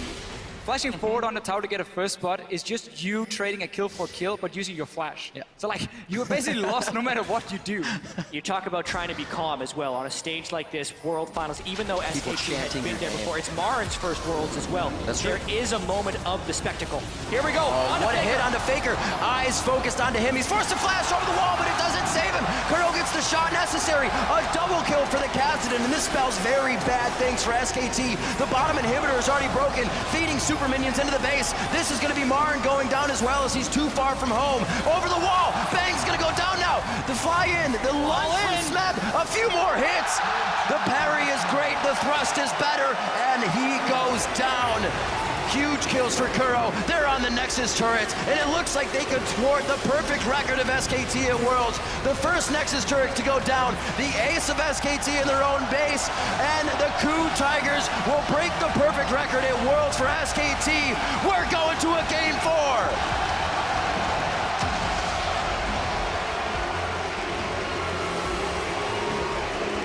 Ku Tigers decided to all in on this game here. All the way back in Champ Select, we talked about how risky the comp was, but if it starts to get rolling, how powerful it can be. And for the first time at Worlds, SKT is wounded. Ku Tigers get what they want here. The crowd was chanting Ku Tigers at multiple moments during that last game. And here, once again, there is the crowd behind them. Absolutely amazing. Nobody thought it could be done. So many people saying a 3-0 coming into today, but now we get to see what a broken SKT looks like. Do they come back even stronger? Have you angered the beast on this one? Or are they trying to figure out what happened? I mean, there's very, very clear things for SKT to work on. And Absolutely. again, we're looking at those first 5 minutes where they keep taking some of these fights they don't have to. That's obviously going to be the main thing for them to change, but also they learned a little bit here. Coup Tigers showed they didn't want the Lulu pick. We mentioned how it doesn't really benefit them because of the counter picks we have seen against the Lulu. They didn't take it, gave it over to SK Telecom, to Kassadin instead. Ended up getting 10 kills on the side of Koro as soon as we got to these fights, and he kept picking off the kills. They picked up the pace of the game. Coup Tigers, something they haven't been able to do for most of Worlds. They've been sitting on the back foot. It was very clear that wasn't going to work against SKT. And yes, SKT made missteps, but the pace of the game was increased. So the chance for errors was greatly increased. And with that, SKT made more errors. Huge credit to Coup Tigers for going all in with their back completely against the wall. One of the biggest things coming into every world is you see the Korean teams will always do something different. They'll always try to change up the strategy so they're not setting a precedent. You don't know what they're going to do next time. Coup went off of their books that time. That was something we really have not seen from them at Group Worlds. stage, Coup Tigers, right there. Yeah, they're coming back very, very strong, and now SKT has a lot to think about as they come into Game 4. Right now, we're going to throw it over to our analyst desk to break down Coup Tigers' win. Thank you, gentlemen. And we have ourselves a series, finally. And before we get into anything, I feel like we just have to rewatch this 5-for-1 craziness that happens at the beginning of the game. Now, bear with us. The Ashe spectator bug is still going to be in this, so please ignore it as we go. Yeah, as we see here, it just starts off with this little bit of a skirmish. Kuro makes a little bit of a dangerous play, but Pulverize is already down. And then Hojin going to come in and start to clean up this fight. And Faker goes a little bit too deep. And Mother Faker, you can't act like you forgot about Prey. Comes over the wall, takes the kill in the end. And that's going to be the end of that team fight. Yeah, for me, just two Not very, yet! Yeah, it's not the end of that team two fight. very big mistakes here. Wolf failing the combo, and then SKT still continuing with the play. You could bail there, you could sacrifice your support. Alistair did get changed, so it's really hard to land that combo consistently well. But the fact that here at the end, 2 more SKT members like, well, our team is dying, we are team players, let's just walk in and die too. That for me is the most confusing part of it. That's the discussion that we had about the sunk cost fallacy and con men. People continuing. You talked about SKT actually being good at trying to make something happen out of a losing situation, but that is a situation where it all went down the drain. Because this was Coup Tigers' Hail Mary. This was everything on this game. Everyone go full offensive champions, screw sight zones, everybody just try and get as many kills as you can. SKT on your screens here. After their first loss at Worlds, and as you mentioned, Monty, they were 17-0 coming into the day, 19-0 before this loss. I mean, that's got to be quite a blow, taking your first loss in a long time. And here's the question now. Do we see some of these other picks start to come out? We know that SK Telecom is a lot more prepped. They played back-to-back game of Lulu, Alistair, trying to basically snowball around their bot lane, and with the Rumble all 3 games too. So we'll see some new stuff, I think. I think it's very easy for Koma to tell the guys, hey, these are the moments where it went wrong. And even though SKT got far behind, and yes, Coup played fantastic and made some nice picks, the fact that they managed to keep the game this close with that big of a goal disparity, for me, is still... It is just bonkers. It's just nuts. It should not be allowed to happen. You should not be able to keep a game this close with that large of a lead at the World Finals. That being said, SKT's early game has gotten worse and worse and worse each consecutive game. Faker needs to stop greeting. Like, he may be the best player in the world, but he could have flashed out of at least 2 deaths, and then he later flashed into a wall. Like, there's a frame when a Thresh goes in and flash flays you for a hook. There's a frame where you can flash out of there. Holding your flash there is just ultimate disrespect, and you should never die there. Well, to your point, though, about Koma, the coach, being able to right the ship to a degree, though, there's an element of this is the first punch SKT has taken, so the players are the boxer here who have finally got hit after throwing 19 consecutive punches that have landed. Koma can only do so much to shake them out of the actual physical pain of being hit for the first time in a while. Let me tell you about a little something we have in North America called the reverse sweep. We're very experienced with it. I don't know anything about reverse sweeps in Koreans at all, no. Yeah, I'm sure you don't. No memories of reverse sweeps there, right? Crap. No, only best of 3s where we won, right? But, I mean, SK Telecom, they started out their careers, their first Champions win was a reverse sweep against the KT Bullets. So, and you know what's funny is that you bring that up. It was actually in a sort of similar style to this. When they fell behind the KT Bullets macro game, losing the first 2 games, they came back with pick compositions and just tried to outplay and outskirmish their opponents. And that's what really turned the series back in SKT's favor. So Faker's been here before. Yeah, I want to jump back into this series, though, as we only have so much time left. All the way back to Champions Select. We've gotten some of the craziness out of the way. We had said so much about how KOO needs to return to what is comfortable for them. If it's your last game, possible last game on the stage, what do you fall back onto? And I want to point specifically to Gorilla, the guy you pointed out, Kobe, on that Thresh. I mean, that's what he said. It's like, side zone, forget about side zone. Mobility boots, going to continue to make plays, and he did just that. So many great flash plays. Yep. Maybe they should have been flashed out of, but he made the perfect play, right? He did everything he needed to do. Lantern and flash, carry people forward, flash fling. It's at that point that the play can still get countered, but he did everything right there. And he had the hooks landing basically around minions. He was like curving the bullet. Yeah. And then the other player that I want to hit, though, has to be Hojin, because, again, when we look at people on the team, we had said Smeb, Gorilla, those are going to be the 2 guys. But Hojin here, getting those early 5 kills, all eyes were on him. Could he make something of it? And I want to jump into our replay here. 27 minutes into the game, in the mid lane. He comes up huge with a kick. Yeah, just that was the game-changing, like, not the game-changing, that was just the snowball of that fight here. But overall, I'm still questioning the 5 kills on Lee Sin. And then well, he maybe shouldn't have taken the 5 kills. But what he does here, yeah, that kick, that was fantastic. That's fantastic. The 3-man here, especially since Lee Sin got changed, and you get actually more value from kicking people, especially tanks, into other players here. That just bought enough time for Kuro to come in, and then that tower stayed alive a very long time too, dealing damage. And honestly, it looked like SKT was turning it around at this point, so that was a fight-changing kick at least. Yeah, even in that fight, there were many moments where SKT had great plays, but KOO were able to snowball. I mean, after that fight, too, we actually saw a couple examples of SKT coming out on top. We saw that push for the mid-inhib. If it weren't for Smeb's outplay in the bot lane, 1v2, that would have been a huge People were starting to get worried. They were up 10,000 gold. Like, oh, okay. It got a little rocky, but Hojin, we criticized him a lot about falling behind in the jungle early. And one thing about the KOO Tigers, their first big streak in Korea came with him playing more aggressive junglers. Cinderhulk really threw this team for a loop for a while. And I think that the changes to the jungle and the disable on Gragas has really helped Hojin, because now he can go back to that Lee Sin. It's becoming a more viable option again. And he's certainly demonstrated what we've always known, which is that he's a great Lee Sin player. Well, I don't know about you guys, but I need a breather after that game. The KOO Tigers have kept the series alive with that win. We'll see if they can build on that win in Game 4, coming your way in just a few minutes. Stay with us. KOO now trying to hang on to their World Championship hopes. It's working out perfectly, distributing the kills, nice. Bang trying to come in now. A huge I think I can situation from SKT to pick up. The spell shield is on, he does not get crowd control. That's the grand challenge on Bangi. Thrust, parry, and he gets the kill.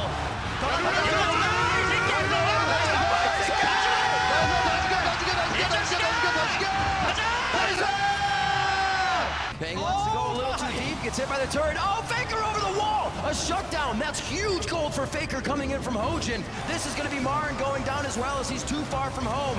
Over the wall, Bang's gonna go down now. We're going to a Game 4.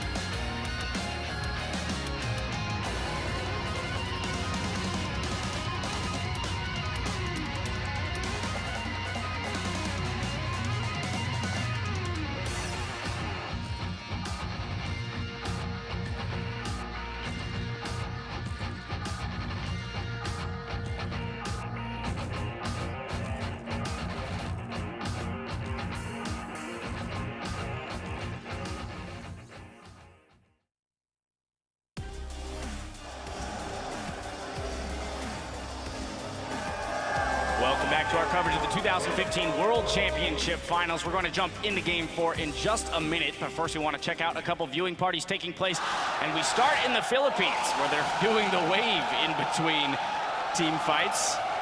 We were doing those here too in our audience, so it's nice to see some synergy between audiences. Then we'll head to Poland, and the crowd are fired up and following every gank and wombo combo of the showdown taking place in Berlin. But let's get back into the game. You know, I want to focus in on the Coup Tigers. Earlier in the day, we saw a video clip where all they said was, we would like to see a crowd cheer for us just once. Well, they've done it. They secured that first goal. One of the most epic cheers that I've ever heard. Too. Yeah, it was absolutely a sweet cheer. You know, I taught the European audience how to cheer for the Coup Tigers in Brussels. So. You're not really trying to take credit for this, are you, Monty? You know who it was? It was some fine gentlemen up here in this section who were doing a fabulous job of starting it, and then it erupted around the arena. It really was a lot of fun to be a part of. But if we do turn our attention back to it, 2-1, Coup still has an uphill battle to climb because it's game point for SKT. So they have to use this momentum moving forward. What are going to be their keys to victory? They can't necessarily rely on a 5-1 trade 5 minutes into the game every time around. As much as I'd love to say that's a possibility. What was that? I'm sure Monty would attest to the fact that KO style is the win to... let's just not go into that at all. All right, that's fair. I will avoid that for you, Monty. As much trouble as you've given me in life, I will avoid trouble for you. Somebody I want to point to specifically on the team, we did hit on him, Hojin. 89% kill participation today. Highest in the finals so far of any player. Yeah. He went back in time. Yeah, and 62% only in the semifinals and before for Hojin. But not only that, it's very important to know that out of all of the Coup Tigers games coming into this World Championship, he was only participating in 2 out of 13 First Bloods in the games that they had played. So very low early aggression, very low kill participation. But man, he has showed up way bigger than I thought he would today. Yeah, I mean, usually we're talking about Hojin's, extracurricular activities and how he brings so much shot calling to the team. He's the charismatic guy. He keeps everybody upbeat. Nice to see him be able to perform in game and crush after getting so many early kills. Making their way to the stage right now, taking a little longer than they have between the previous games, so might be indicative of the fact that they have a little bit more to figure out this time around. There are definitely some questions raised, as you mentioned, with their early game, because it is very uncharacteristic of them to fall behind as they did. I mean, or they're just choosing their weapon and they go like full strong Bella style. They let them cut you first one time and then smash you anyways. Because I mean, first one wasn't deep enough. Yeah. SKT just overall, I think they can easily bounce back because it's really simple to shore up those problems. It's literally like, don't blind invade. And you've seen what you can do when you're playing 10K down. Why not just go even with the Coup Tigers until the mid game? And at that point, you still have the superior shot calling. Yes, you're playing against a team that were renowned as the comeback kings, but SKT have shown they have superior mid to late game shot calling. So it's even means ahead for SKT. So that's a very simple strategy to go into, and just at that point, I think the Coup Tigers will just start overextending to match that aggression they had in that victory, and then at that point, it can all come crumbling down relatively quickly. Now, if they want to do that, though, they're going to have to avoid giving up First Bloods. They've given up 3 today in the series. That's more First Bloods than they've given up the entire World Championship, aside from today. So again, as you mentioned, they need to. Well, I'll pose this question to you: if that is their goal, looking at champion select here, what would be the style of composition that they need to draft, and then the play style that needs to accompany it in order to make it through that mid game? So loaded question. No, I don't think it matters what they play because they won convincingly with the similar composition game 1, and they just went for the blind aggression. And then, if your combo fails, if your CC is not efficient and not effective, then get the hell out of there. Worst case, sacrifice your support. You're allowed to do that, and then you can walk away and just try it another time, but don't try to chase the loss. This is the first time that we actually saw SKT go into the sunk cost fallacy there, where they just try to chase the loss too much and try to make up for it immediately instead of just taking a step back. Yeah, we misplayed that, let's go back, get everything even again, start pushing the lane, set up vision, and then make the play again. All right, well, the teams are ready. We'll see if Coup can do it again. Can they take down the Titans SKT? Let's hand it off to Riv, Jat, and Officio for the play-by-play. Thank you very much, gentlemen, and we are headed to a Game 4. Coup was able to take down SKT, ruining that perfect run-through world so far. It would have been the only one we've ever seen, but it's not going to happen this time. And the Coup Tigers are definitely feeling the love from the crowd. You saw Hojin possibly on your screen kind of pumping everybody up as that Coup Tigers chant started again during the analyst desk.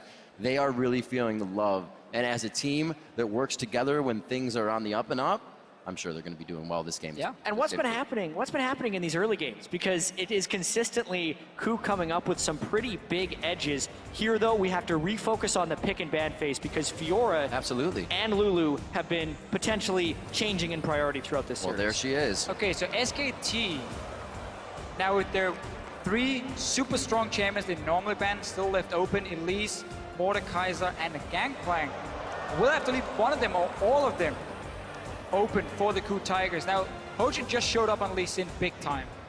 Is that enough to make SKT say we don't need to ban Elise because he can do it on Lee Sin anyway? Maybe that's what they're thinking here. Because we would expect Mordekaiser now to be the last one, especially because they banned the Gangplank. Yeah. Ku Tigers should have. We also don't secure. see the Kench yet. Ooh, ban the Kench now, first pick Elise. This is fascinating. There are more power picks open right now than we've seen previously. And even more are 3 now. Mordekaiser, Elise, Lulu. We think Lulu is deprioritized due to not having much success so far in this series. Tom Kench. Kench and Elise. Bring in the Kench. That's basically what SKT is doing here. Or do you take Elise? With Rek'Sai still on the board, I think you can trade the junglers mostly, even though Elise is still fairly clearly superior. I go Tom Kench, man. Yeah. They do too, I like it. Which means SKT will then go Elise and still have the option for Lulu. Only thing I would have seen change from the Ku Tigers is instead of maybe banning the Rumble, obviously because they see the Fiora ban, they're like, okay, we want to keep target top laners. It was very difficult for Ku Tigers then to realize, okay, are we going to get in a trade where it's like Elise and Tom Kench for each other? They could maybe ban away one of them. Because SKT were very locked in their bans. When you first ban Fiora on red side and have GP and Mordekaiser open still, you're pretty much forced to go for those 2 bans. Ku Tigers could have played around it. Instead, they are apparently happy taking the Tom Kench, who is, in my opinion, a step above every other support. Same for Elise, obviously, when it comes to junglers. But man, Tom Kench can make so many sick We've plays. seen it so many times with Jinx. Bang has 0 plays through Summer or Worlds on Jinx, so that's pretty much falling into the hands of Prey if they actually want it. Alistar also picked up with that Elise. We'll see what they can put on the table. They've got a bit of crowd control to start off some fights if they can grab somebody from afar, but it's still the Ashe pickup. The arrows just too strong. This is the Ku Tigers' favorite bottom lane. Because what you will do is you will push out your lane, you will recall, and then you have an arrow and you have the Tom Kench ulti to gank whatever lane you want. And suddenly 5 members appear behind Faker or Marin. That's a kill, that's a tower. Something Ku Tigers love to do, and they can do this with this comp. And they also save their solo lanes until the very last pick. So the Gnar's not going anywhere but top lane. Smeb gets to try and counterpick that, but without Fiora on the board. You can still take a Riven. Yeah, I'd expect Riven into Gnar. Into the Gnar if you want to. I mean, play an Olaf something into Gnar as well, but obviously he doesn't have the setup with his team, so Riven would work fine for him in this matchup. Overall, just the Ku Tigers are getting comfort picks across the board, and I felt like in Game 2 as well, they got a very good composition for the Ku Tigers. They're doing the same thing here. SKT obviously can still be happy getting Elise as your first pick here. Bengi needs to show up in this game and out jungle Hojin, who's obviously been giving a lot of kills in the early game, has made it easier for Hojin to show up today. Hojin's eruption in Game 3 was kind of the least expected thing we have at Worlds. He was so walked over in so many of the bracket stage games already. Not gonna. It could. I mean, would we see Lulu Smeb, top? Smeb on Lulu top? That's actually true. I was gonna say no, they have a support, but Hasn't been the case for a long while. But You have the tools to the snowball team a top composition lane for though. SKT also does fit pretty well with the Lulu, so it could be a denial pick. Cassid and Lulu, are they looking to make the AP happen that way for the team? Whoa. It is locked in, so Lulu is going towards that top lane for Smeb. Gorilla is going to be giving that Cassidon over to Kuro. We'll see what SKT has for their counter pick here. So it now is you going also to be for Faker. You just blind picked Cassidon as well. Yep, that. I'm just gonna throw it out Glad there. you pointed that out. Faker is the guy who wants to play Riven mid. Just pointing it out. Obviously, We want him to play Riven. there will be a lot of physical damage if he goes for it. He does have an AP jungler at That's a least. good point. That's a But good now point. again, he has the opportunity to counter pick this Cassidon, unless we're gonna see some flexing going on and Cassidon suddenly goes to the top lane. He still Definitely has the not rise. expecting that I was one. just going to say it. Just to note, all games Smeb has played in 2015, he's played 8 Lulu games, 5 wins, 3 losses, so it's not something completely foreign to him. It's just not what we'd expect out of Ku so far at Worlds. Lulu top lane was something that Stake played in the group stages, and then after that, it's pretty much been in the mid lane. No. Yeah. And now we get to see Faker's rise. When you push Faker's champion pool, he just goes back to Rise, I suppose. Why not? It's been open every game Well, if so you far. look at what he's played in solo queue, he's like AD carry top lane. Oh, jungle ones. Oh, play a support. He's everywhere. You can't scout this guy, so he just goes back to the Rise, even if he does have to reach into that pocket even deeper for a game 5. And this is such a fine lane for Faker because the Kassadin never really has the ability to be too aggressive unless you have full control of the enemy jungle. Because whenever you jump in as the Kassadin, he can just pop his ulti on Rise and you can just spam snare and you can literally lock this guy in place and he cannot use his mobility, which is what Kassadin does so well. It's also going to be a free farm lane for Faker. He can bring teleport. This is the time now where SKT suddenly will have the map pressure. Kuro is bringing Ignite once again on the Kassadin. So they cannot start falling behind because they will not be able to stop what's going to happen in the side lanes. We know Nara is going to be really, really strong as well as a split pusher. And this is another one of these matchups, though, where Ku Tigers brings global ultimates in support and jungle, whereas SKT will then bring the extra teleport in the mid lane. It's the same juxtaposition we saw in Game 1, just swapped for which teams had the globals. We're going to see what happens. Loading up for Game 4 with the Summoners Cup on the line. Tweet hashtag KOOWin or hashtag SKTWin to @LOL Esports. We'll be tallying your votes up throughout the game to see where you stand on this one. I'm sure coming into the game or even right after the game, maybe one of the first things Koma said was the perfect record doesn't matter. The win still does. Shake that off, get into game. Ku, however, riding a wave of momentum coming into this one. It's exactly what they wanted from the crowd and from themselves. And they stand in a very good position to take another game. If they say that most players don't care about these 18-0s or 13-0, whatever it is you're aiming for, they just want to win the whole thing. Yep. It's more the casters who care about who you're undefeated. All that will matter is which team hoists the Summoners Cup. That's exactly That is right. so beautifully on display on the stage right there. And SKT, just like they were in Game 3, are one game away It still hangs from in the that balance. moment. And for Faker and Bengi, it would be their second time doing such, and they would be the first people to ever have that privilege to do it twice. And now we get to see, I think I didn't expect, Smith on a supportive champion. Because the whole reason this meta fit Ku Tigers so well was that Smith could take Riven and Fiora into the top lane. He would outduel the enemy top laner and do really, really well. We haven't seen him show up too much this time around. Last game he needed 30 minutes of farming. Then we saw a big play. It was massive and allowed Ku Tigers to win the game, obviously. But now he's on supported champions that can't really snowball. That's one of the problems about Lulu. TP ganks are not very effective for her. Ganking her lane doesn't do a whole lot. You'd rather want to leave the Lulu alone and just let her sit and farm up. It's true, and actually before the last game, it had been a really long time since Ku Tigers had defeated SKT. I mean, you mentioned the summer split that they were 0-4. Yeah. They were 3-0'd in the spring final. They were 2-0'd later on in their second best of 3 in the spring split. But in doing that, how much will that get in the mind of SKT? They need to be able to bounce back. Speaking of records, the last time SKT even dropped one game in a series was in August against Naj and EM Fire, so it's not something they're really used to right now. You can see Ku's momentum wave flowing right into the crowd as they wave around the Mercedes-Benz Arena. SKT has done this before, where they leash for either Bengi or Marin to get him quickly to level 2, and then he can go to his lane, and he kind of has a small advantage. You see him get the drum now. It got delayed a little bit because Ku Tigers invaded, but that was very smart. And he's gonna, he's gonna kill it. I mean, half a second away, actually, from not killing that thing. They know he's going to be recalling, so Smeb will be able to make it up there level 2. Yeah. Neither of the bottom lanes actually gain experience on that. And Smeb can run because he started on top side of the map. It's very important in these matchups here. If you start on the top side as the jungles and top lane duo, taking that camp, get level 2, even a blue buff on the side of Smith, you can run up there and save your teleport. Because Marin had to do this play around the Grum, wanted to try and rush it down and then TP up. He's now down a summon as well, and that's going to be key when it comes to poking away. You can always go back and return. And even though Smeb has been performing so well on carry top laners, it's not like he hasn't been effective on utility or tank type top laners in the past. 5-3 this year on Lulu. He was a good Maokai player. He was a great Gnar player. He can still play those styles. It's just more throwback for Ku Tigers and kind of a mix of the old and the new with this team composition. A lot of Korean players, when you are on Incredible Miracle, you don't really perform too well. But when you leave, a lot of the players tend to do really, really well. Smith is one of the guys. Didn't have much of a name before he joined the Ku Tigers. And then slowly but surely got better. Was actually considered one of the worst top laners previously. So a very big step up for him. We heard the Korean casters saying it was almost impossible that SKT themselves slumped, but each player on Coup Tigers has faced that individually and then come back to be fantastic players here at Ballot Worlds, aiming for the second spot. And this game will also be so much about how SKT can recover from the early game. You can see Bengi missing his cocoon on the Scuttle Crab. Not the best start, losing some early pressure there because that revealed him to Gorilla and Prey as well. SKT really needs to kind of reset, make sure they're safe in the early game, and then make Coup beat them.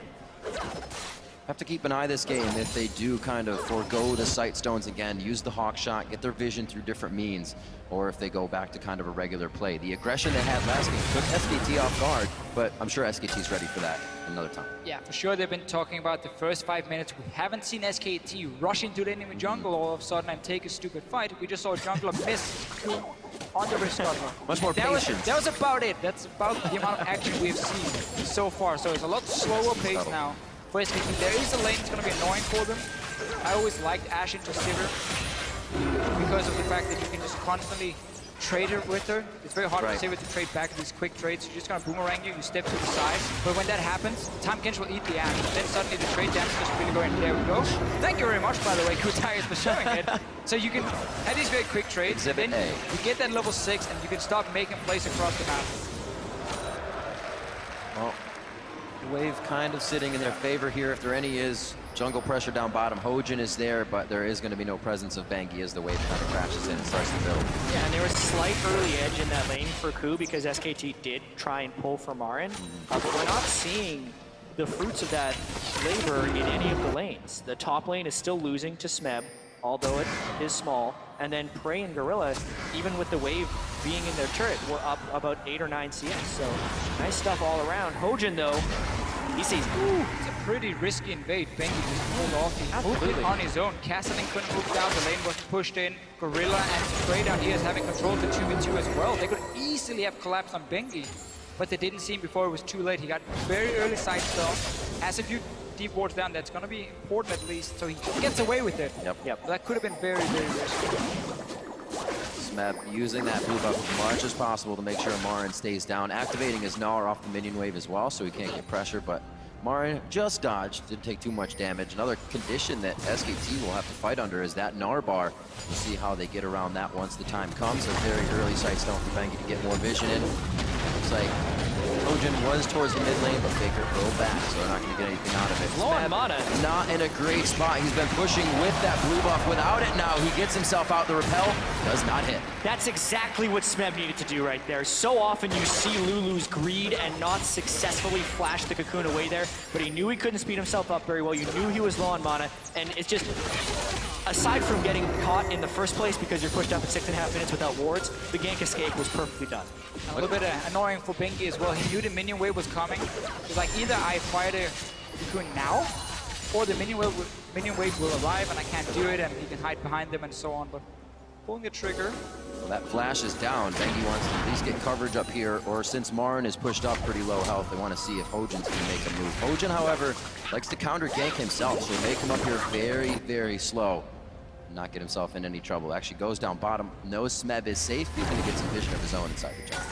This is a little... At least knowledge. This is a little bit more of the bracket stage Hojin that was looking ineffective. He's wasted a lot of time so far in this game. Not only in the bottom lane beforehand, when the ward is spotted him by Bengi, the ward darts in place, he canceled his recall, cleared an extra ward, went back to base, and then a very late counter gank attempt in the top lane when Smeb really couldn't have even been died since he just teleported back to his turret at absolute full health.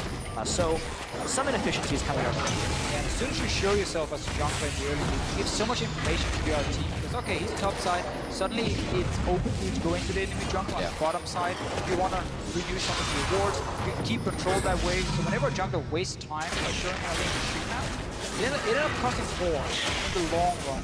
Because of their vision you lose. And one of the bigger costs of that is the fact that Faker still gets to farm up freely on Rise. We knew it was going to be an easy lane. but when he's able to dodge the jungle pressure so easily, he's gone tier into a Mana Crystal. He's going to be going Catalyst next, but he is completely maxing out on damage early on here. And you can see it's almost told as well. If you look at the items in the side of Smeb and Kuro, they both have Catalyst, which means they'll be doing stacking as well. The Cocoon comes out. Hojin flashes in and gets the knockup, saving Smeb's life. Can they retaliate here? It looks like Bengi and Marn have gone too far away, but what a save for Smeb. A lot of things happened right there. Faker tried to TP in behind as well, but Kuro managed to interrupt the teleport from Faker, and then obviously we had this no flash Lulu running from the river. SKT thinking, oh, this is gonna be a kill, and Hojin shows up to save the day. Everyone had to do the right thing to avoid dying there, which is a little bit dangerous. Flashes were blown in the mid lane as well. Looks like Faker and Kuro went hard, so there's no flash for this. Hojin in a real bad situation with the last bit of mana. Faker takes him down 2v1. This was one of the problems we mentioned a little bit in Champ Select, how Kassadin in the early game with the Catalyst, he can't really burst down the Ryze. And then whenever you jump in for any fights, Ryze can just turn it around. I figured there wouldn't be any fights right now. You're going up against Faker, charging things up. Of course he knows how to play that, and it's a tell to have two Catalysts to say, we want to hang. And it remains to be the greatest mystery of worlds, how Faker's the only one playing Ryze in the mid lane. But I so true, it really is. We're learning more and more about why that's the case. It really feels like he's the only one that truly understands Ryze. Because that was easy for Faker. He burned Ignite in a 1v2 and got an easy kill. And Flash was already down from a 1v1 that they just had as the teleports went towards top, so. Yeah, really bad playing it by very Hogan well. and Kuro there. So Coup Tigers in the last few games, on average at 10 minutes, they were 1,084 gold ahead of SKT. This game, we have not seen the same SKT run in head first and just risk losing members, giving up kills they shouldn't have in the early game. They're playing a lot slower. Bengi has been getting some deep wards, and this time around it's SKT who has the lead at 10 minutes. We also know they have the better late game shot calling. Yes. As a team, we have seen that now. Suddenly it's looking a lot different. Very controlled from SKT, not trying to get themselves into crazy engages behind tier 2 turrets at the start of the game. Already setting the pace that they want and that they can control. Yeah, and here's what SKT is trying to do. They want Faker to scale up a little bit more into a Rod of Ages. They want Marin to stack magic resist so he's nearly unkillable by the Lulu and Kassadin. Those are two very low sustained damage mages, and Ashe doesn't do big damage until later in the game. They're gonna fight in mid though. It's behind them. Wolf comes up the river behind everyone. The arrow into Bang is actually spell shielded nicely. So ult for ult there, but the turret is saved in mid lane. And I really like this play here from Coup Tigers. When you play against a Kassadin or a Ryze, things that can't easily clear the way, with them to then try to close, or Faker would have to use his ulti, and then the next wave you would be able to clear it out. You gotta be able to move in your AD carry and your support to that mid lane, pressure that tower, because so often you get so much free damage before the other team reacts and send in their AD carry to defend. Coup Tigers had pushed out the bottom lane. We mentioned how with the Ashe and Tahm Kench, they can have these globals to move to the other lanes, send them straight mid lane, get a lot of damage before Bang reacted, and SKT has to fight them to stop the push. And this is where SKT plays the best. So many flashes were blown from Prey and Gorilla on the last fight. They know they're safe to do this, and they start taking the advantages little by little. Hojin gets pushed out by the ultimate of Faker in the mid lane. He actually should be okay here with the blue buff. Room person back on the Kuro, and everything is safe. Again, Dragon number 1 goes to SKT. Really easy Dragon 2. Smeb didn't have the teleport up in the top lane. Faker is beginning to manhandle this mid lane. This'll voyage towards mid. This isn't to kill Pressure, Faker, this is to kill the turret. They already know the turret is low and Faker can't clear the wave well. Exactly the same play we just saw before from Coup Tigers. They know Faker on the Ryze cannot lit. He already used the ulti. Safe play from Coup Tigers. Very low risk and obviously gives a great reward because you get a mid tower down in 12 minutes. So I really like those two plays, and it's one of the things that Tahm Kench offers. See what happens here. Marn is going to Smeb. And this is one of the first games where we haven't seen the side lanes drop yet. The middle goes down first. We'll see how that opens up the map right now. That wet noodle fight in the top lane. Looks like Hojin wants to participate. Nars back Smeb so he can't slow him anymore. But the pop-up from Hojin may keep him in range. Smeb does have flash. Will he utilize it? I think Marin's made too much ground already, and he gets out safe. They were thinking about going hard up there. Kuro already roamed halfway up the lane, which leaves this window. Wolf can dive on Alistar. He has his ult. That's the hit. Gorilla's going to be pushed back, but that's a lot of great help he has to work with to get out of this situation. Pops it at the last second, and beautiful. Wolf waits until the last moment when he can headbutt, knowing Gorilla's flash is down, and they make it look easy. Good decision from Wolf going for the Tahm Kench. Don't go for the AD carry. He can just eat him then. keep him alive. Sometimes it's ill-advised, but they know what they're doing. Go for the support here, take him down, take the tower as well. Marin is still up in the top lane trying to defend. There's the teleport from Yeah, he's Faker. gonna need help. Yeah, there comes Faker. Really nice timing on that teleport. TP and ult as he makes his way out there. Getting a few stacks on the... Oh, wait a minute. He's going to be in range a little bit more. Spams out those rune prisons. That's the tower hitting. Marin trying to give him the time of day, but it's a hit from Faker. The teleport and flash. Hashtag worth. And right here is why Faker makes Ryze work. He knows exactly when he can flash forward and just unleash his entire combo, keep you basically locked in place. The fact that he knew he could gap close the entire lane against the Lulu is incredible. Yeah, you have very small windows of power on Ryze, and Faker is able to show up in these situations where the enemy isn't tracking the Ryze cooldowns as well as Faker is. And really, his flash to kill ratio on Ryze is nearing 100%. All the time. It's truly impressive. Nicely played by Marin to escape any danger there from Kuro. Been roaming a little bit now. Loses pressure on his mid lane. We'll see if he can get back quickly. Faker's already there stacking it up, so SKT could be pressuring mid now. Praying Gorilla should have been mid already. Now they end up having to use the ulti here. Let's see what happens. Oh, hello, the AD carry Abyssal Voyage. Gorilla and Prey come popping out as Hojin on the other side, and that's going to call Marin down, so a little bit of a fight in the mid lane that nobody wants to take until everyone arrives. When you play with a Kassadin, as soon as the laning phase seems to be over and we have these roams happening, skirmish all over the place, you need to get that Kassadin away from the mid lane. Because again, he will not be able to defend if SKT groups on him. So you have to move Ashe and Top Kench earlier to mid lane, so you don't have to use the ulti here from Gorilla either. You have that now global pressure because Top Kench can go to either lane with his ulti, and he can take Prey with him or Hojin with him if needed. But you need that AD carry to sit with the support to be the defensive mid. Obviously, it's not insane wave clear from an Ashe, but at least long range. Bang now gets a lot of time on front line because Two Tigers just had to move Kassadin top, then move AD carry mid, very delayed. They were constantly a step behind, and that's what SKT has used. Exactly. Kassadin Ashe, when you compare that to just to Sivir and Ryze. Ryze and Kassadin, Ryze would actually have a little bit better wave clear than the Kassadin, but Sivir's much better than the Ashe. Yeah. They're playing the pressure game. This is the game that SKT had a huge compositional advantage in Game 3, but then we're getting picked off too many times. But the conservative nature of what SKT is doing with the windows of aggression is more the SKT that we saw in Games 1 and 2. And you're gonna see SKT move Ryze down to the bottom lane and then keep the Sivir in mid lane. So you now have 3 lanes basically pushing for you. Sivir can instant wave clear in here mid, always get it down to towers of Prey stuck there defending their full vision of where Prey is on the map. Ryze is not going to be challenged by anyone in a 1 versus 1. We've seen what happens when Kassadin jumps forward. Lulu is not going to do it. So there's going to be 3 lanes where SKT can push them down. That means they can be proactive outside of Two Tigers trying to find an arrow and surprise them. But then SKT should be in a position where they push up the wave, can see it happening, and react to double teleport themselves. If any mistakes are made at the same time, they'll get way more than just 1 turret in that situation. SKT takes a mile when you give them an inch. 3-0 already. This time they have the 2,000 gold lead, and we did see the early sight stones coming in from Ku this time. It wasn't just the run into the jungle, find a target, and make it happen. They don't have that pick anymore to work with. Sivir with the spell shield is hard to catch out for the Ashe. So if you want to make that play Bang's mid, been so good at spell shielding it. exactly, and you have Wolf as well with his ulti. So not really any target you're aiming for mid lane. At least the repel up in the air. Yeah, a lot of denial there. Mainly they're trying to hit Faker, who's going to be having some resiliency of his own with the Rod of Ages being completed, and the Seraph Embrace going to come online pretty soon as well. So the arrow targets have to be pretty tricky. Maybe they'd have to hit Bengi before he can repel up. Could be one of them. But it's harder for Ku to find the kills in this game, and their aggression has definitely been toned pretty far back in the last game. And we looked again at this double teleport. Marin once again has gone for the sword very early on. Less cooldown on the teleport. He was one of the first guys to really start bringing home guard when TP top became a big thing, and he's so good at Malphite and so on, always creating flanks with it. Now he's changed that. Distortion is that less cooldown has more value for him in this game. So double TP. Yeah.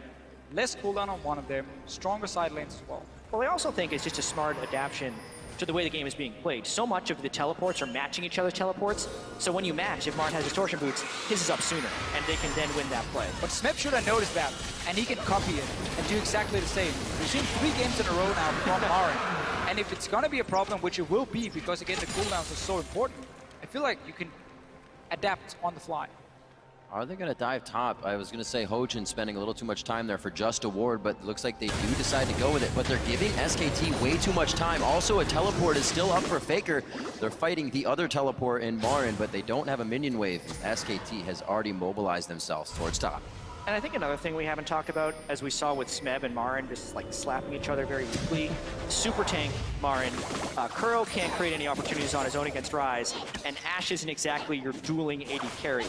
Ku Tigers really needs to wait a long time before this team composition comes online, and they're actually at the mercy of a lot of the power spikes from SKT thus far. Faker realizes he is sitting right on a ward, hatching it, and the team wants this right now. Doesn't look like Ku's going to get much, and they lose pressure in the top lane. Smeb went to TP, but he did not go, so he gets disturbed. Because SKT keep pushing down all 3 lanes to the towers of Ku Tigers, they can see as soon as people are missing. Like, oh, you just left mid lane. Let's make sure our top laner is aware. Let's make sure Faker can teleport up in case it's needed. And we saw all other members from SKT already run through their own jungle towards that top lane in case a dive would happen. I would like to see Brains that recall run from the base and then fire an arrow down the lane here. That's very hard to dodge unless you have flash up. And it's also a lot harder to predict. Okay, where is he going? Is he going top? Is he going bottom lane? If he moves from mid lane after playing a wave, SKT sees it. Such an advantage as well now with Faker having that teleport up. Kuro has to respect the bottom lane push, so he's forced to rift down as the rest of the team tries to hold off middle. Marin's going to go ahead and pick up red, and that will just create more of a possibility for SKT to kind of reel in these kills. Just farming it up. Marin against the blue buff Lulu, still up in CS there in the lane by a few. He's doing what he can to stay in this game. Strong Gnar play, good build in this situation he's in too, because he knows it's going to be a very long time before Break can sufficiently hurt him. Nice steal by Benji right now. That hurts. Yeah, SKT is systematically kind of just taking away Ku's win conditions. They're keeping the waves pushed up, the teleports from Smeb are failed, the Tom Kench, if he ever goes missing, SKT's able to fall backwards. And they too scale very well. Faker on Ryze will be a late game monster, so they're really making Ku commit into these pretty risky plays in which they haven't been willing to. And honestly, Frey is still sitting on Infinity Edge components, so it's going to take a long time Marin for Tigers to make this play. Not really worried about those fights, worried about being a tank. Steric's Gage, first item. I think it's great when you have a Sivir, when you have an Alistar, something that can set up the fight for you and help you stay in there, give you extra mobility, because you become such a monster once you're in the middle of the fight, and obviously the shield pops, you get the extra AD for yourself. That's going to make him really hard to deal with in the fights. And obviously, again, he's not afraid of the Lulu killing him. He has enough magic resist. I have such a weird feeling with Lulu top lane, because again, it can't really snowball, it can't really assert a whole lot of pressure either. It just wants to go into team fights, but you want to have a split push threat in this meta. So it's always been a bit of a weird pick, and that's why we've seen it a lot less here this World Championship. I definitely didn't expect it to expect. Backs against the wall, Fiora not in his champion pool there because it was banned away, so I understand why they went for it in this situation, because they had so much success in Game 3 by going with something completely different, a full pick composition. And they are stalling this game out as well. SKT as well as Ku Tigers are kind of playing the slow game. Yeah, simply just not been able to create the pick in this game, because Frey is always spotted where he goes. He's not been able to roam around on this Ashe here. Double teleport makes it so difficult, because all 3 lanes have always been pushing down, slowly chipping away on the tower. Faker hitting that Saracen brace as well. He's going to be even harder to kill now. 10 stacks towards Kuro's Rod of Ages. Smeb is almost there, so those items coming online now as they put a few more in their pocket. Faker almost at 10 stacks on his. This is going to get very, very volatile quite soon. Level 11s are on the board. That means they have their second ultimate. Dragon is going to be up in a minute 40. Be a perfect time to get more summoners or ults out of members of SKT here. 22 minutes in, it's a 3,000 gold lead for SKT with 2 dragons already in their favor. Yeah, and this could turn into a 3, 4, maybe even 5 dragon stall game for SKT. It'll be really interesting to see when Ku Tigers tries to contest the dragon, because they really haven't been in strong position to do so. They do have 2 Rod of Ages though, stacking up pretty heavily. When they get a death cap onto Smeb, if they get a death cap onto Smeb, and when Kuro completes his Zonias, is there opportunity to create a fight? It is, and that's what they have to pull off. The problem is, SK Telecom, they have no reason to rush in and take a 5-on-5 team fight. Again, when you have the map pressure, you just keep pushing the lanes, and you wait for that moment where Ku Tigers sends someone down to defend the bot lane. tower, and then you make a play on the opposite side of the map. But that's where you rush the dragon while Kassadin is sitting and clearing waves at his own tower down here on the bottom side. And then you always have that small advantage coming into the fight. If SKT suddenly just rushes the dragon for absolutely no reason, that's where Coup Tigers will have an opening. Land an arrow, get the engage, try and win that fight. Seeing how SKT could play this one. Marin in the top lane, looking to build that bar. Would be a great time in 30 seconds to have that Gnawer out. Faker and Kuro already on the bottom side of the map, adding that pressure. With Dragon coming up, you can already see Gorilla kind of waiting in the middle of both top and mid, or I should say bottom and Rem mid. is home guard, and he's sitting in base for a long time now. He's waiting to TP somewhere. He's going in bot lane now. Just going into the river brush, but it's going to be Kuro getting dropped immediately. How did he even think he could take that fight? Saracen Brace wasn't even used by Faker, and they're ready to keep going for the fight. Gorilla chomps up Smeb as his teleport comes in. Bray gets caught way off on the wing here. Ku was not ready to take any sort of fight. They thought it'd be a single 1v1 with their TP being the advantage of the bottom lane, but they have been turned on their head for this engage. Marin, no red buff, just the slows from the boomerang, but it looks like Ku is able to stave off any more deaths. 2 for nothing there for SKT. Ku has no idea how to deal with Faker. That is the thing that is losing them this game. 4-0-1, 100% kill participation, and also 2 of those kills were 1v2s, and he didn't even have to burn flash while killing them. This is a big misplay by Ku to be walking in range of Faker when he's capable of doing that. Faker has complete mastery and knowledge of what he can do, and you can tell Ku has none of that knowledge. I just love this matchup here.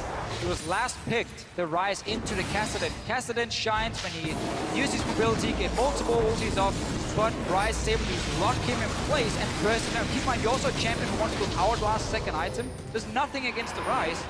He just got completely destroyed. Tom Kench was trying to come in for a larger flank. That's why the Castion engaged. Oh, yeah. He was interrupted on the other side of the fight. They had Homeguard TP coming, they had Tom Kench coming, everything was set up. But you need to get that arrow in first to stun that Rise, because we see what Faker can do.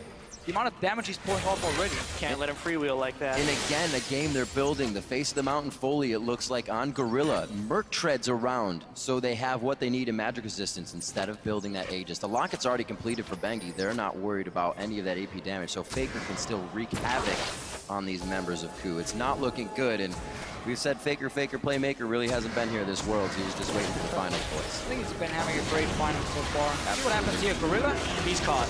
The gray health is there, a flash over the wall possibly. Doesn't even get a chance to gray health on that one. A good crit from Bang and the execution from Bengi. And it looks like a little too far into the turret as they're getting flanked by Kuro here. SKT still knows their limits, and they get one kill there and have mid pressure. The walls are crashing down around For sure. right Playtime is over. Yeah, Marin is also unburstable for the most part with the Sterix Gauge as well as the tank items. The team is engaging in the right moments. The waves are crashing down on Coup Tigers. They don't even have Ash Hour right now. SKT is in complete control and look to be on their way to their second world champ. And this is where SKT does their best work when their opponent's being smothered. They don't know how to assess a fight. They don't know where to go once the fight starts. And SKT continues to pick you off one by one, grabbing a little bit after that.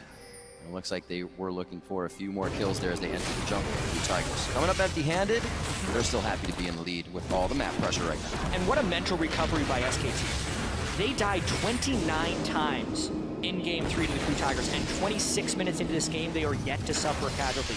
Undefeated that's throughout incredible. all of Worlds. Play kind of badly in Game 2, early game, come back. Play even worse in Game 3, get beaten. The crowd is completely against them at the end of that game. Coup Tiger chance coming in, and they are playing close to a flawless Game 4. Very, very clear after the game. Sit down, took extra time before they even returned to the stage. Yeah, they did. And just talked over and said, okay guys, we have absolutely no reason to risk this early game.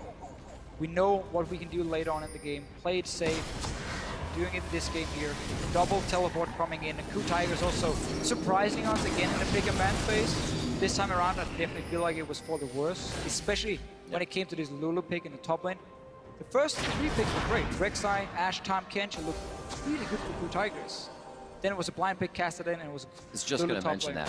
Coming in maybe a little too strong-headed there. Obviously, still could have worked. Seen the blind pick Castidans come out very strong, but Faker knows exactly what that matchup is about.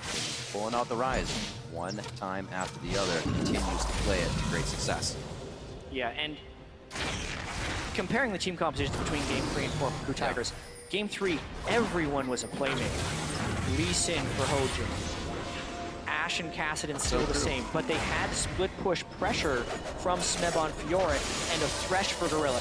Tom Kench is an annoying support. He's mainly a defensive user. He's beautiful. And then he punishes positional errors, but he's not the same type of playmaker that Thresh is. So substantially less playmaking for Ku. And that's one of the great things. They kind of threw caution to the wind. Oh boy. But now SKT is playing their defensive controlled game. This is their risk.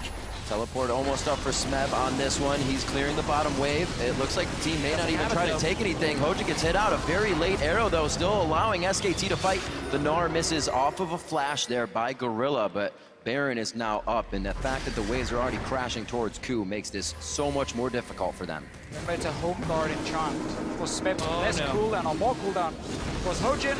Again, where they take different roads to exit. The exhaust is there, but I don't think they're going to have the chase on that, even with Faker's ultimate coming in. It looks like they stayed back. Ku now trying to hold off mid. The flash was used by Prey, or I'm sorry, heal was used by Prey. The TP coming in to save the minion as well as engage in a fight. Smeb gets the wild growth on himself. What a static shiv crit. And it looks like that could be a final kill. Nicely done coming in. The Toxin from Bengi picking up a kill onto Prey as he had already used heal. He could not get himself away. And Gorilla also falls after flashing previously. And SKT is going to take a lot after this one. The wave clear is gone for Ku Tigers. They had to go back to base. They have Baron buff and 5 people alive for SKT. How hard do they push this in? They don't have many waves pushing the side. It could be towards the top before Prey and Gorilla get up to get that second tier turret. They have a pretty good minion wave halfway there, but I don't know if they'll have time. Maybe they just have too much money to spend at this point. 11.5 thousand gold in the lead right now, and still a flawless game of 8-0 as we just hit 30 minutes. Yeah, no reason for SKT to risk anything. Just go back, return out here, take another dragon, get 4 for yourself. And really, just the way they've been sitting in this 1-3-1 as Marin is trying to run away, Hojin comes in. Beautiful hop. The whimsy from Smeb could get him there in time, but it's all about Kuro being there. That'll take him a lot more time. This gives SKT time to move out on the map. Marin staying alive for quite a bit. Yes, it's going to go to Kuro. And I guess SKT did not get too much out. Thought Marin might make it a little farther, but that was a good pickup. First small sloppy mistake we've seen in this game from SKT. Yeah. Marin shutout. Just being a little bit too greedy for trade, I think, with Smeb. He's getting Baron off of one member. Very good here for Ku.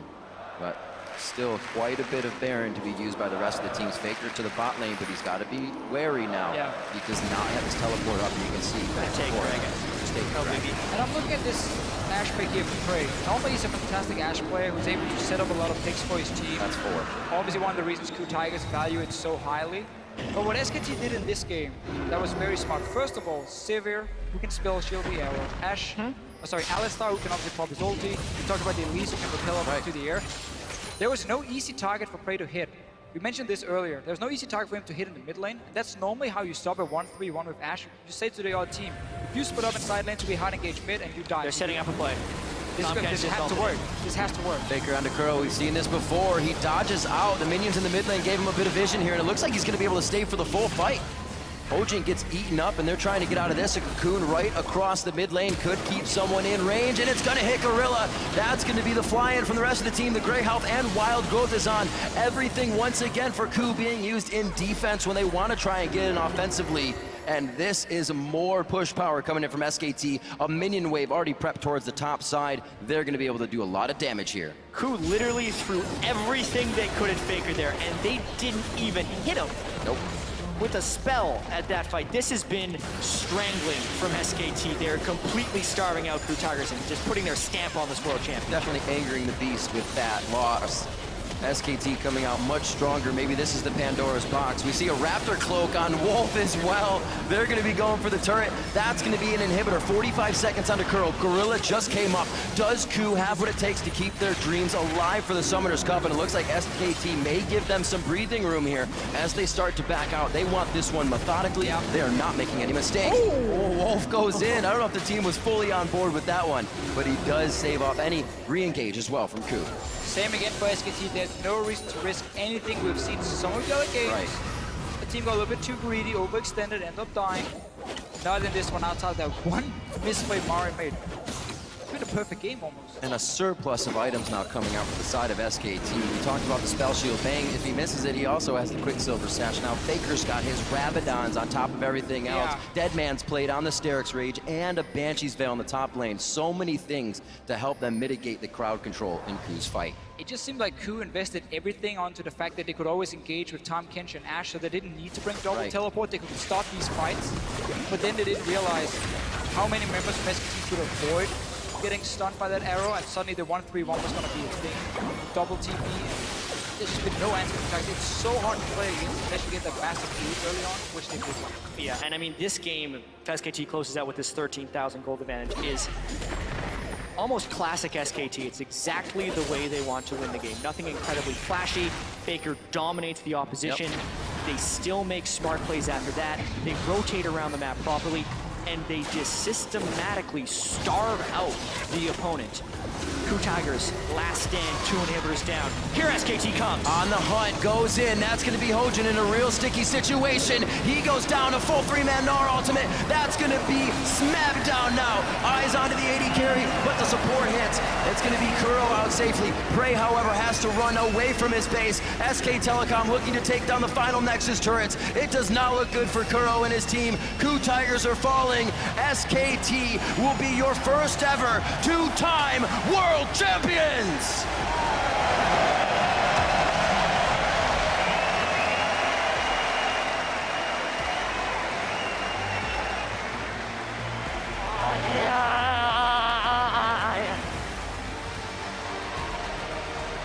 In an almost perfect run, the emotion on the team being felt. You could see it on Faker's face. An almost perfect run here for SKT. Thwarted one game, but come out the victors and get to hoist the Summoners Cup a second time. Faker, Bengi, and Koma, the repeat champions here. And if Faker's legacy wasn't cemented enough, that last performance on Rise, he made it look easy. Faker, playmaker. He showed up, especially in the last game, had a good final overall. Other members from SKT will always have to highlight Bengi. In this game on Elise, had a massive impact, but Bang really for me as well as an AD carry. In these fights here, he's never the guy you talk about when you look at SK Telecom. You look at the big names like Faker, Marin in the top lane. Bang is just consistently always there for his team and doing well. It's gotta feel good for these guys. An amazing record throughout summer to the end of Worlds. 53-7. SKT puts up an amazing show. Now they get to hoist that Summoners Cup. Also, Ku Tigers, you saw them still in good spirits. They had such a tremendous year. But ultimately, this is the year of SKT. 2 LCK championships, spring and summer. Perhaps the most dominant split or total year we've ever seen from a Korean team.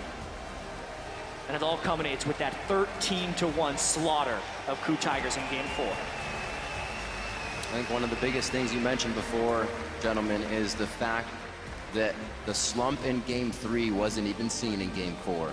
They knew exactly how to repair any of the errors and bring themselves right back to the top of the game. That's when you know it's a great team. When you can lose a game in a best out of 5, but then instantly turn it around. Fix everything, you're ready for the next game. I can't believe how much restraint SKT has. Just grab it. As a team, they will do so. SK Telecom T1, your 2-time world champions. An amazing feat that they have performed here at Worlds.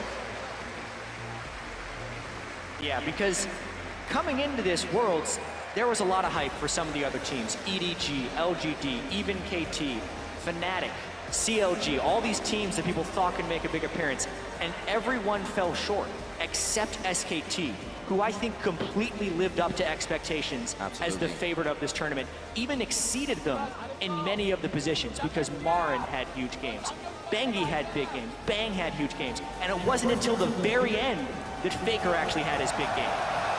The kiss of the LCK Cup and the Summoners Cup for Faker. Once again, And right now we're going to throw it over to our analysts for a discussion of that game. Thank you, Riv. Once again, our 2015 world champions, SK Telecom, and so well deserved. It can only be reiterated. These guys have looked unstoppable throughout the year, unstoppable throughout this tournament, and they come away with it in such fashion there with that final game, absolutely taking over the Rift. Well, they were a little bit stoppable. They did lose that last You're right. They had the one blemish. They had the one loss. It was an important international tournament, but I really respect them. They bounced back so hard after that. That one loss, they really came through, tried to fix the flaws that they found, and that led to this unbelievable 53-7 bloodbath through the summer season that has culminated right here. And their tournament has just been so clean. It took almost all the way till the finals till we saw any of these unforced errors, and there were only a couple of them. Yeah, up until Marin kind of died there in the double. It was almost looking like, except for one tower, a perfect game here. But still some respect from the crowd for the Blue Tigers. Yeah. And from SKT as well, great sportsmen there, showing love for our runners-up. I mean, what an incredible run they had as well. That can't be forgotten. I love it. You gotta love them. Look at their faces. Talk about the attitude that brought them to the finals will carry them out of the finals. They may have lost, but they still had such an incredible year. But they won our hearts. They won our hearts. Oh, by far and away. Yeah, the first year that they're actually a professional team, they go all the way to the finals of the World Championship. Right, we talked about, great feats like Fnatic and Origin and having made it to the semis with their first year with these rosters. The same thing for Ku Tigers, and they make it all the way to the finals. They're the only team to take a game off of SKT in this tournament. But of course, taking only one game off of SKT, I mean, they remain these titans. And you refer back to the video we had at the beginning of the day talking about a team won the Season 3 World Championships, then goes into a slump in that Season 4 to some degree, and they come back stronger than ever. Yeah, and they're just fearless in their gameplay too. Just no hesitation. I think the most I've seen SKT hesitate is when they actually don't want to drop the cup when they're lifting it up. That's like okay, we're really good at this game, League of Legends, but this cup right here, that's heavy. So, but the yeah, real world is more difficult. Yeah, that cup is. It's very heavy. I've never deserved to touch it. So.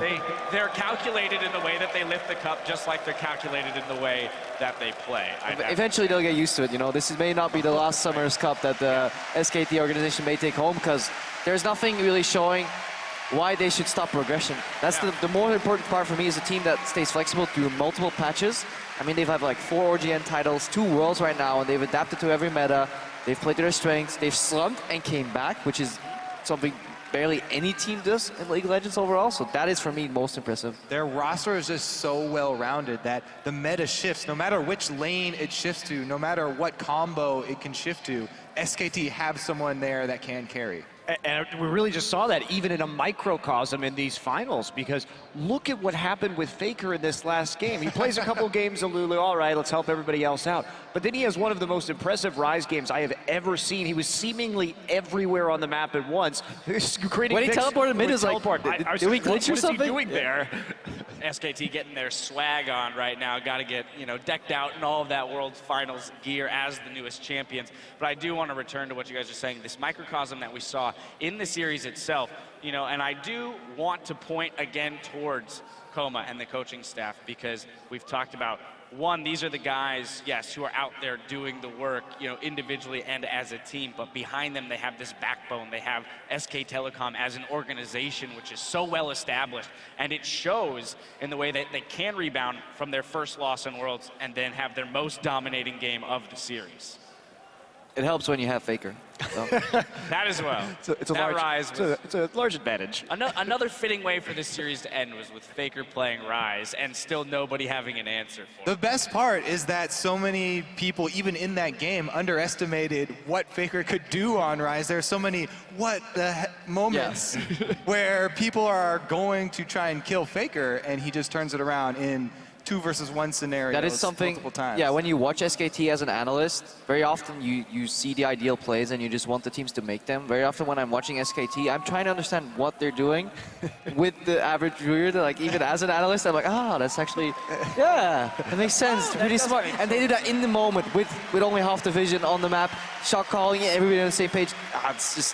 It shouldn't be possible. It's not allowed. You shouldn't be that good at League. And Monty, you must find solace in the fact that no team was able to find an answer for Rise. So as I asked you that question, what is the counter? It is still unanswered. Yes. Of course.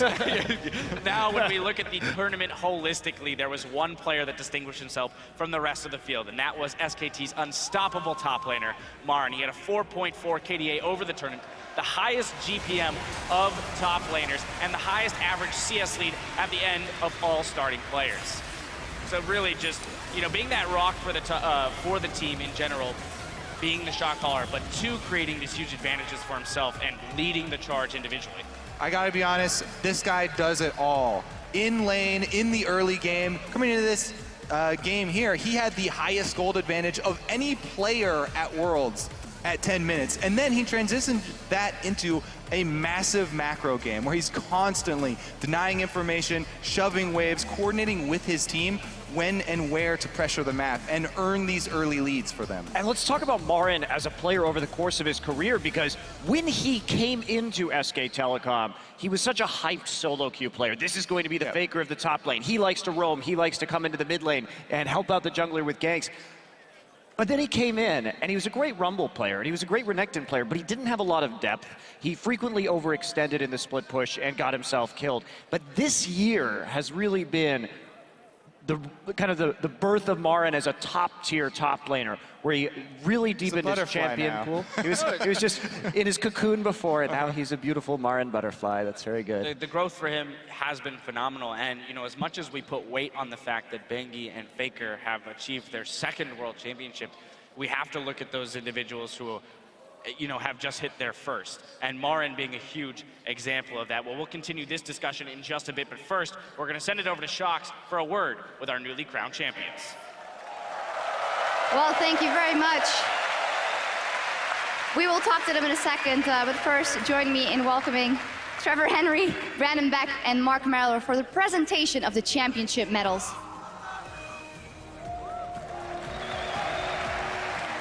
Of course, our champions will get their medals, starting off with Faker himself. Fantastic performance all tournament long. Followed up by Bengi, his second world championship, ruling the jungle. And then Marin, what a tournament he's had. Most valuable player. Exceptional tournament. The AD carry bag, a 16 KDA. That's the highest out of all the starting players here.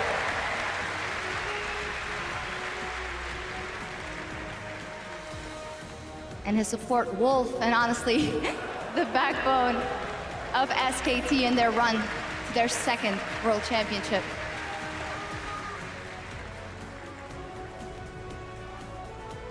Not to forget, Easyhoon stepping up to the plate, a star in his own right, and getting the applause he deserves. Koma, the coach, leading SKT to their second World Championship.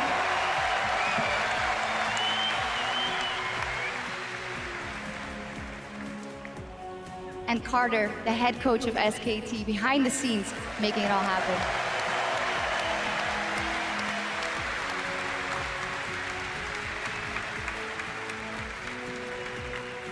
Well, we can talk to our champions now. Starting off with Faker. We'll just hand over the mic. Faker, I mean, congratulations.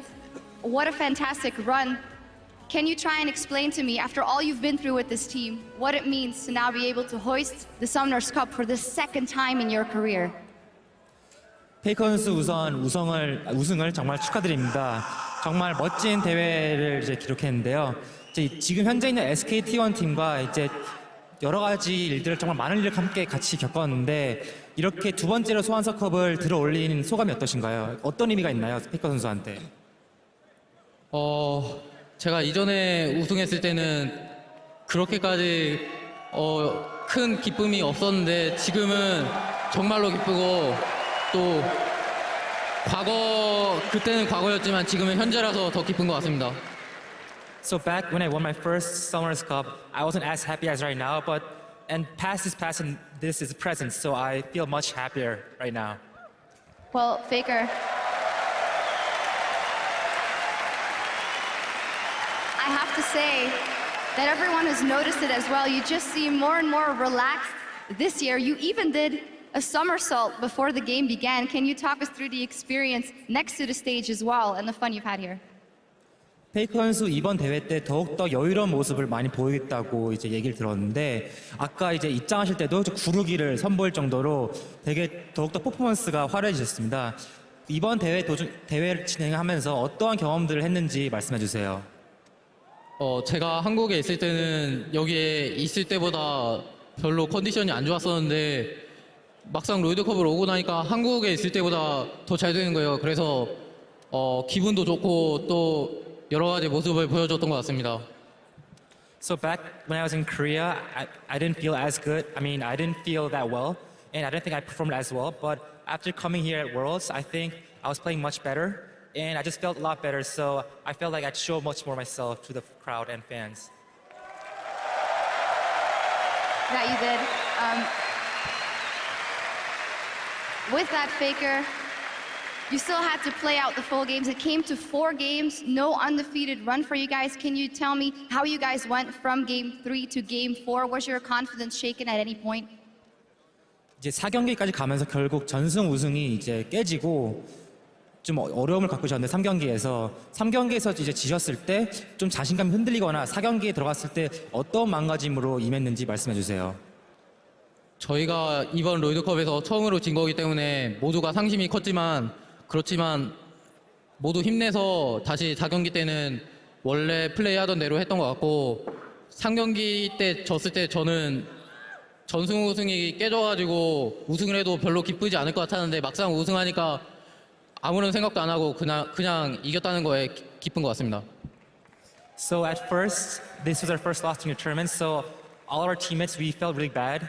But we said, let's cheer up once more, and we went back to our original play style. And at first, personally, when I lost the third game, I thought I wouldn't be as happy because our perfect record was broken. But after we won, I just didn't remember any of that third game, and it just felt really good. And you guys closed it out. Finally, for Faker, before we talk to Bengi as well, is there anything you want to say to all the fans watching back in Korea and around the world and here who have supported you for the last couple of weeks? 이제 마지막으로 여기 현장에 와주신 팬들이나 전 세계에서 페이커 선수와 SKT1 팀을 응원해준 팬들한테 한마디 말씀 부탁드립니다. Hi guys.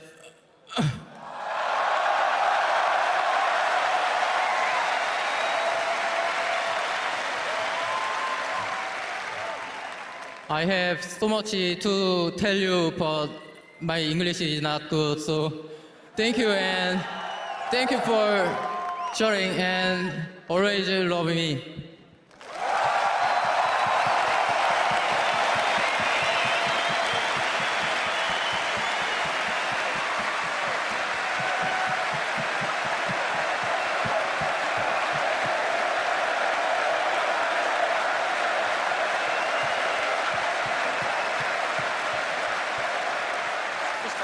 Obviously, they love you here as well, Faker. Thank you very much. But we also need to talk to Bengi. Congratulations. I mean, what a fantastic tournament. Also, your second World Championship. Has it sunken in yet that you've been able to do this 2 times in the last couple of years?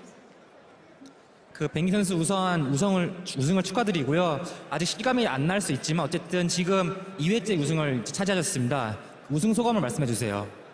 일단 2회째 우승이라는 게 너무 고맙고 좀 팀원들에게 좀 감사해요. 제가 아무래도 결승전 때 좀 안 좋은 모습을 보였다고 생각하기 때문에 아무래도 이 경기도 제가 실수한 것 때문에 힘들었고 3경기 때도 저로 인해 좀 힘들었고 그래서 팀원에게 너무 미안하다는 생각이 좀 많네요. First, I want to say thanks to my teammates. Personally, I think I haven't performed that well during this final series. I think our team struggled during the second and third game because of me. So I'm really sorry for my teammates and also thankful at the same time. Well, Bengi, even with that very self-critical but a fantastic tournament for you and your team after all, how have you lived kind of the last couple of years? Because we know that you haven't had the easiest time last year around. It still must mean a lot, even if you're doubting yourself at this moment. 지금 정말 최고의 순간이지만 이제 작년에는 조금 팀 전체적으로 힘든 순간도 있었고 이제 지난 여기까지 우승하기까지 지난 시간의 여정을 좀 말씀해 주세요. 일단 처음에는 지는 게 어렵다고 생각할 정도로 첫 시즌은 잘 보냈어요. 롤드컵 우승도 하고 그 해를 완벽하게 보냈으니까. 근데 그 다음 해를 보냈을 때는 정말 절망적일 정도로 바닥을 쳤고 그 다음에 자신감도 없는 상태에서 솔직히 은퇴할까도 생각했는데 아무래도 코치님이 한 시즌만 더 해보자 계속 설득해 주셔서 한 시즌을 더 보냈는데 그런 저를 설득해 준 코치님한테 감사하게 여기고 싶어요.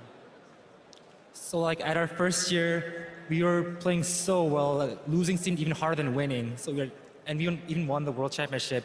But last year we had a very abysmal year. Like we had a very hard time. I even thought of retiring, but my coach talked me into it. And he told me to let's play one more season. Let's play together one more time. And I just want to say thanks to Koma, my coach, for grabbing me once more and helping me come back to my own pace.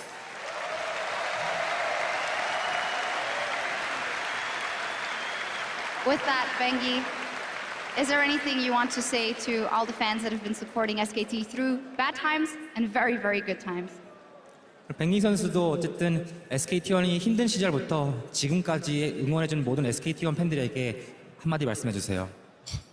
일단 저는 영어가 짧아서 영어로는 말 못할 것 같고 저희가 잘할 때나 못할 때나 항상 응원해준 팬분들에게 감사하게 여기고 싶고 또 유럽에서 응원해준 팬분들에게 감사하게 여기고 싶습니다. I wish I could speak in English, but my English is not too good. I want to say thanks to all our fans who supported us during our bad times and good times. And I also want to say thanks to all the European fans who cheered us throughout the whole month. Thank you.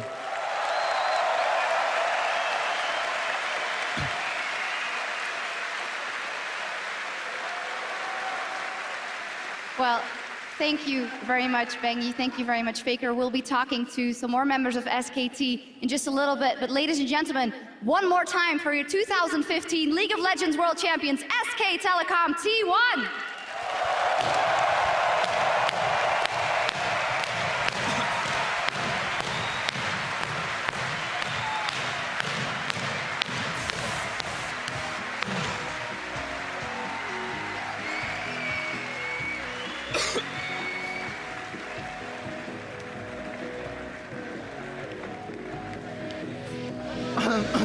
감사합니다.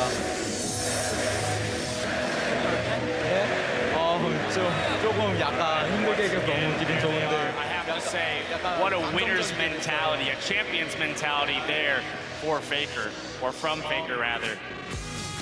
You know, for him to say that the last one didn't mean as much as this one. The past is the past, the present is the present, right? That is a champion's mentality, looking forward to this series and putting as much weight on it. So many people would be willing to say, well, I've won one before. I can rest on my laurels there. And he doesn't do that. He comes back in and wins it in spectacular fashion. Yeah, just being able to get the first person ever to combine with Bengi there just to get 2 cups. You know, nobody. Coma. If we're talking about yeah. repeats, let's give credit. If we're gonna go into semantics here, yeah. Well, and then on Bengi's side, the modesty that comes from him in victory there, saying that he didn't feel he played his best game, you know, but it really was a team effort. And then too, to stretch Tacoma and say that I was looking at retiring, but again, this points to the organization, the strength of them as a team staying together. Yeah, and SKT just as a lineup are very modest. You know, when they have winning matchups, they don't really go to style on their opponents. They just play clean League of Legends with the necessary amount of respect, and then they just end the game. Sometimes it's not as exciting because they could go for all these weird picks and still win the game because they're so good at the game. But and now, of course, it's time for a celebration. Swag time! Swag time! As the players of SK Telecom get to finally celebrate with the rest of the people here in the arena. I'm sure things are about to get wild and crazy. Can I go down there? I need one of those shirts. You want to just swing around the desk real quick, and I'll just, peace Yeah, out? you know what? I'll hold down the desk rep while you go join them down there for the party. Seriously, I gotta get my hands on one of those shirts. What's going on? Easy Hoon and Wolf getting in on it as well. Easy Hoon, great performance from him as well. Some people might think it's hard to be on a team where the person with your spot on the starting lineup is Faker. Well, that was a great interaction He there. pulls it off so well. Well, Easyhoon, too, we talk about the last finals that SKT played against the Koo Tigers, and he was the man in charge. Faker sat on the bench for the entire finals during that 3-0 performance, and he's been absolutely crucial to this team because it allows them, it makes it so hard to prepare against them. They can play Easyhoon, and he's so good at these control mages that it really changes up your pick ban strategy. And they're spearheading the trend where teams are starting to get really inclusive with their substitutions. At the start of League of Legends teams, subs were only people you put on the piece of paper just to have in emergencies. You know, sometimes they were Diamond 3, but SKT, they take that a step further, you know, have their subs ready to fill in. You know, they have players like Easyhoon who could easily be rated as top 5 mid laners in the world on their bench, you know. So unluckily for him, he has Faker to go up against there. So that's really cool that they're so inclusive of him, even in the post-game celebration, for example. They're a team. It's another thing that puts SKT even further ahead of the competition, that they're already fielding a 6-man roster with rotating that roster and actually getting a lot of value out of Easyhoon. Yeah, and I think that's where you end up looking to other teams now and what they end up taking away from this experience at Worlds, from both their own experiences, but as well as from witnessing the achievements of SKT. Clearly, this organization is doing something right to have won 2 in the last 3. All right, well, now we're going to send it over to the stage where Shox is joined once again by SKT's coach and our 2015 Worlds MVP. Well, thank you very much indeed. Joined here by Koma, the coach for SKT. You can keep the hat on if you want. Well, Koma, I want to start by congratulating you, 2-time world champion with SKT, and I want to start by talking about something Bengi said, how you were so instrumental in helping him get back up there together with the rest of the team. Can you tell me about your experience about these guys who were quite down last year, bringing them all the way back up and winning the Summoners Cup? 그 코치님 우선 SKT 팀과 2회 우승을 거두신 걸 축하드리고요. 방금 인터뷰에서 뱅기 선수가 본인이 힘들어할 때 코치님이 도움을 다시 한번 팀과 다시 힘을 내서 경기를 할 수 있다고 얘기를 했었는데 코치님이 어째 이런 팀을 SKT1 팀을 힘들 때를 겪어서 다시 정상까지 올리기까지 어땠었는지 말씀해 주세요. 일단 과정 같은 경우 처음부터 이야기하면 너무 길어서 힘들 것 같고요. 일단 뭐 이런 결과 나오기까지는 정말 많은 노력과 정말 많은 노력, 눈으로 보지 않고서는 정말 몰라요. 뭐 피드백 할 때나 뭐 이런 아무튼 정말 힘든 과정이 있었습니다. 이런 우승은 그냥 운으로 온 게 아니고요. 정말 선수들이 노력한 만큼 나았었던 것 같습니다. 선수들이 정말 굉장히 노력했습니다. I wish I could tell the full story, but it's too long, so I'm gonna skip that. And like coming up to this point, it's just, I don't know, it's really hard to explain in a couple of words. We put in so much effort, we had endless feedback sessions, and players practiced so hard.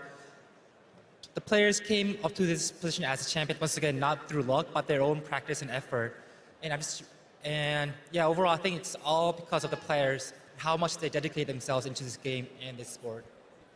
Well, dedicate themselves, they did, and Homa, it begs the question, 2 world championships in the very young history of League of Legends, 5 years, you naming those players how strong they are, we know what you can do with them. What does that make you think in terms of the possible world championships that SKT could take in the future? 그 이제 이 5회밖에 진행 안 된 이 짧은 월드 챔피언십 기간 동안에 SKT는 무려 2회나 우승을 거뒀습니다. 근데 이제 코치님 말씀하신 것처럼 이렇게 연습 열심히 하고 정말 강한 선수들이 팀에 있는데 이제 앞으로 미래에 SKT형이 다시 한번 월드 챔피언십에 결승 우승하기까지 어떤 가능성 또 어떻게 될 것 같은지 말씀해 주세요. 예, 재작년에 뭐 윈터 전승 우승하고 또 했었던 말인데 물론 내년에 뭐 떨어질 수도 있긴 하지만 팬분들이 응원을 해 주신다면 이 무대에 언제든지 올라오겠습니다. 팬분들 항상 아낌없는 격려와 응원 부탁드리겠습니다. 팬분들이 계신다면 이 자리에 꼭 다시 올라오겠습니다. So after we won Winter 2014 LCK, the perfect record, during the winner interview, I said that even though we're at this top of the mountain, we might fall and we might have some hard times. But if we have the fans there to cheer for us during our bad time, and if keep on rooting for us, we can climb back up. I want to say that again. So we're at the top of the mountain right now, but I just want to say that, ask for our fans to keep on cheering for us and keep on rooting for us, so we can, even though you might have some hard times in the future, with those fans, we can also once again bounce back up.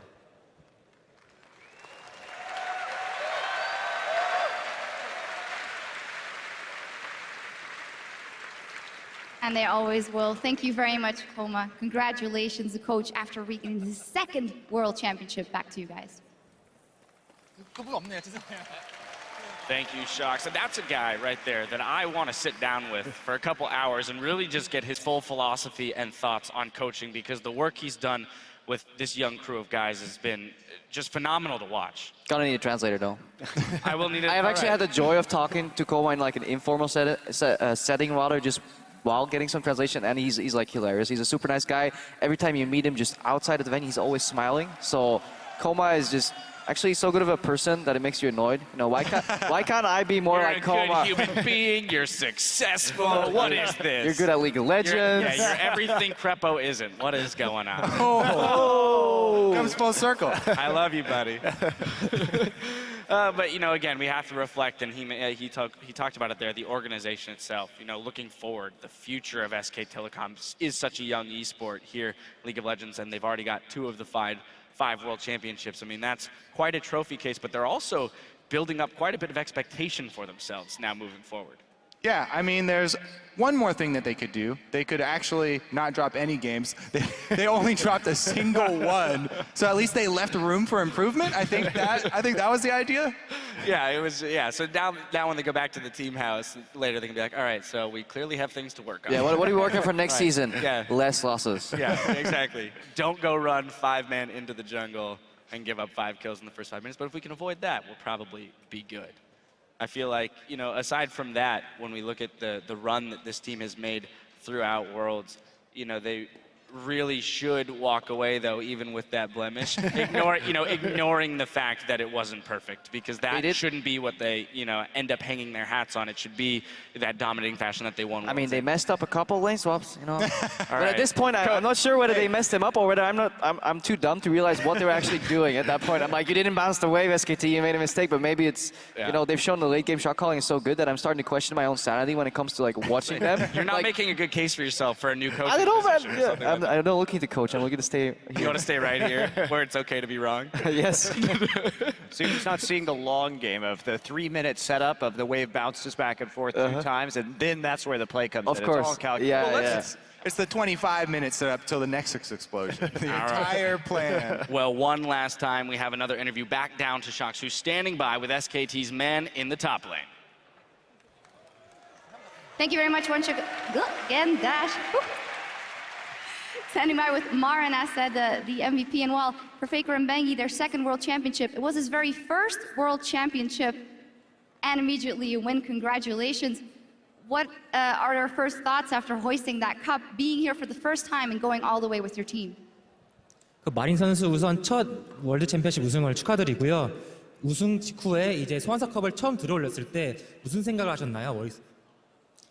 네, 일단 저희가 페이커 선수랑 뱅기 선수들은 이제 2회째 우승이긴 한데 나머지 선수들은 이제 첫 우승이라 정말 더 기뻤고, 그래서 소환사컵을 들었을 때 이제 우승했다고 실감이 들었어요.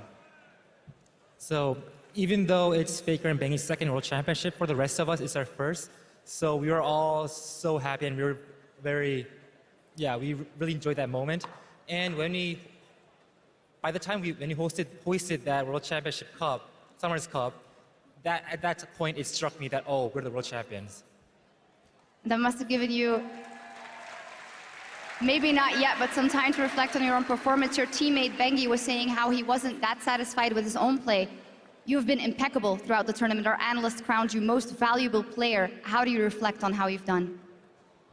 그 뱅기 선수는 이전 인터뷰에서 이번 결승전 때 그리고 이번 대회 동안 본인의 활약에 대해서 좀 만족하지 못한다고 얘기를 했었는데, 마린 선수는 이번 대회 정말 엄청난 활약을 계속 보여줬었고, 이번 대회 끝나고 이제 분석가 데스크에서 이번 대회 MVP로 꼽혔습니다. 본인의 활약을 이번 대회 동안에 어떻게 평가하시나요? 네, 일단 제가 이번 시즌 롤드컵에서 잘한 부분도 있고 못한 부분도 있는데 못한 부분이 좀 있음에도 이번 시즌에 MVP로 뽑아주셔서 정말 감사하고요. 내년에도 롤드컵에 나와서 이번 시즌에 아쉬운 점들을 더 보완해서 내년에는 좀 퍼펙트한 마린으로 돌아올 수 있었으면 좋을 것 같아요. So even though I had some good plays and bad plays throughout this tournament, I want to thank everybody for naming me the MVP, the most valuable player of this tournament. And hopefully I want to come back next year once more. And I want to fix my flaws and come back as a more perfect version of Marin. Well, that will be very scary. We'll be waiting for you, Marin. Is there anything you want to say to all the fans here and all the SKT fans around the world? 마지막으로 여기 있는 SKT1 팬들과 전 세계에서 응원한 SKT1 팬들에게 한마디 말씀 부탁드립니다. Thank you, everybody. I love you. 영어는 짧아서 이 정도만 하고요. 일단 SKT1이 세계적으로 제일 유명한 팀이 될 수 있었던 거는 그래도 팬분들의 응원이 정말 커서인 것 같고 그래서 정말 감사하다고 전하고 싶어요. 전 세계 팬분들에게. Except for the English part. Yeah. I think without all of our fan support, SKT wouldn't have become like the world top esports pro team. So I want to say thanks to all of our fans.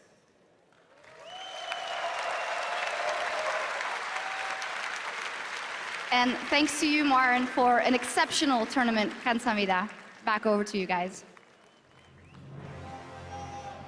One last time, thank you, Shocks. And congratulations to Marin again on achieving that Most Valuable Player award for this tournament in his first year. He really did lead this team, you know, and I think a lot of credit needs to be extended to him for doing it on a team of star players. Well deserved. I mean, he stepped up in a meta that required it for his position, and absolutely he was the top performing top laner. I mean, if you're going to share some shot calling burden, all right, now you gotta tell. I have to give some context here. Faker's holding a stock of broccoli, and that's because a fan extended the offer to him and said, "Your hair looks like broccoli." So Faker said, "All right, well, if I win, I will eat some broccoli." He did promise to eat broccoli. So there it is, ladies and gentlemen. Stay healthy. The victory broccoli. That's better than the Summoner's Cup right there. That's got iron in it. The true secret. I love how they're explaining his story to you. He's like miming. He's like, "This is my hair broccoli. I will now eat my He's hair." like, that's some serious iron there. That's raw. He's gonna do it. That's the kind of minerals you need there, sir. That's what champions eat, is your broccoli. That's the difference between a good, and an exceptional rice player is the amount of broccoli you eat raw. Yeah, it's not a Popeye thing. It's not spinach. It's broccoli, ladies and gentlemen. Pure vegetables, kids. Look at us, distributing solid health messages around the world. All right, well, there they are. Again, it can only be reiterated so many times that these guys so much well-deserved for their journey through the year, the season, and the World Championships here. Now, it's been a long road for all of our teams, and we've gotten to witness a lot of epic moments on the road to the Summoner's Cup.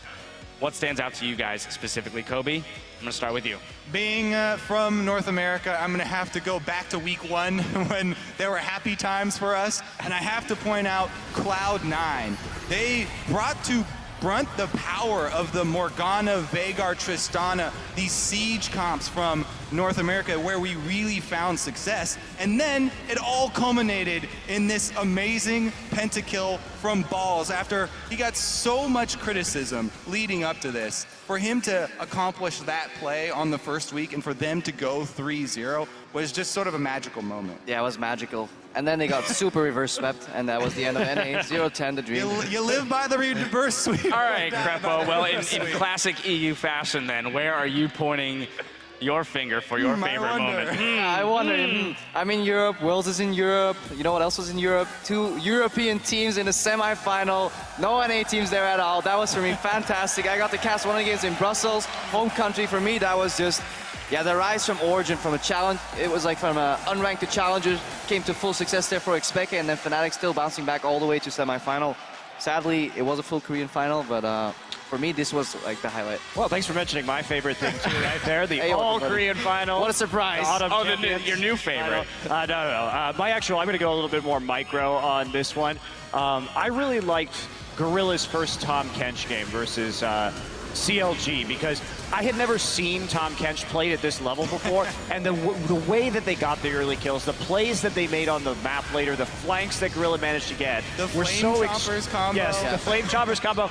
I was just so psyched. It's always a pleasure to see new champions come out, and then it takes some time for the pro players to figure them out. But when you start seeing them used at this level, it is such a pleasure for an analyst.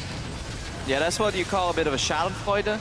I don't know about this play right No, this was saved by the beautiful Hey, Azir Maul. they won that team fight. Yeah, because of the Azir. Well, you know, this wasn't necessarily planned, but after hearing your guys' favorite moments, I'd like to hear what some of your favorite moments are at home. So go ahead and tweet into @lol esports with the hash one last time with #Worlds and let us know what your favorite moments are. You know, again, to reflect on your favorite moments. Of course, I'm with you, Kobe. Being from NA, I've gotta extend my hat to happy Cloud9 times in week one. for at least being the pride of NA in week 1. To your point, Crepo, I think absolutely a phenomenal showing from EU. When you look at the takeaways from this tournament, Korea and EU being the two regions that really stepped up, and I would look to those two teams improving. It's always a fantastic Worlds when 2 European teams can make it to the semifinals, in my opinion. I really have to congratulate all of the teams on the diverse strategies that they brought to this tournament because there was such a big patch change. There were so many things that they could have gone with. You know, just try and copy SKT, try and copy the best team. Everybody just funnel on one strategy, but that did not happen. Everybody was trying new champions. Everybody was trying new strategies, and we eventually filtered out, you know, what was the best. Well, it didn't happen, but it makes you wish the people had just picked up Rise. For the love of God. Well, that will be one of the biggest mysteries of the exactly. Copy one thing from SKT, please. Well, while the Summoners Cup has been claimed for another year, there's still more professional League of Legends to play out in 2015. Mark your calendars because from December 10th through the 13th, top players from around the world will converge on Los Angeles, California for the 2015 All-Star event. You'll be able to vote for your region's dream team in the coming weeks, so keep an eye out on lolesports.com. Now, it's been quite the journey, but now it's time to turn out the lights on the 2015 season as we look towards All-Stars and 2016. Congratulations to our champions, SK Telecom, and on behalf of all of us here working to bring the excitement of this year's World Championship to you, thank you for joining us over the last 5 weeks, and until next time, we'll see you on the Rift.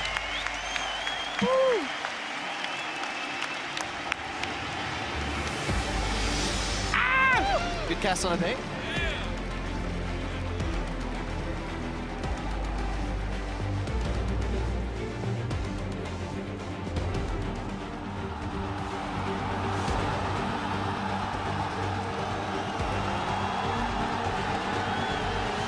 I never thought we would be able to compete at Worlds. Quadra kill! It gets the beautiful shockwave. The trend continues. These guys are looking great. These guys are legit, man. If the defending world champion could start his first week 0-3, LGD have so little time left now. 일단 저는 EDG랑 가장 만나고 싶었었기 때문에 이번에 조 편성이 굉장히 잘 됐다고 생각하고 In a battle that many people thought was a preview of the finals, SK Telecom T1 make it look easy. Coming from a small country where, you know, nobody knew me to be here right now, it's really amazing. Com certeza, o dia de hoje eu acho que é um dos dias mais importantes da minha vida. Um dia que a gente pode fazer história representando o Brasil. Best showing of an international wildcard team ever at the World Championship. Flash Wolves might just be Coup here. Coup Tigers too far behind, can't do anything. What is up with the upsets? Cloud9 versus Fnatic is a long-standing rivalry here. Double kill for Balls, a triple kill for Balls. Holy cow! The kill for Balls. Week 2, Fnatic came to play. It has been an absolute massacre of Cloud9 in this game. Alistar's camping on the lantern. Oh, ball! Peekaboo! My story ends here, but even with me gone, I still want everyone to support TSM and all of my teammates. It's gonna be enough! There are no respawns! And Fnatic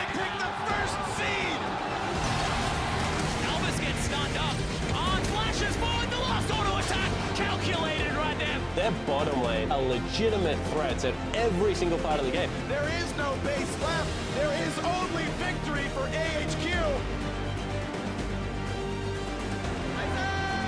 Coup Tigers have punched their ticket to the quarterfinals in London.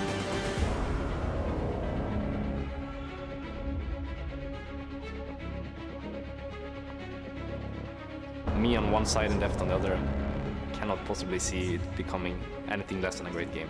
너무 빨리 만나게 된 것 같아서 좀 그랬어요. It's a double for Reckless. He wants to run down more. Deft, his brother in arms, will be his dead man in arms. That's a triple. Fnatic will advance to the semi-finals. The only team to do that 3 times. 抽到 SKT 也是，如果你要打冠军，总会要遇到的。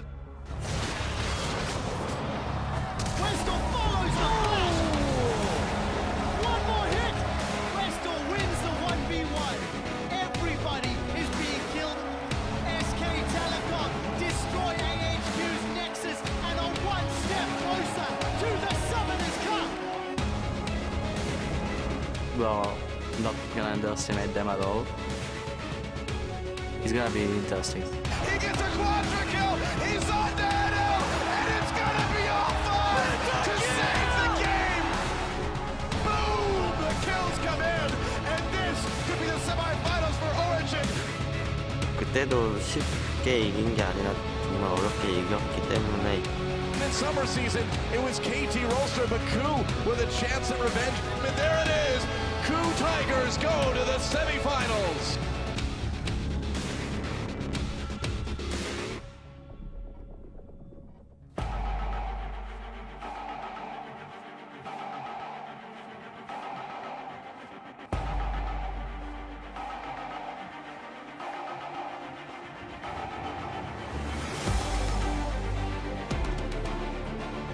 SKT definitely looks like the best team right now.